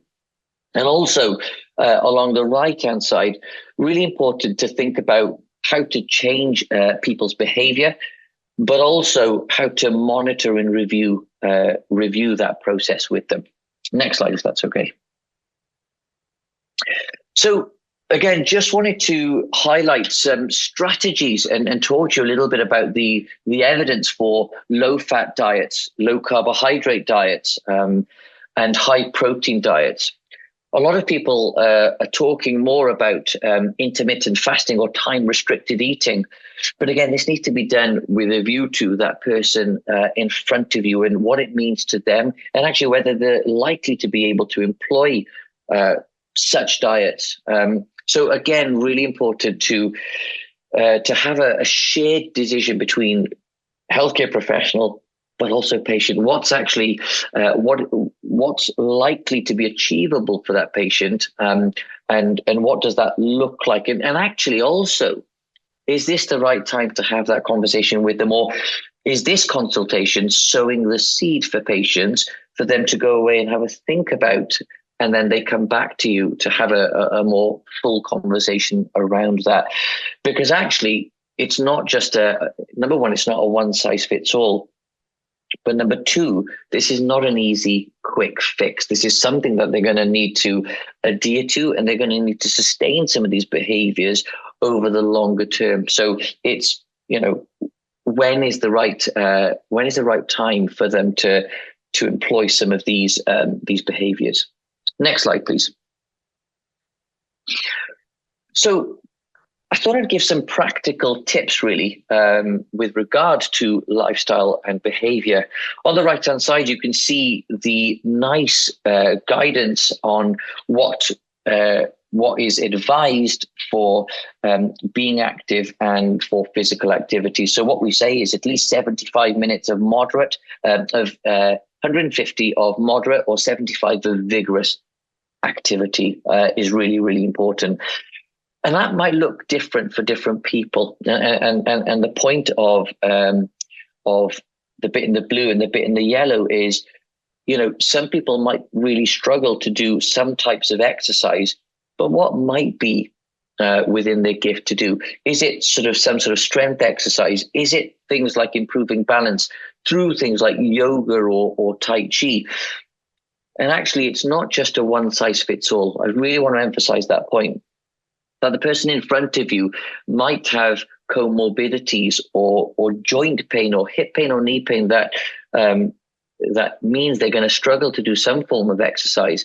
But actually, are they able to do something within their homes that allows them to get some sort of benefit from some sort of exercise? And actually, what are some behavioral techniques we can employ with our patients? And are there any resources out there that allow them to keep track of the exercise they're doing and hold them accountable? So we do know there are some apps, for example, on the phone that do hold people accountable to the exercise they're doing, to the diets they're likely to be able to engage within, and that can be really helpful. Okay, next slide, please. I don't know if all of you have heard of health coaching, but health coaching is a technique where it's really about empowering the individual to have the internal locus of control.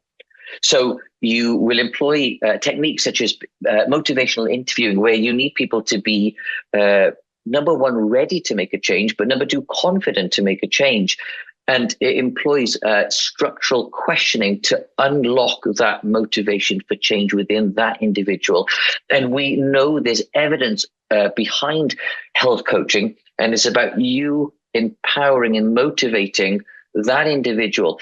And it really does bridge the gap between having an intention to make a change, but actually having the confidence to make that change. And it holds them accountable. It provides support to those individuals.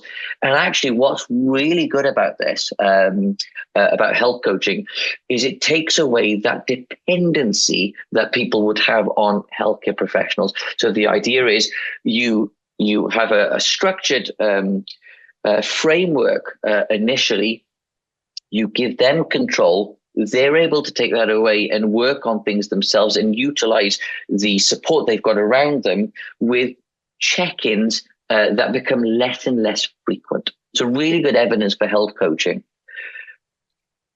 Just a quick word on patient mindset then. So a lot of you will probably be familiar with this, about how to take people through these different stages. So this is Prochaska's health behavior change. And what we're trying to do here is trying to get people through from pre-contemplation at your 12 o'clock.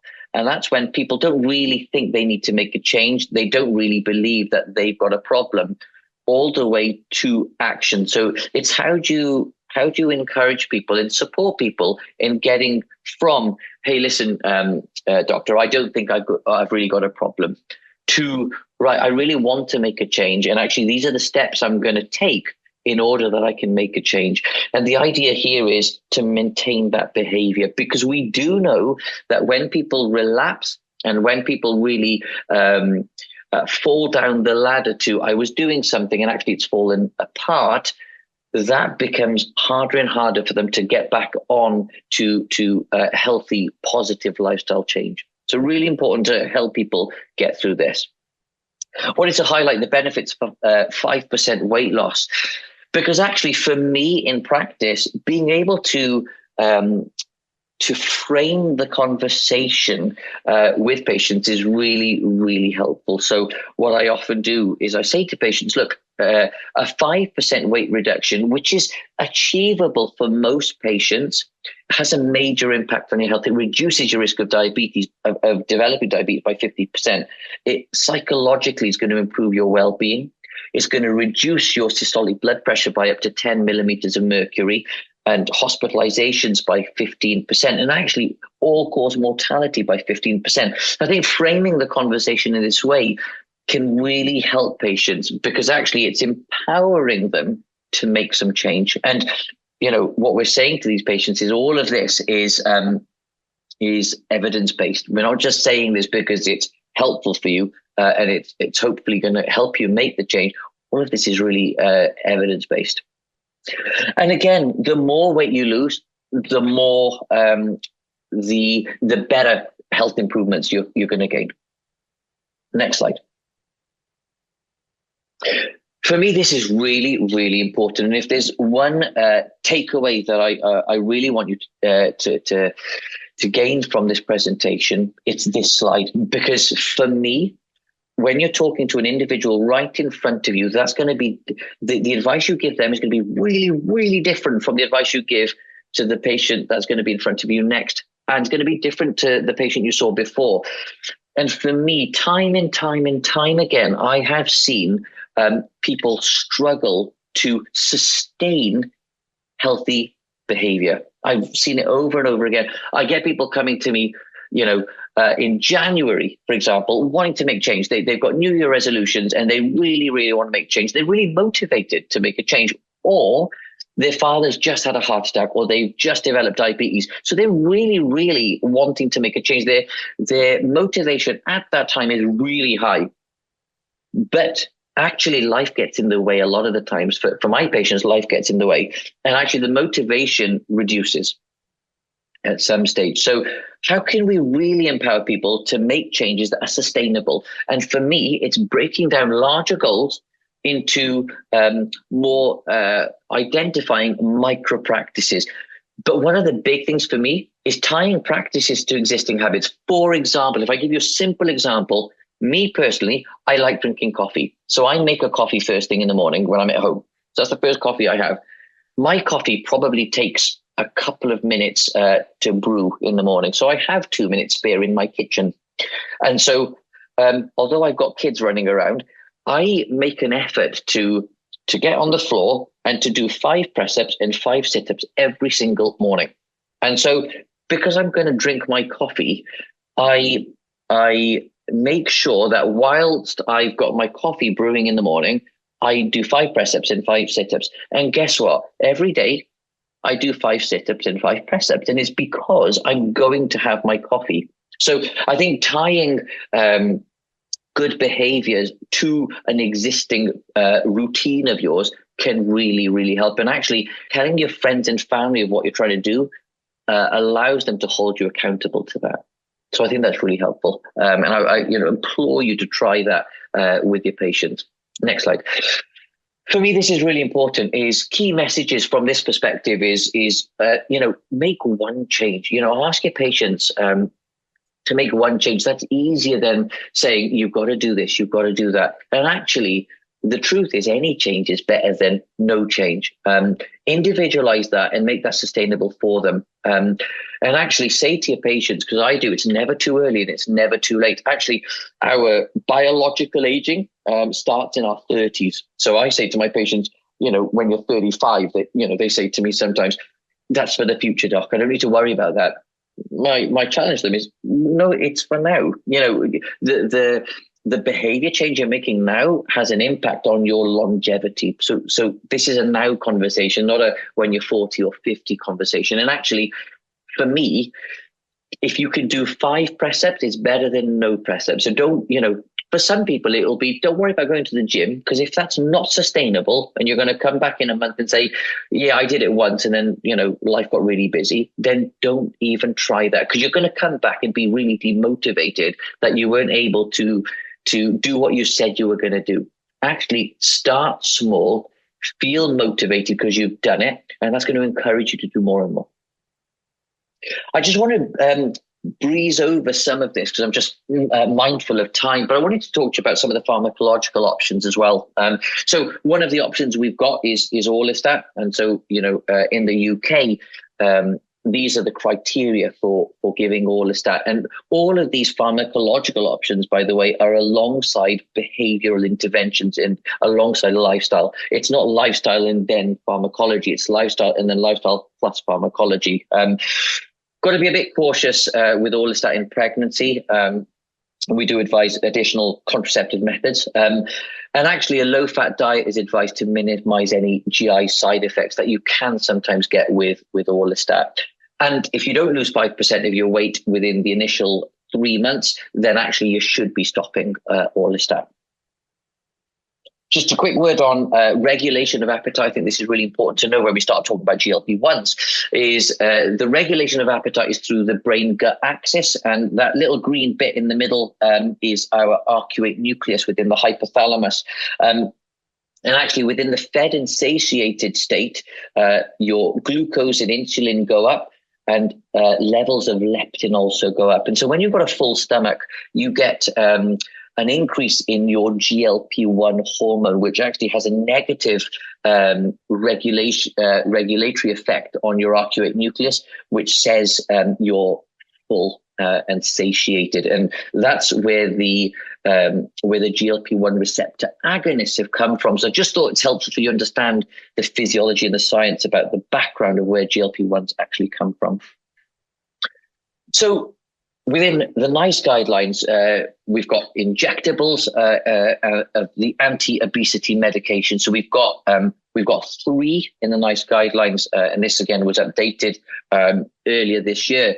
But actually, the technology appraisals were brought out in December 24, March 23, and earlier than that for liraglutide. So these are the 3 anti-obesity injectables that we've got access to. All of them are subcutaneous.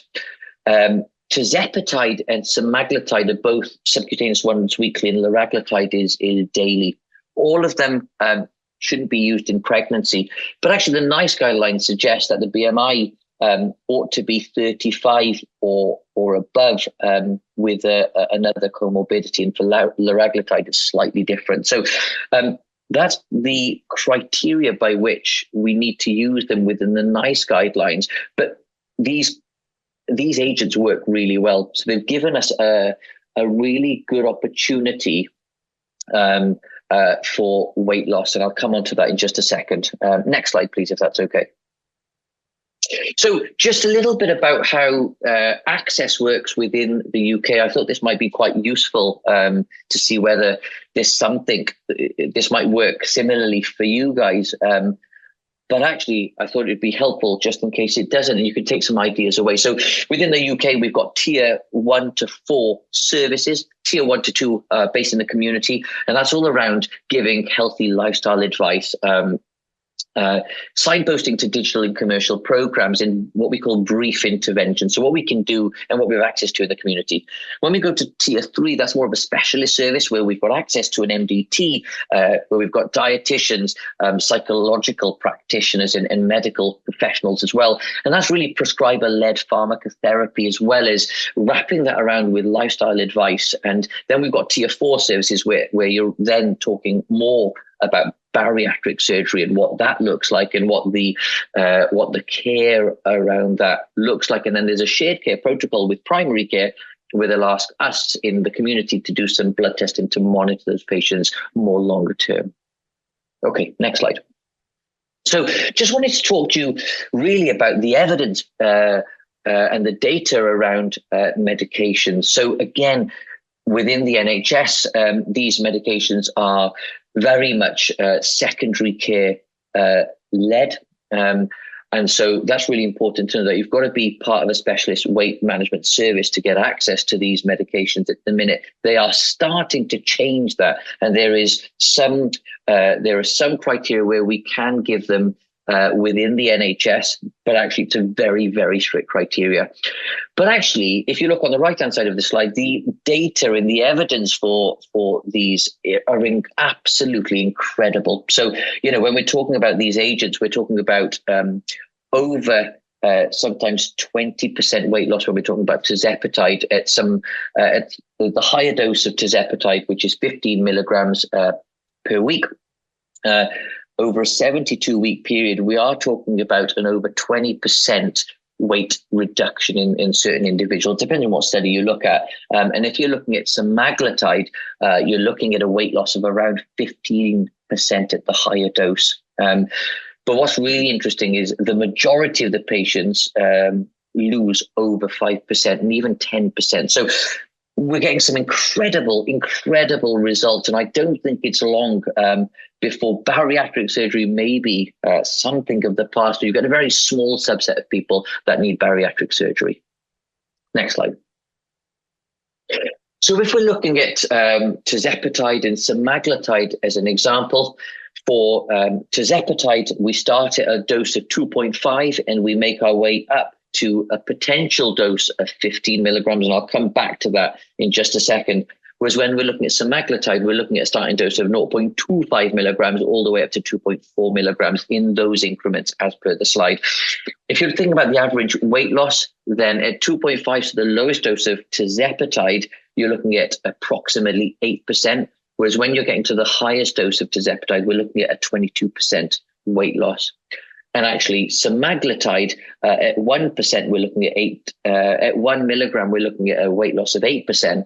And at the highest dose of semaglutide, we're looking at 15%. Just gives you some idea as to specific doses and the types of weight loss we can be expecting. In terms of side effects, usually they're GI side effects. So we're looking at nausea, vomiting, diarrhea, and constipation. But actually, what's really important to note is usually the side effects are what they say tolerable. They're transient, so they usually dissipate, and usually they're initiation of medication or dose increment. So usually they are tolerable, and usually they tend to settle down for most people. But actually, if you're talking about people with diabetes, you want to be really cautious when some of these patients might be on sulfonylureas or insulin. So just be really mindful of co-prescribing in those types of populations. Next slide. So this is again just just a pictorial about how you might go and start and then step up these various medications. So at the top, you've got semaglutide where you'd start at the lowest dose of 0.25, and it's a monthly increment going up to the various doses. And for tirzepatide, you'd start at 2.5 and go to 5 milligrams per week. Then every 4 weeks, you would adjust as appropriate to individualize the dose to that patient in front of you. Next slide. I think this is really key when we're talking about medications. We just go back one slide, if that's okay. I think this bit's really important, is that it's all about individualizing the dose based on the target weight that you wish, I say you, but you and the patient wish to achieve. And that really does need to be determined with that patient sitting in front of you. So, for example, if they're looking to go from 90 kilograms to 83 kilograms, for example, then that can usually be achieved with a dose of semaglutide at 1 milligrams or tirzepatide at 2.5. So this is not about going to the top dose. This is about thinking about where the patient wants to be and what's a realistic dose that you might need to get to in order to achieve that weight loss. And then you don't need to go any higher. By the way, as you're doing this and as people are on medications, it's really important to reinforce lifestyle, because once they come off the medication, of course, the way these medications work is they feel satiated. Once you take them off the medication, the food cravings will come back and that satiation won't be there anymore.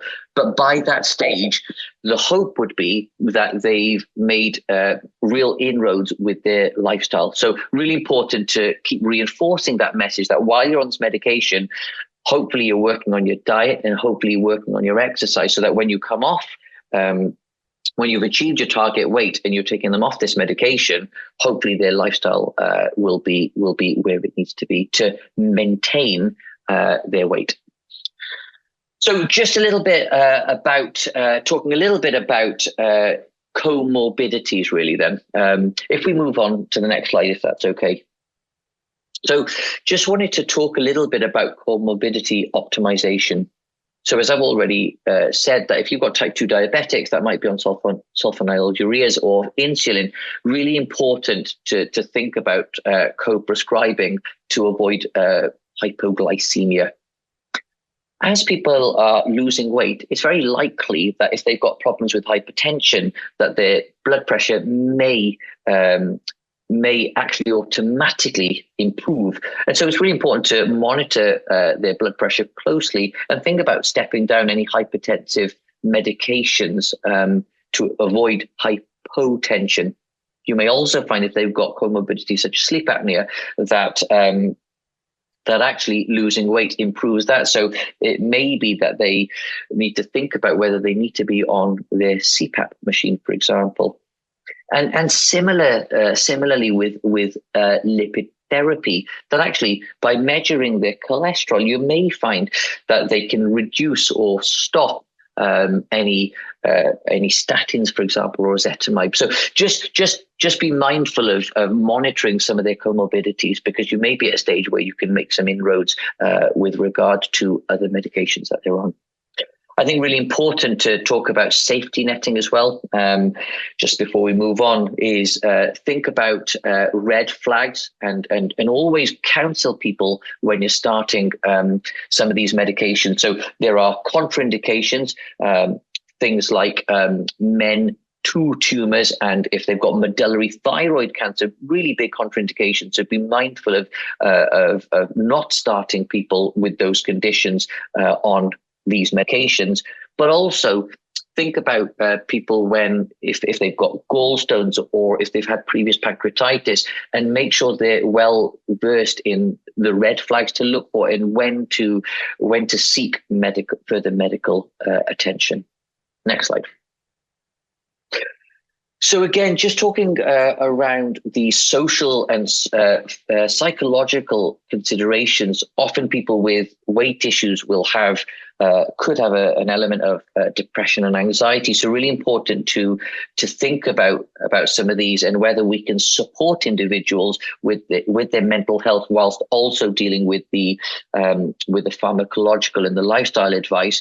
And actually, what is available? This is key, really. What's available in your areas to signpost people to local community resources, because through that they're not only going to they're not only going to get access to those groups, but they're going to get access to social support networks that often they can depend upon when, again, they're trying to hold themselves accountable to the lifestyle advice. Okay, next slide, please. So just thought I'd put a slide out there for when to think about referring adults for assessment for bariatric surgery. So our guidance, the NICE guidelines here suggest people are suitable for consideration of bariatric surgery if they have a BMI of 40 or more, or between 35 and 40 if they've got a significant health condition that could be improved if they lost weight and they're listed there. And actually, if they agree to necessary long-term follow-up after surgery, so lifelong annual review. So just be mindful of when you might want to refer. So just to kind of go through as we come towards the end of my presentation, a six-step approach in my view for primary care. So for me, it's about screening and recording people's BMI, but also remember their waist circumference and assess their waist to height ratio to assess their risk and address any stigma they may have. Really important to optimize lifestyle support. Remember tier 1 and 2 services in the UK. So setting smart goals. And what does good lifestyle support look like for that patient in front of you to make sustainable, positive lifestyle adjustments? And how can they sustain them? And what can you do to help that individual? So think about the micro practices. Think about existing routines they've got and giving them some support to make adjustments to their habits that link onto an existing routine that they've already got. When we're talking about anti-obesity medications, what is their eligibility? What are their preferences? And actually, are they looking for dietary advice, or actually are they looking for medication? Before you prescribe, remember red flags, remember contraindications, and also remember to talk to them about red flags and when to seek further attention. I think that's really important. When you're thinking about putting people on medication, really important to start it at the starting dose, but also to titrate. And remember, this is not you need to get to the top dose, but actually it's thinking about where you're trying to get, what's the target weight you're trying to achieve, and what is the dose of the medication that is likely to achieve that with the patient. Really important to think about comorbidities and deprescribing other medications if and when necessary, and to think about maintenance and discussing what's likely to happen when the patient stops medication and reinforcing that lifestyle advice. Okay, next slide. I think for me, really important to know your local referral criteria. Really important to keep up to date with the emerging evidence in this area, because actually, new medications are coming out all the time. And actually, this talk is going to be surpassed by another talk in probably 6 months or a year's time. So in this space, when we're talking about medications, anti-obesity medications, really important to keep up to date with local guidance, but also national guidance. Next slide, if that's okay. Obesity is common, it's complex, and it is really costly. It's linked to major comorbidities, and it really, really does, and I've seen this firsthand with my patients, it really reduces quality of life for people. I think a person-centered assessment approach is really, really important. So talking to that patient in front of you, using non-stigmatizing language and considering that patient and those around them. Always think about lifestyle first. I think for me, that's the key message here, is think about how you can help people make really proactive steps to look at their nutrition, to look at their diet. And health coaching really does work. It improves adherence, it improves people's internal motivation, and it helps them to be less dependent on health services, which ultimately helps the health service provision in your areas. Pharmacological options have really expanded, and it's really important to know the data, to be able to speak to people confidently around the data. think it's important when you're starting the medication to plan for that long-term management, because it is a chronic disease. And so actually when people stop medication, it's really important for them to know, what's likely to happen, so they can plan for that. I think multidisciplinary care is really key. And that doesn't just mean primary and secondary care. It also means the services you've got wrapped around in the community around you. What can patients look for, and what can they access, rather than just healthcare professionals? And I think early action really matters. And I think having that narrative with patients that even a 5% weight loss can deliver significant health benefits is really, really important. And that's the end of my presentation. Thank you very much for listening. Thank you very much, Dr. Anish Kotech. No worries. For that wonderful presentation. Now we'll move to the next presenter. Our next presenter is Dr. Eric Kimani Njenga, who will take us through hypertension management in diabetic kidney disease. Dr. Eric Njenga is our current president of the Kenya Association of Physicians, and he practices at Aga Khan University, Nairobi, Kenya. Welcome, Dr. Njenga. Okay, excellent, Jack. And so we can put up the first slide. So yeah, thank you everyone. And once again, greetings from Kenya. And I want to thank the Merck team for this excellent conference. It's been a pleasure sitting here and listening to such excellent talks from my colleagues, and also from my teacher, Professor C.F. Otieno, who gave 2 excellent talks. So I'm going to delve into and I'm going to be tackling the topic of hypertension treatment in the setting of diabetic kidney disease. That will be the outline of our talk, where we'll look at diabetic kidney disease, its prevalence and definition, approach the treatment of diabetic kidney disease, the interplay between hypertension and diabetes, and we'll review the clinical data of hypertension in the diabetes cohort, and we'll look at treatment strategies of hypertension in the specific setting of diabetic kidney disease. As you're well aware, diabetes is the single largest disease pandemic in the 21st century, and it's projected that by 2045 we'll be having 783 million people living with diabetes. Of these, we know that diabetes tends to be strongly linked to the development of chronic kidney disease, and it's estimated that 190 million people by 2021 already had chronic kidney disease in the setting of diabetes. These two conditions commonly coexist due to the fact that they tend to have similar pathophysiologic mechanisms, and we see that the prevalence of hypertension in the setting of type 2 diabetes in some data sets can be as high as 75%. In one particular series by Van den Boom, where we had 3,500 newly diagnosed patients with diabetes, 39% at the point of diagnosis were already found to be hypertensive. Hypertension also commonly occurs in the setting of type 1 diabetes. 15% of individuals with type 1 diabetes will have hypertension. And in fact, it's seen that the longer that they live with type 1 diabetes, then the more prevalent hypertension becomes, ranging from 5% at 10 years, 33% at 20 years, and a staggering 70% at 40 years. So given a strong correlation between hypertension and diabetes and the development of cardiovascular disease, it's very imperative that we ensure that both conditions are optimally managed in any individual with both comorbidities. How exactly does hypertension occur in the setting of diabetes? There are two main explanations to this. One is extracellular fluid volume expansion, and two is increased arterial stiffness. Now, extracellular fluid volume expansion occurs mostly due to the fact that we have hyperinsulinemia, and also we tend to have hyperglycemia-induced increase in the filtered glucose load. We tend to have excess filtered glucose being reabsorbed, specifically in the proximal convoluted tubule by the sodium glucose cotransporter 2, which will lead to a parallel rise in sodium reabsorption, volume expansion, and this will tend to raise the blood pressure. Also, we tend to have individuals with type 2 diabetes having an increased degree of vascular stiffness, which will reduce the distensibility of the vessel, and is mostly due to two particular reasons. One is increased protein glycation of the blood vessel itself, which causes endothelial inflammation, and then subsequently causes formation of atheromatous plaques, narrowing the vessel, causing it to become more stiffer, and eventually raising the blood pressure.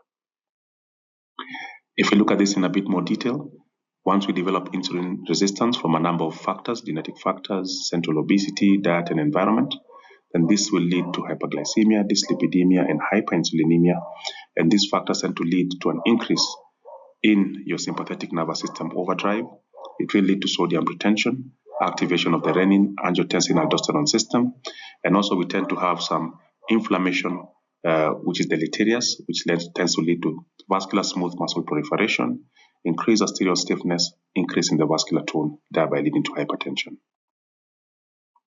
What's the relation between diabetes and chronic kidney disease? So we've seen it's a common entity occurring together. Approximately 30% of our patients with type 1 diabetes will have CKD, and 40% of type 2 diabetes patients also will have chronic kidney disease. In fact, in one particular series in the US, where they're looking at people on dialysis having end-stage renal disease, it was seen that 66 to 86% of these individuals actually had diabetes as the underlying cause of their end-stage renal disease. Diabetic kidney disease amplifies cardiovascular risk, and it contributes to much of the excess cardiovascular disease in these particular patients. What's the diagnosis and definition of diabetic kidney disease? This is defined as any abnormality in kidney structure or function for more than 3 months, which has implications on health and is defined specifically by 2 main criteria. One is the presence of albuminuria, where you tend to have an albumin level of more than 30 milligrams per gram, and also a reduction in your kidney function with your EGFR going below 60 mils per minute. So this is an outline or graph that shows us the severity with regard to 1, worsening kidney function, where we are defining diabetic kidney disease by 2 parameters, micro or macroalbuminuria, as well as the EGFR, right from 90 up to on end stage, which is below 15 mils per minute. So it's seen in this particular graph, if you can see my cursor here, that the higher the level of albumin in urine, that is macroalbuminuria, and the lower the EGFR, and that particular individual has a very high cardiovascular risk. And therefore, we should do our best to try and retard the progression of chronic kidney disease and progression from micro to macro or no albuminuria to microalbuminuria in our patients to minimize cardiovascular risk. This again is a graphic outline just indicating the all-cause mortality and risk of an individual who has macroalbuminuria and a declining EGFR, and it's seen that if you have both macro and an EGFR less than 60, then your mortality is quite high. How do we get diabetic kidney disease? Again, we have the initial occurrence of diabetes, as we said, being an interplay of genetic and environmental factors. Once you get the hyperglycemia, this will lead to 3 main pathways. One is the metabolic pathways, where you activate deleterious pathways, for example, protein kinase C, activation of reactive oxygen species, the polyol pathway, advanced glycation. You can have hemodynamic stress, which can occur leading to increased intraglomerular pressures, altered sodium fluid balance. Also, you can have activation and production of a number of inflammatory cytokines, adhesion molecules, chemokines, and all these will lead to downstream activation of deleterious signaling pathways and production of transcription factors, which will eventually lead to increased collagen and fibronectin deposition, connective tissue deposition occurring in the cellular and extracellular matrix, which will lead also to differentiation, proliferation, hypertrophy of the cells, apoptosis, all causing renal functional and structural damage within the kidney and leading to diabetic kidney disease. So we therefore need a multifactorial strategy to slow down the progression of DKD, that's diabetic kidney disease. 1, you want to ensure optimal glycemic control, ensuring the A1C is within the specific individualized target for your patients. Number 2, limit sodium intake in that particular individual less than 2 grams per day, have optimal blood pressure control, and also use antihypertensive therapies that are seen to be beneficial to slow down the progression of CKD, predominantly your RAS blockers, ACE inhibitors, or ARBs. Also, we should ensure that all patients who have type 2 diabetes would benefit from an SGLT2 inhibitor as per the newly revised guidelines. All our patients who have chronic kidney disease or heart failure must have an SGLT2 inhibitor on board as long as their EGFR is above 20 mils per minute. And also ensure appropriate lipid-lowering therapy to reduce atherosclerotic events in your patients. So therefore, we must screen very early for diabetic kidney disease in our population, and it's very, very important so that we can see those who are at increased risk with multiple comorbidities, for example, hypertension, diabetes, obesity, smoking. Those who already are found to have features of chronic kidney disease, then initiation and treatment of these associated risk factors must be done as quickly as possible and optimally to the precise targets that are determined by the guidelines. And for those who are progressing further, you try to limit them from ending up in end-stage renal disease or dialysis. So what are some of the guideline recommended pillars for management of chronic kidney disease? Like we said, using your RAS blockers, your ACE inhibitors, or your ARBs, also using your SGLT2 inhibitors, and also using the non-steroidal mineralocorticoid antagonists And also we have newer molecules that the glucagon-like peptide 1 or GLP-1 analogs, which are also quite beneficial in retarding the progression of chronic kidney disease. All these molecules have their specific effects. We've talked about the pathogenesis of diabetic kidney disease. You can see the RAS blockers tend to decrease the efferent arterial tone, decrease hyperfiltration. The SGLT2 inhibitors have many pleiotropic effects, but their main role is to increase the afferent arterial tone so as to lower the intraglomerular pressure. They improve tuboglomerular feedback as well, decrease proteinuria, amongst other effects. The non-steroidal mineralocorticoid antagonists decrease inflammation, fibrosis, and also decrease endothelial dysfunction. GLP-1 analogs minimize on weight and also reduce oxidative stress, bring down your lipid levels, and also decrease endothelial dysfunction. So therefore, they are the key things that we target in order to prevent any further progression of diabetic kidney disease. You want to tackle the hemodynamic factors, inflammation and fibrosis, and metabolic factors within the kidney itself, so as to avoid the formation of tubular interstitial damage and inflammation, glomerulosclerosis, mesangial expansion, and glomerular hypertrophy, which all culminate in chronic kidney disease progression to end stage. Therefore, different molecules work at these specific points. As you can see, the ACE inhibitors and the ARBs try to minimize on the hemodynamic factors. The SGLT2 inhibitors and the GLP-1 receptor analogs and newer molecules tend to target the metabolic factors through improving glycemic control. And the newer agents, for example, finerenone, which is a mineralocorticoid receptor antagonist, will minimize inflammation and fibrosis. Now, it's very important to also realize that diabetes has a very significant cardiovascular risk burden, and it does lead to diabetes itself does lead to cardiovascular events like stroke, myocardial infarction, as you can see there. 16% of all people above the age of 65 will die of stroke if they have diabetes. It accounts for around 29% of people who have diabetes having diabetic retinopathy. 44% of all new kidney failure cases are attributed directly to diabetes, and the commonest cause of death in the setting of diabetes are cardiovascular events, up to 80%. It's therefore imperative that we tackle all these risk factors in tandem. As an optimal blood sugar level, the HbA1c, that is individualized to the individual. This is the STENO2 trial, which has a very long follow-up period, and the target here was at 6.5% and below. Also, they targeted a total cholesterol of less than 4.5 millimoles, triglyceride level of less than 1.7, and a BP of less than 30/80.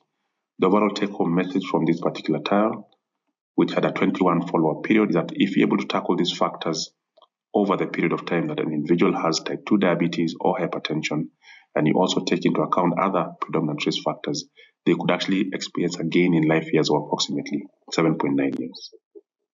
So how do we initiate therapy in the modern era of diabetes management? This is pertinent because as we tackle hypertension, we also need to look at some drugs that will have benefit in the setting of diabetic kidney disease. So now we look at diabetes in a different approach.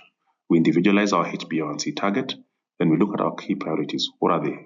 Cardiovascular risk reduction, weight loss, minimizing hypoglycemia, using cost-effective drugs, especially in our African setting, and drugs that are durable HbA1c effect, and drugs which are shown to have evidence as per our long-term clinical trials. So therefore, we have metformin as our backbone of therapy. For any particular patient with established cardiovascular disease, we think about introducing a GLP-1 analog.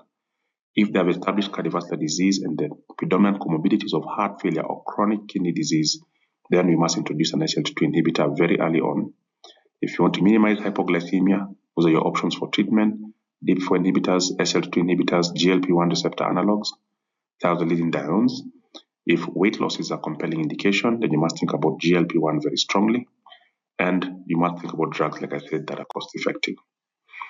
Now, the key drugs that have changed how we think about initiating therapy in the setting of diabetes came from the fact that the SGLT2 inhibitors, through the numerous clinical trials, for example, the EMPA-REG, CANVAS, DECLARE, TIMI58 trials, all show that these drugs had benefits in retarding progression of chronic kidney disease, had benefits in reducing cardiovascular events or 3-point MACE, reducing heart failure hospitalization, and therefore are beneficial and should be introduced very, very early on, especially in the setting of diabetes with comorbidities such as hypertension and diabetic kidney disease. We also have evidence that the GLP-1 receptor analogs themselves, through trials like the LEADER trial, REWIND and SUSTAIN trial, also showed remarkable benefits in terms of reducing your overall mortality, improving kidney outcomes, and improving overall cardiovascular outcomes in our patients. And in fact, was seen with these particular agents, for example, that there was a 24 reduction in kidney outcomes specifically with agents such as semaglutide, which was seen in the FLOW trial. So you can see there, we had an overall reduction with semaglutide as compared to placebo of the primary kidney outcome, and therefore the GLP-1 analogs have a very strong place now in the setting of diabetic kidney disease and should be considered in our patients, especially also not only looking at weight loss, but also providing the benefits of cardiovascular risk reduction as well as retarding progression of CKD, which was shown in the newly released FLOW trial. So let's look at the clinical trials of hypertension in the diabetes cohort. So we'll start off with the landmark trial, the UKPDS. So this one had two main arms, looking at either tightly controlled blood pressure or less tightly controlled blood pressure with those specific targets. The follow-up period was around 8.4 years. As we can see there, those who were in the tightly controlled arm getting a mean blood pressure of 144. So looking at the HOT trial, we had 18,790 patients who are randomized into three distinctive arms with blood pressure targets of less than 90, 85, and 80. And you can see at the major finding that those are 51% reduction in the primary endpoint, indicating that intensive blood pressure control in the diabetic cohort is actually key. The other landmark trial was the IDNT trial, which was comparing irbesartan to amlodipine.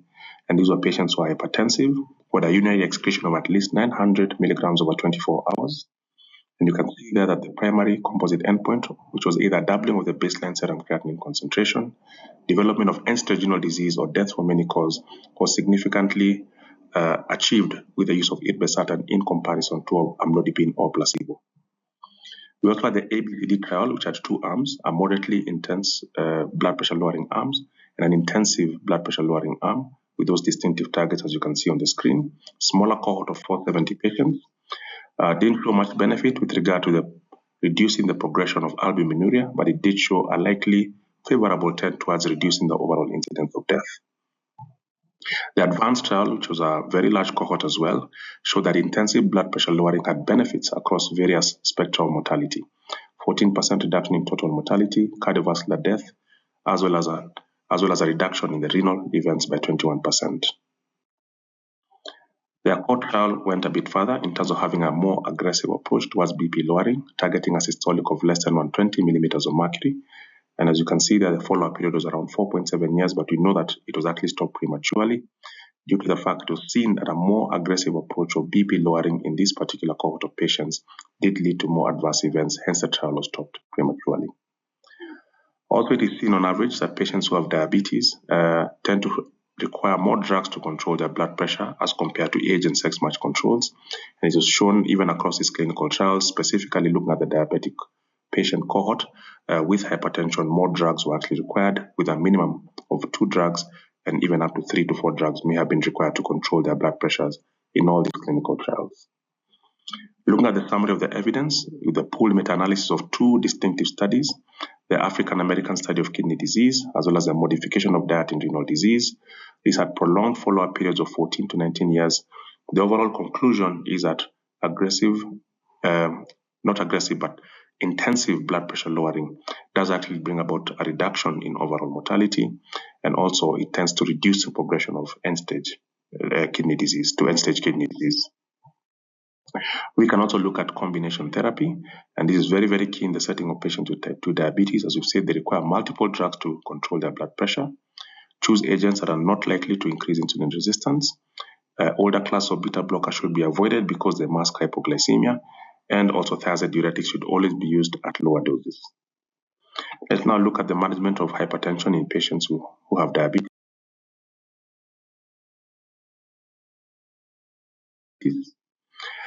So in clinical practice, as you can see, the data shows that we don't do too well as clinicians to control the blood pressure in our patients with diabetes.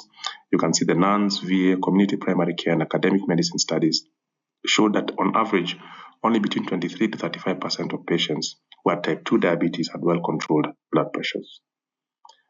What's the reason for this? It's seen that approximately 50% more BP meds are required in the clinic setting or RCT setting if you're dealing with patients with diabetes and hypertension.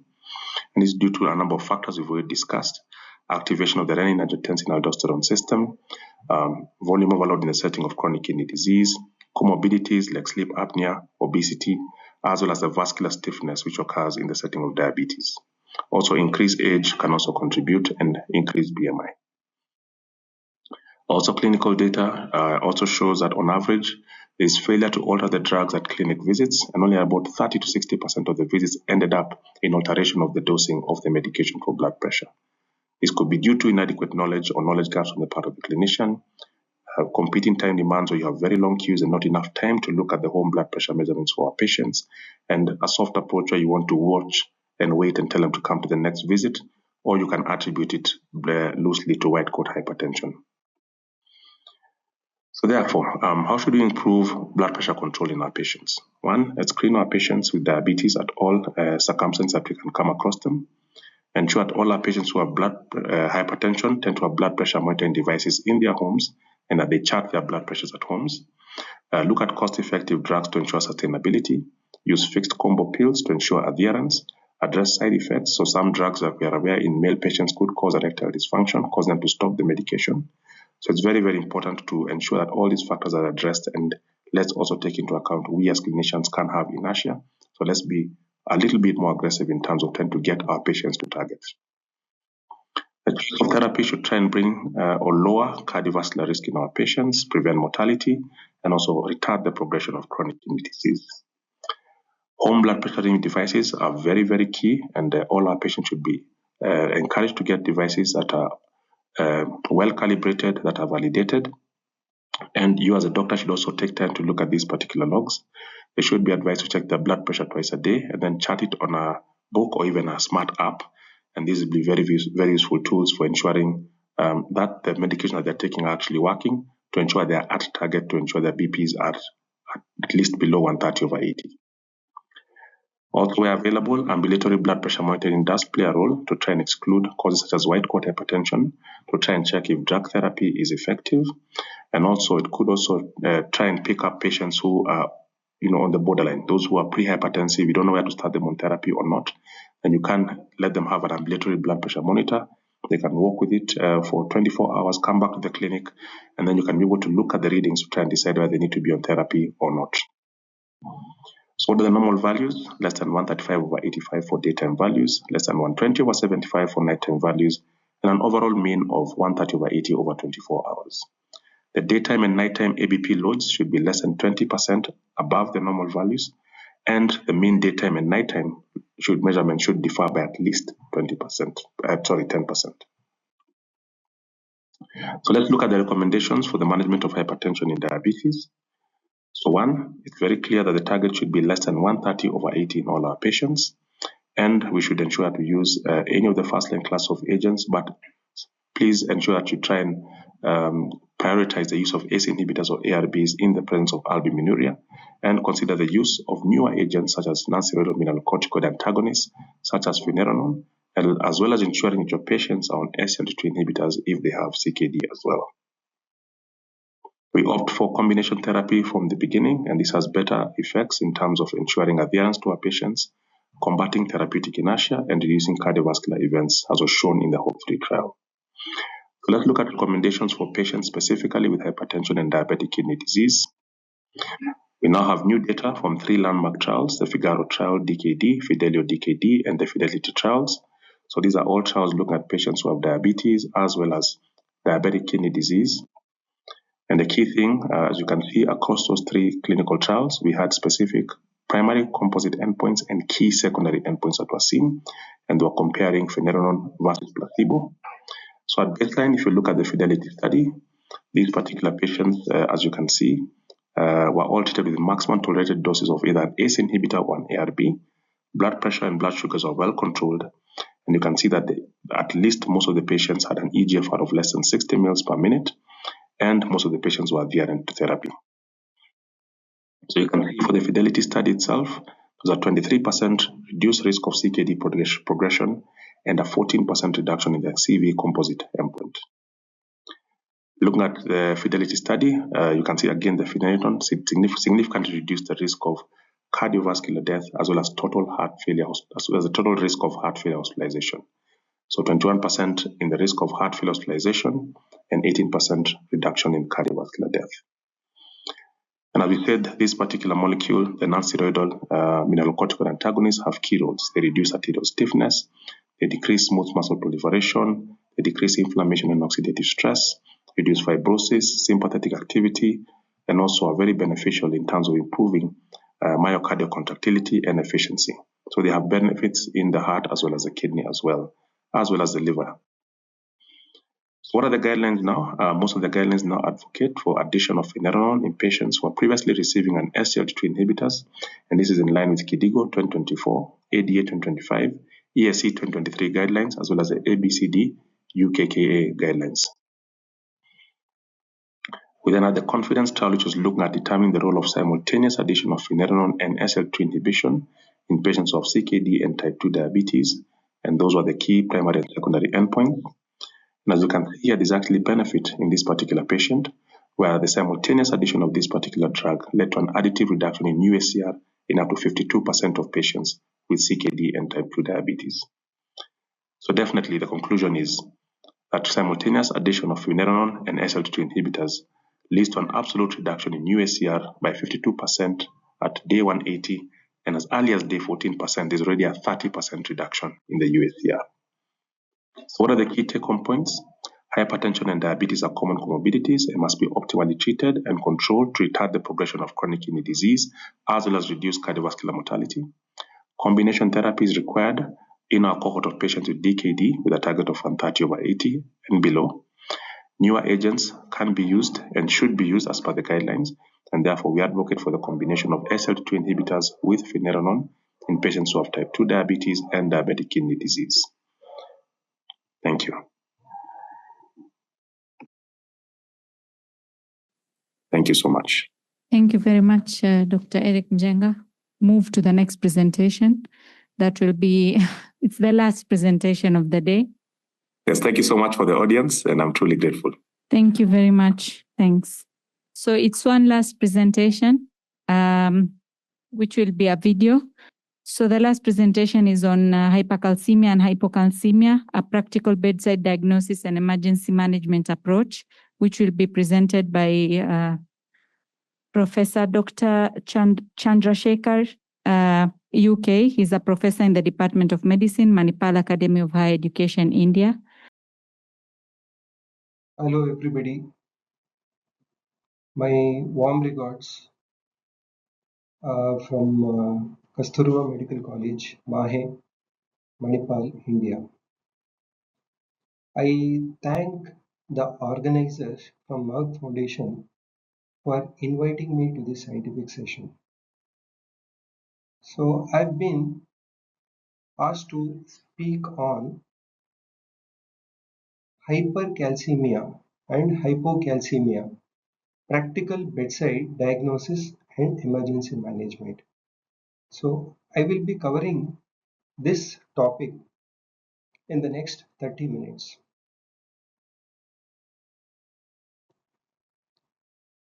So these are the contents of my topic for today.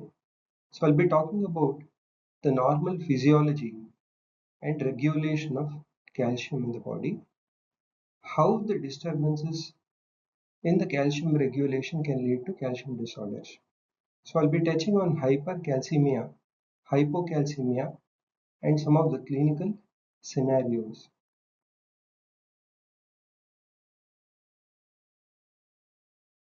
Now we all know that 99% of the calcium is present in the bone in the form of hydroxyapatite crystals. 1% is present in the extracellular fluid and soft tissues. The normal total reference range for the serum total calcium is 8.5 to 10.5 milligrams per deciliter, and the reference range for the ionized calcium is 4.5 to 5.5 milligrams per deciliter. 50% of the calcium in the body is unbound, it is free. 40% is bound mainly to albumin, and the remaining 10% is bound to anions, that is phosphate and citrate. Now let's understand how the calcium is regulated and maintained in the body. When the serum calcium level falls, it is sensed by the calcium sensing receptors in the parathyroid glands. So what happens is this stimulates the release of PTH. Now, when the serum calcium rises, PTH release is inhibited. Now, PTH acts at three levels. It acts on the kidneys, it acts on the intestine, and it also acts on the bone. Now, what it does in the kidneys is it increases the calcium reabsorption in the distal tubules in the kidneys and retains calcium. And PTH, it also stimulates the enzyme 1-alpha hydroxylase and promotes the conversion of 25 hydroxy cholesterol, hydroxy cholecalciferol to 1,25 dihydroxy cholecalciferol, which is otherwise called as a calcitriol. So this calcitriol, what it does is it mainly acts on the intestine and it increases the dietary calcium absorption and it contributes to bone resorption. It contributes to bone remodeling. Now, what does PTH do on the bone? It stimulates osteoblast. Osteoblast are the cells which are responsible for the bone formation. So these release, that is, when the osteoblast are released, when it is stimulated, these release protein signals, which is called as a rank L, which is present in the osteoblast, and the activate osteoclast. Osteoclast are the cells that is responsible for the breaking down the old bone tissue, so which increases the bone resorption. So as a result, what happens is the calcium and phosphate that is retained in the bone gets released into the bloodstream. So these are about the actions of PTH. Now, just to summarize, when the serum calcium level falls, PTH is released and that increases the calcium absorption in the distal tubules in the kidneys, and in addition it also increases the calcitriol production, which increases the absorption of calcium from the gut and normalizes the calcium. Now, when the serum calcium increases, it inhibits the PTH release. It stimulates calcitonin hormone and it reduces bone resorption and it normalizes the calcium. Now, supposing if the serum calcium levels are low or high, what do we do next? So, step 1, we measure serum phosphate levels, alkaline phosphatase, urea creatinine, sodium potassium, PTH levels, and vitamin D levels. This is step 1. Now, supposing if the serum albumin is low, so the next step is we have to see whether the serum albumin is low or it is normal. Supposing the serum albumin is low, then we need to adjust the serum calcium by using this formula. That is measured calcium plus 0.8 into 4 minus serum albumin. So this is a formula that is used to adjust the serum calcium if the albumin is reduced. But if the albumin is in the normal range, then there is no need to adjust serum calcium. No. So how do we interpret next? If the calcium levels are high or normal. If the calcium levels are high or if it is low. Now, if the calcium levels are high with a normal or high PTH levels, then it goes more in favor of primary or tertiary hyperparathyroidism. Now, if the calcium levels are high with a low PTH levels, then we think of non-PTH causes like malignancy, or if the calcium is low with high PTH levels, we think of secondary hyperparathyroidism, which I will discuss about it later. Now, these are some of the causes for hypercalcemia with normal or elevated PTH levels. So, it can be due to primary or tertiary hyperparathyroidism. Lithium, which is used in bipolar disorders, can also cause hyperparathyroidism, and familial hypocalciuric hypercalcemia can also cause hypercalcemia. Now, these are some of the causes for hypercalcemia with low PTH levels. We think of malignancy, or it can be due to granulomatous diseases so like sarcoidosis, or it can be due to tuberculosis, and HIV infection can also cause, and vitamin D intoxication sometimes can cause elevated 1,25 dihydroxyvitamin D. Thyrotoxicosis can also cause hypercalcemia. Paget's disease of the bone. Milk alkali syndrome can also cause hypercalcemia. Milk alkali syndrome occurs due to the excess ingestion of calcium supplements or due to phosphate binders. Thiazide diuretics, long-term use of thiazide diuretics can also cause hypercalcemia, and glucocorticoid deficiency, that is Addison's disease, can also cause hypercalcemia. So these are the causes of hypercalcemia with the low PTH levels. Now, these patients with hypercalcemia usually present with polyuria and polydipsia. It causes alterations in the ADH levels, that is antidiuretic hormone, and it can cause diabetes insipidus, so which can cause polyuria and polydipsia. Patients can present with recurrent renal calculi, usually present with abdominal pain, renal colic.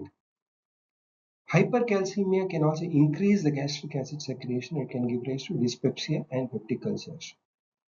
So, and anorexia and nausea. It can cause constipation, and if the serum calcium is very high, it can cause drowsiness, or it can cause altered sensorium.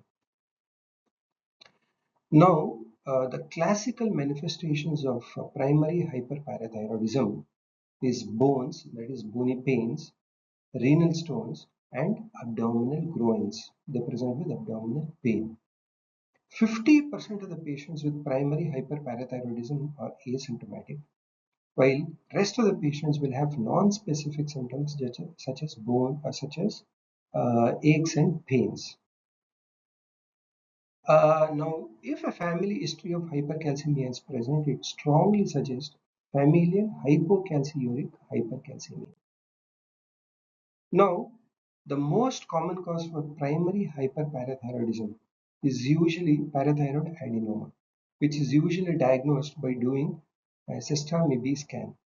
It's a nuclear scan. Now, in patients with a primary hyperparathyroidism, there is hypercalcemia, there is normal, inappropriately normal, or increased PTH, and low serum phosphate, in contrast to tertiary hyperparathyroidism.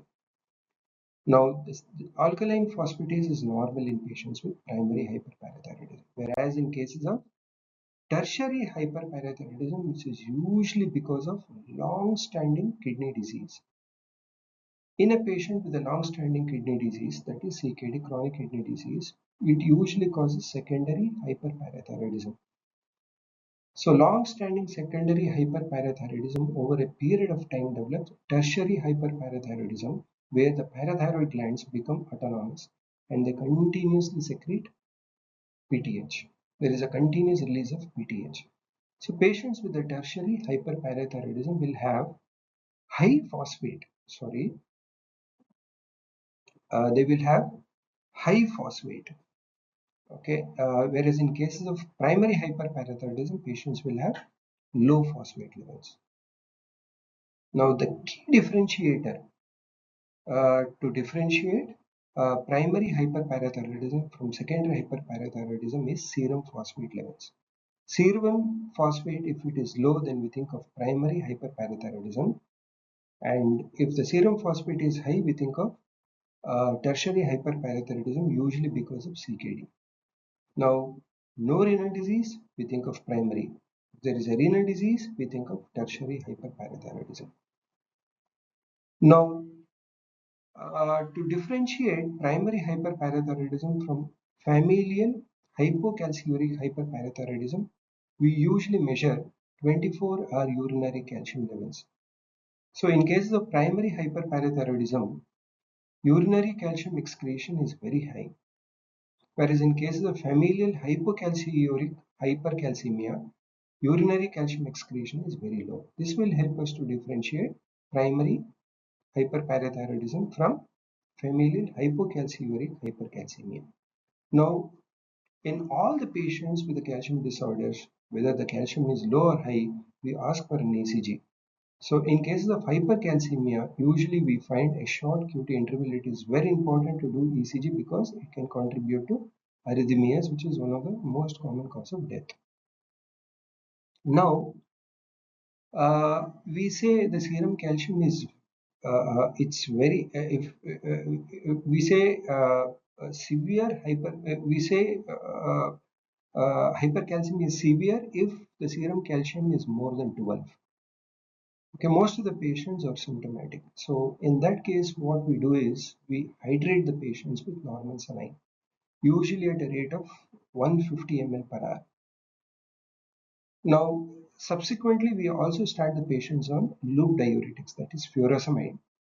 So that causes calcium excretion, and as a bridging therapy, we use calcitone immediately because it's a very rapid and short acting.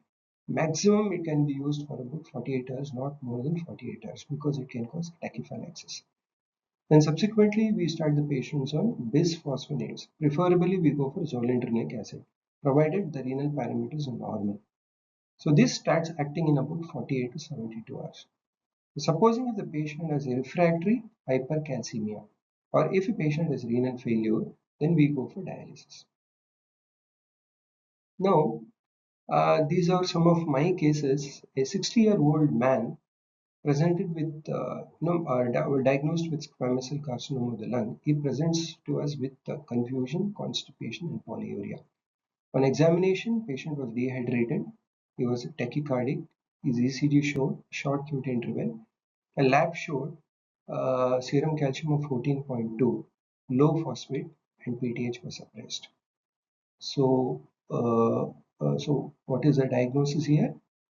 So it's clearly it is PTH independent hypercalcemia, that is because of malignancy.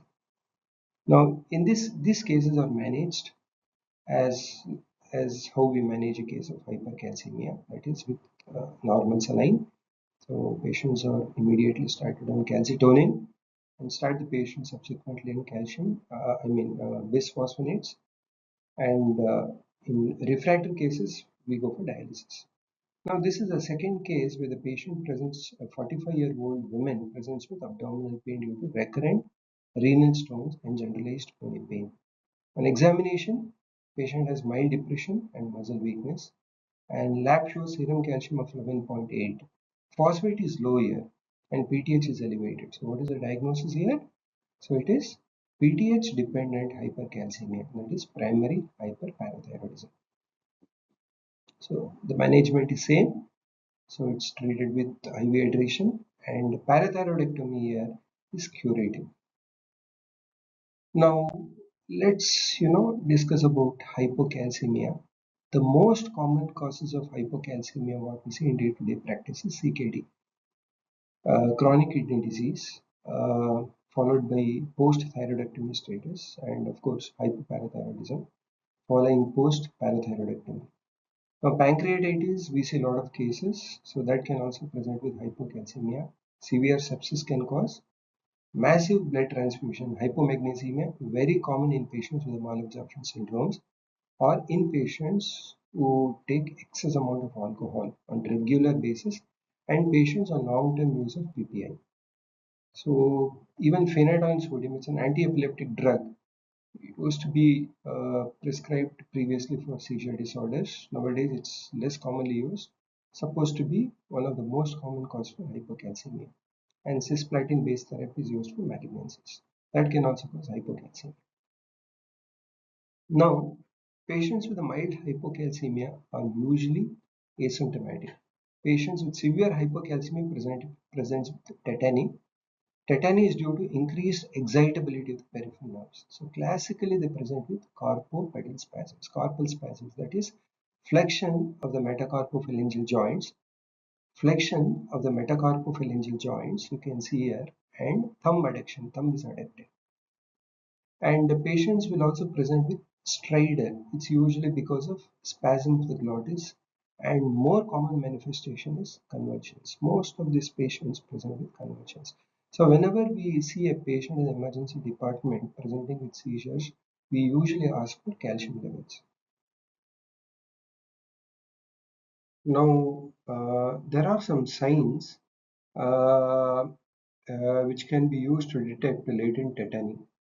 These are Trousier's sign and Shostak sign.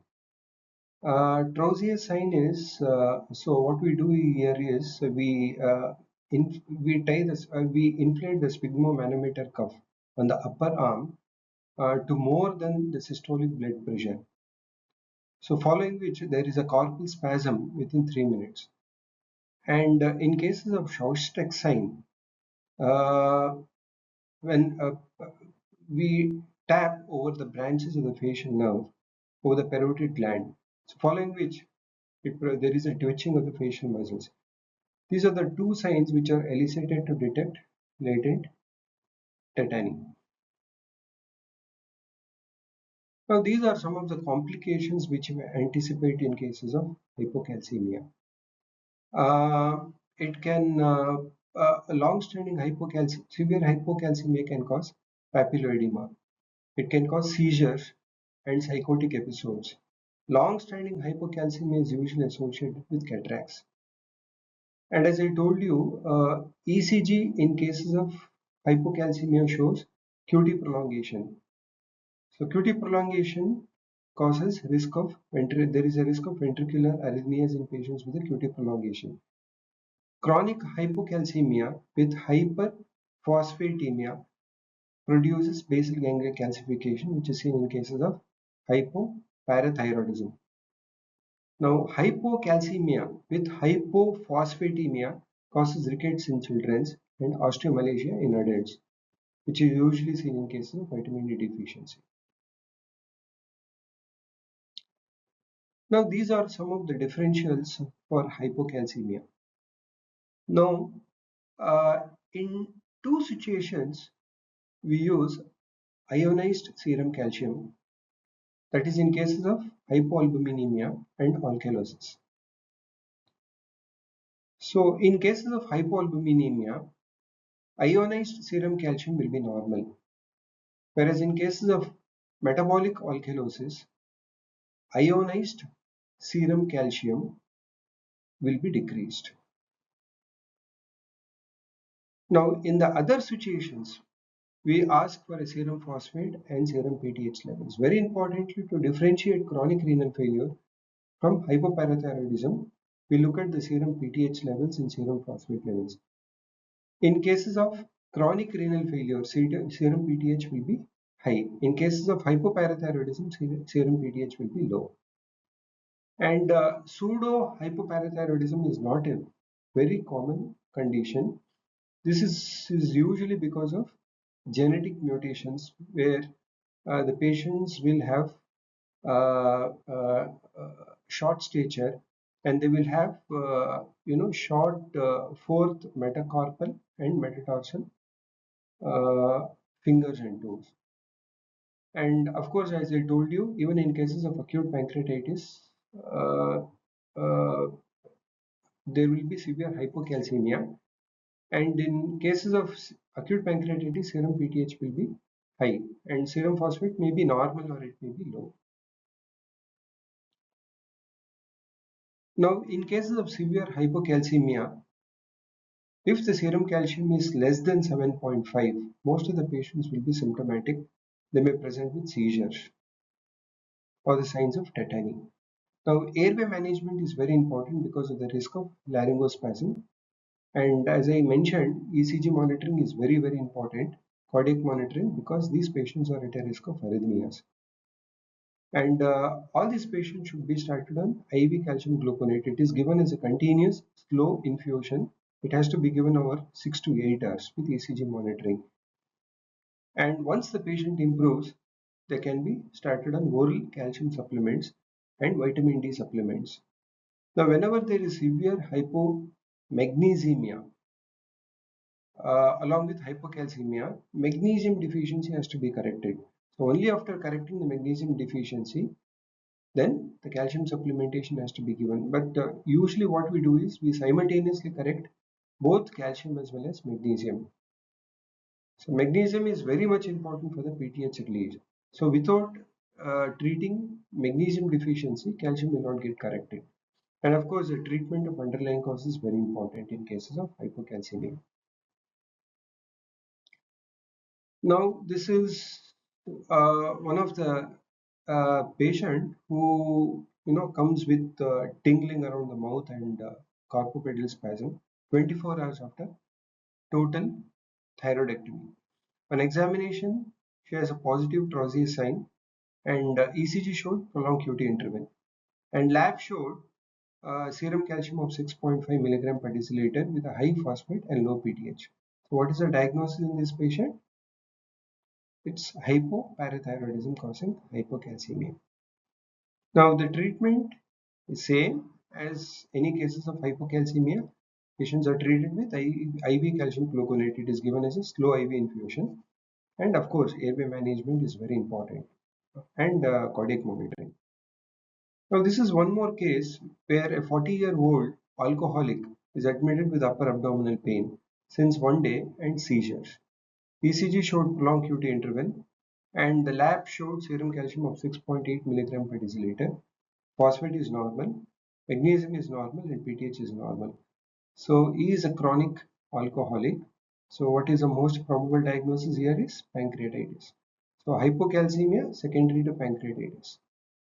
Now the treatment is same. IV calcium gluconate has to be given in these patients, and of course treat the underlying pancreatitis.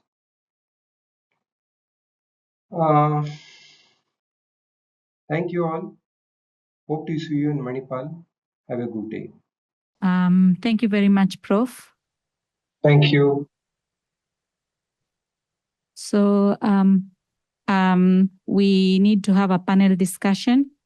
I'm sure we've benefited and we've learned a lot from this.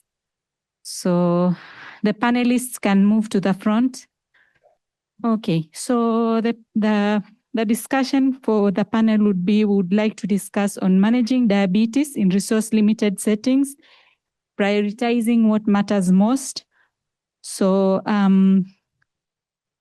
I would like to introduce the panelists. We have Dr. DK Chinedu Michael. We all know Dr. DK from the morning's presentation.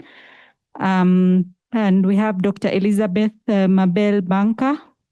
So Dr. Elizabeth is a specialist family physician and also runs an adolescent care clinic at Greater Accra Regional Hospital, and she's a Merck Foundation alumni in Ghana. We have Dr. Prince Chirwa. Clap for, yeah, good. Okay. And next is Dr. Prince Chirwa. Dr. Prince is the Director of Health and Social Services at and practices at Mzimba District Hospital. And he is a Merck Foundation alumni in Malawi. The next panelist is Dr. Sheikwood Dennis Masako. He's a specialist diabetologist and a medical superintendent at Daru Field Hospital at Sierra Leone. He's also a Merck Foundation alumni. So briefly, not exceeding 5 minutes when you're giving a response, Dr. DK, so in a rural clinic with limited supplies, how would you advise clinicians to triage and manage diabetic emergencies like DKA or severe hypoglycemia? Okay. Thank you very much for that question. So it's quite a broad one, looking at the hypoglycemic emergency. Likewise, a hypoglycemic emergency. Hypoglycemic being the severe hypoglycemia and the hyperglycemic being the hypoglycemia itself. to triage means to prioritize patients based on the urgency of the condition and also availability of resources. So in a resource-poor setting, looking at hypoglycemia and DKA, first we'll look at it briefly and then we'll see the triage processes. With DKA, as the name implies, diabetic ketoacidosis, there's diabetes, that's high blood hyperglycemia, there's ketosis or ketonemia, ketosis, and then also the acidosis, metabolic acidosis. So those are the features, essentially: diabetes, hyperglycemia, ketosis or ketonemia, ketonuria, and then there is also acidosis, metabolic acidosis. With hypoglycemia, what we have is blood glucose less than 70 milligrams per DL. Now, usually there's no clear threshold for when you become symptomatic for hypoglycemia. It varies from one patient to the other, with many people experiencing symptoms when the blood glucose drops to less than 55 milligrams per deciliter. To triage them, you have to look at the ABCD. So in any event, in hypoglycemia, they will typically have neuroglycopenic symptoms or adrenergic symptoms. The neuroglycopenic symptoms being the thing of confusion, seizures, coma, irrational behavior, and the adrenergic symptoms being anxiety, tachycardia, hunger, tremulousness. So once you recognize these symptoms, usually if it's just the adrenergic symptoms or hypoglycemia, maybe the patient can still tolerate orally. So in managing hypoglycemia, we'll assess them: airway, breathing, circulation. So if the airway is fine, there's no compromise, is breathing normally, maybe just a bit fast due to tachycardia and anxiety, and there's good circulation, and there's no form of loss of consciousness. For hypoglycemia, we want to try do it by giving them orally, since they're still very conscious. So oral, the aim is to give 15 grams of oral glucose in solution. So this can amount to 3 to 4 ounces of fruit juice or regular soft drink, 8 ounces of milk, 3 to 2 teaspoons of sugar dissolved in the solution, or 3 to 5 glucose tablets. So that's what you can give orally to control hypoglycemia. The idea is to give 15 grams of oral glucose and recheck after 15 minutes. And the 50 grams is expected to raise blood glucose by 25 to 50 milligrams per deciliter. Now, in events where oral is not possible, you move to intravenous. So that intravenous is to now use 50% dextrose water. The idea now is to give 12.5 to 25 grams of glucose and recheck after 15 minutes. So that can be 25 to 50 ml of 50% dextrose water, and you recheck after 15 minutes and you assess. Once you correct, the idea is to now maintain the patient to identify the cause. So once you correct and identify the cause, hypoglycemia most times is due to disruption of due to medication, maybe excessive insulin dose or excess of use of sulfonylurea. So you have to look out for what is the precipitating cause and then address it. If it's due to medication overdose, then you may want to maintain the person on IV and observe for 24 hours, because if the drug is still in the system, the blood glucose can still drop further. Even when you get a good reading once and you leave the person, it may drop further if the drug is still in the system and causing more hypoglycemia in the person's body. And then afterwards, you counsel the patient, advise patient education on how to be aware of hypoglycemia. Then I must also mention Whipple's triad, which is important when the symptom of hypoglycemia confirmed by a blood glucose measurement and symptoms relieved by the administration of glucose. That's Whipple's triad. So that's briefly on hypoglycemia. Moving to diabetic ketoacidosis. The goals of management essentially is to one, you want to correct fluid deficit, so rehydration. Second, you want to correct hypoglycemia. Thirdly, you want to reverse acidosis and also the ketosis. Then you want to give insulin and also identify the precipitating cause, which may be due to an infection. This has been elaborated on in earlier presentations today. So what is key in a low resource setting is that they may not, because ideally DKA should be handled in an ICU or a HDU, high dependency unit, which you would hardly find in a low resource setting. These are very expensive things to run. So the studies have shown that if the patient, you can actually try with subcutaneous insulin or intramuscular insulin. So subcutaneous insulin at the rate of, this is from ISPAD, Pediatric Association of Pediatric Adolescent Diabetes Association. And they recommend that you can give 0.15 unit of subcutaneous insulin every 2 hours, and you recheck. If there's risk, if you feel that you don't have enough tissue perfusion due to the dehydration, you can give it intramuscularly, and then be monitoring glucose hourly. Now, Of course, before you even go to this level, if orally can be given, you give orals. If not, you switch to these parenteral forms. Now, in event where the patient is not responding to treatment, you have to refer. So low resource setting, there are things you can do, but then you also have to know when to refer. Now, in making a diagnosis too, in low resource setting, there are basic things that could be available, like a glucometer to check the glucose level, and a simple urinalysis to perform a dipstick to see the ketonuria. 2+6 is usually said to be enough to make a diagnosis of ketonuria significant when it's 2+ or more. And of course, with glucose, we know the values for usually indicate above 250 milligrams per deciliter. So once you have that, you have a diagnosis and you start treating appropriately. The give fluids, oral fluids if tolerated in rural setting, but then IVs, preferred fluid is normal saline, giving it at a rate of 1 to 1.5 liters in the first hour, 1 liter in the subsequent hours, and then you begin to assess hydration status, urinary output, and blood glucose levels. So in summary, there are approaches that can be given orally. There are some you can also give parenterally, that's IV.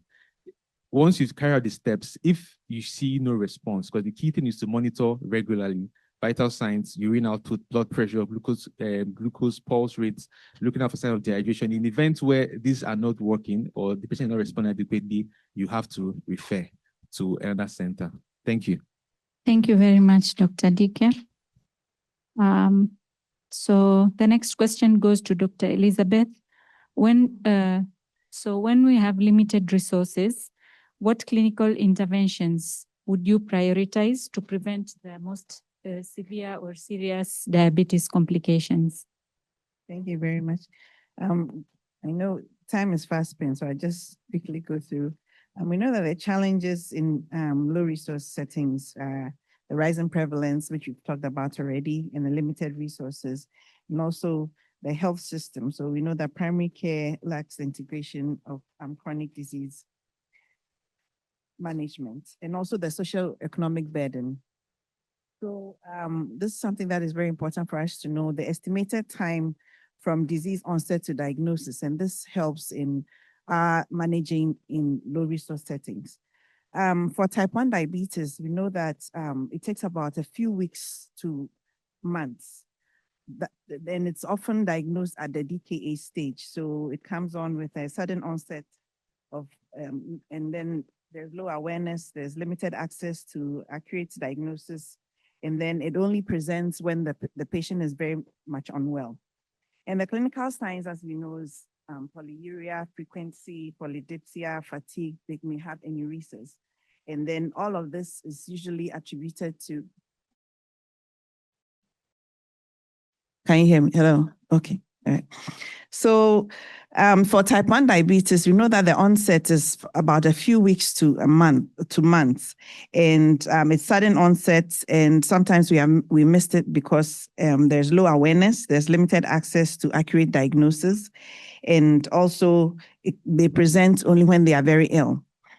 And the clinical signs such as polyuria, polydipsia, enuresis, fatigue is usually misattributed to infections. And studies have shown in our sub-region, there's a study from Tanzania, Kenya, and Ethiopia that reported that about 60 to 80% of newly diagnosed type 1 diabetes presented in DKA. So that shows that they may have had symptoms about 2 to 6 weeks before the onset of the symptoms. And then when it comes to type 2 diabetes, we know that there's about 4 to 7 years average before diagnosis is made. So it has a slow onset. There's lack of, and we may not pick it up because there's lack of screening, there's low health literacy, and then the cost.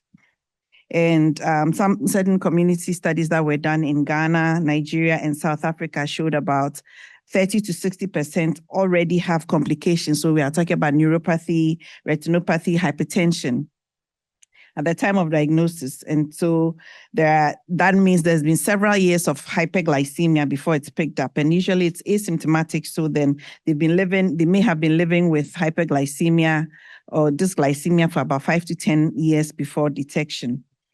And so early diagnosis is very important when we come to resource limited setting as we have.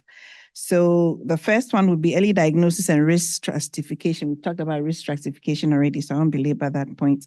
And then we need to do opportunistic screening. So the primary care services such as community health nurses, we could always screen to be able to pick it up.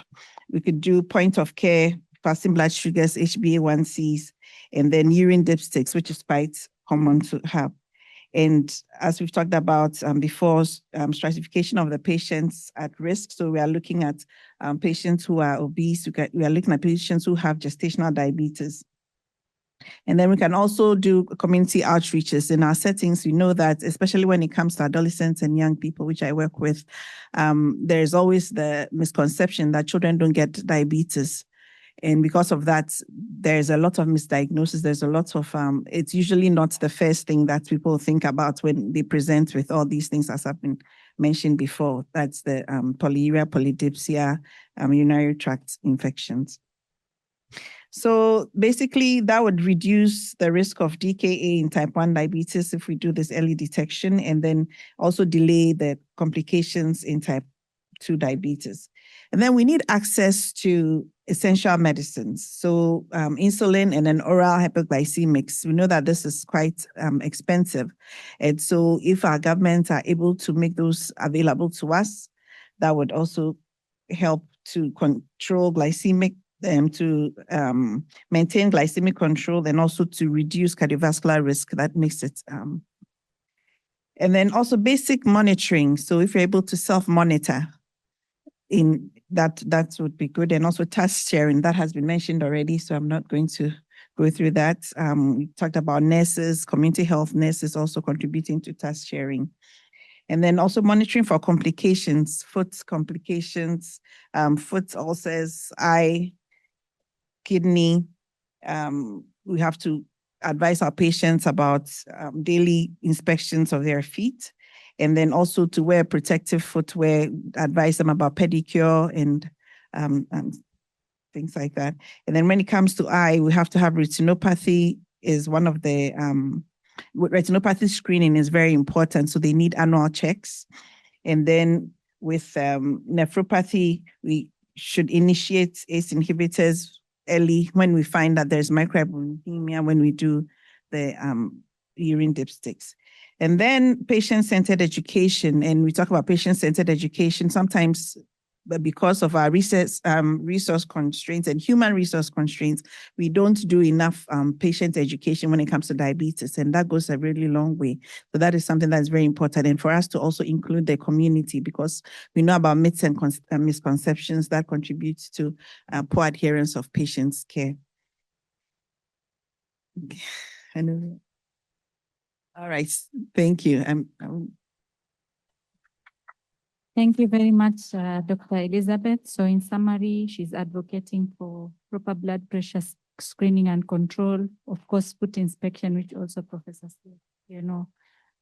emphasized on, of course, weight management, lipid control, and eye screening.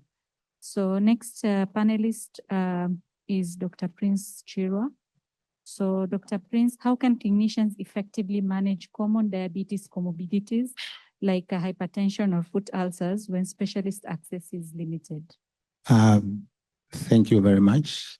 I think because of time, I'll keep my discussion short. I know my colleagues have already tackled part of the issue that I want to talk about. So I'll talk from the perspective of my country, where this is really a big issue in terms of the limited specialists. I work at a district hospital where in my country, we don't have specialists at all. So at district hospitals, they're usually at tertiary level, and it's usually more kilometers away from there. So in this case, I will talk it from the systems in terms of how we look at this. So in terms of what we can do as clinicians, first things first, we talk about prevention of the complications. Most of the patients that we see, majority of them, do not have complications. And you don't want them to develop complications. Obviously, at the level where you don't have specialists, you are going to be overwhelmed. So first and foremost, first things first, prevent these complications. Secondly, number two, you make sure that you detect these complications early. Why? When you detect them early, it means it also buys you some time in terms of how you're supposed to manage them. Thirdly, we still know that even if we do that, some are still going to come. So you need to manage them very well when they come to the facility. So in terms of prevention of the complications, number one, I will talk about the issue of patient education. It's one of the issues that it's very important at low cost, but it's often overlooked. The patient and the family are very key in terms of the management. You involve them. Already research has shown that if you tell them about lifestyle modification, you educate them, you're able to control that and don't have the complications that may arise. Number two, you make sure that with the already available medications at that setting, like in my country, we usually have the thyroid, the diuretics, the simple ones. At that level, at primary level, you need to use those ones. You manage them so that they don't complicate. By the time they need a specialist, you know that most of them are at the level where do not need a specialist. Number two, the early detection, capacity building, strengthening primary healthcare level. I know for my colleagues, you may be privileged to have a specialist at that level. Family medicine, that is not there in my country. In my country, we have a very, very low cadre at that level. So what I'm talking about is you build capacity in those ones. As of now, that's what we can do. You make sure that they're able to diagnose or the diseases and even detect the complications early before referring to another level. So this is one of the things that we have been doing, building capacity at that level in terms of diagnosis, early detection. Another thing is also in terms of issues of screening. Prof talked about risk stratification. He said diabetic risk stratification. You should be able to know that this is a very low risk, medium risk, or even at high risk. That way, you'll be able to manage them. And finally, usually because of the resources available in different countries, even though we may have a general agreement on the guidelines, but they're also going to be different in terms of the alternatives of the drugs that you have. So I usually advocate that you have locally generated guidelines that speak to the generic guidelines, the general, while making sure that the clinicians know what is supposed to be done. A very, very simple guideline, like on the wallpaper, they can easily follow and manage the patients very well. Thank you very much. Thank you very much, Dr. Thanks, Chewa. For the final question to Dr. Sheku Dennis, in a setting where you have a limited lab capacity, you are limited in terms of lab resources. What are the minimum diagnostic tools needed to effectively monitor and manage your diabetic patients in that resource-limited setting? Thank you very much, Madam Moderator, for this wonderful question. I bring you greetings from the Republic of Sierra Leone, the land with the Lion Mountain and beautiful white sandy beaches. In answering your question, I basically practice in a typical rural setting with a catchment of 5,958 people under my purview. So I basically use most of these tools in addressing these people. So it's a classical picture of the global South. Moving forward, the dates for today is what? The 15, right? So omit the 1 and remember the 5. And the letters for spelling Merck Foundation are what? MERCK. That's 5, right? So let's keep that in mind and think of these 5 basic parameters that you can use successfully in the global South to ensure you diagnose, monitor, and manage diabetics in a lab challenge setting. 1 is the risk assessment tool. 2, the point of care glucometer. 3, the point of care HbA1c analyzer. 4, ketone dipstick analyzers. And the fifth one is CI. By that, I mean community engagement and involvement. Now, with those in mind, we need to remember, referencing the International Diabetes Federation's global clinical management recommendations, we need to know the difference between providing optimal care, which is often suitable for the global north, and also the basic care that is applicable for the global south as our setting. With that backdrop, thinking of the first points I highlighted, risk assessment. Here we have basic two tools we can use. One, the risk assessment scores. The most popular one that we've been using in Europe, in some parts of the global south, that's the Finnish diabetic risk score assessment. That's the original one that considers 8 risk factors given with different weighted criteria that ranges from 0 to 26, with a cutoff of plus or minus 7 that will guide you if you need to do further tests to confirm whether that patient is diabetic or not. We often use that in screening for larger population where we don't have the resources to do the other parameters. A cross-sectional study was done in Kenya by Mugumi et al. In 2023, my bad, where they did analysis of 4,027 Kenyans to validate their simplified Finnish diabetic risk score. We are in the compared it with the original risk score from Finland with their modified type and then the simplified type they used in Kenya. And the findings were the prevalence of undiagnosed diabetes was 1.8%. And for pre-diabetes was 2.6. You might look at this prevalence as being minimal, but trust me, the impact was huge in guiding the Kenyans that you can use this to pick out undiagnosed diabetics and pre-diabetes, and then to do further assessment and management of them. So that's for the first risk assessment score.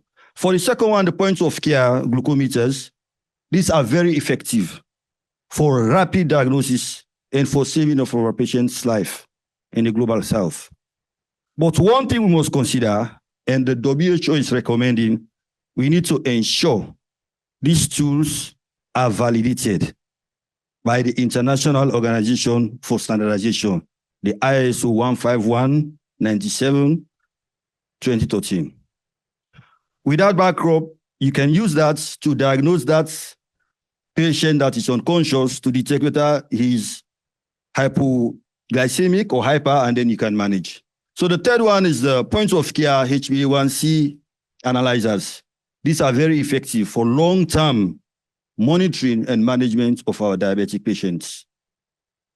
Okay. And the fourth one, which are the ketone dipsticks, this you have those that you can use for urine and those that you can use using blood.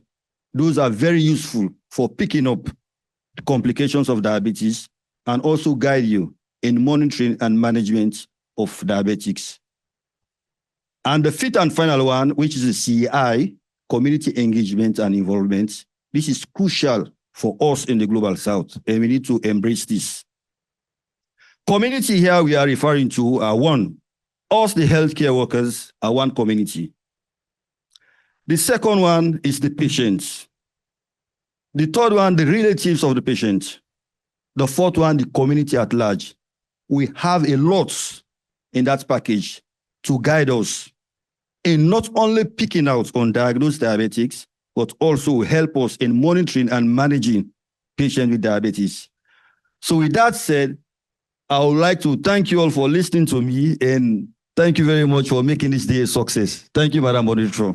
Thank you very much, Dr. Sheku. Just to add on the other tools that I feel are also relevant is a weighing scale to follow up on the weight of our patients, and also a monofilament to ensure we examine their feet, and if possible, an ECG, not forgetting the cardiovascular risks in these patients with diabetes. So I would like to thank our panelists for keeping time and ensuring that we did this in the minimum time possible. I would like to thank all of you for being patient with us throughout the day. I'm sure we've learned a lot from this, and don't forget to download the Merck application on your phones so that you can get updates on the courses that are there and the application. Thank you very much, everyone, and I hope you have safe travel back home. Thank you.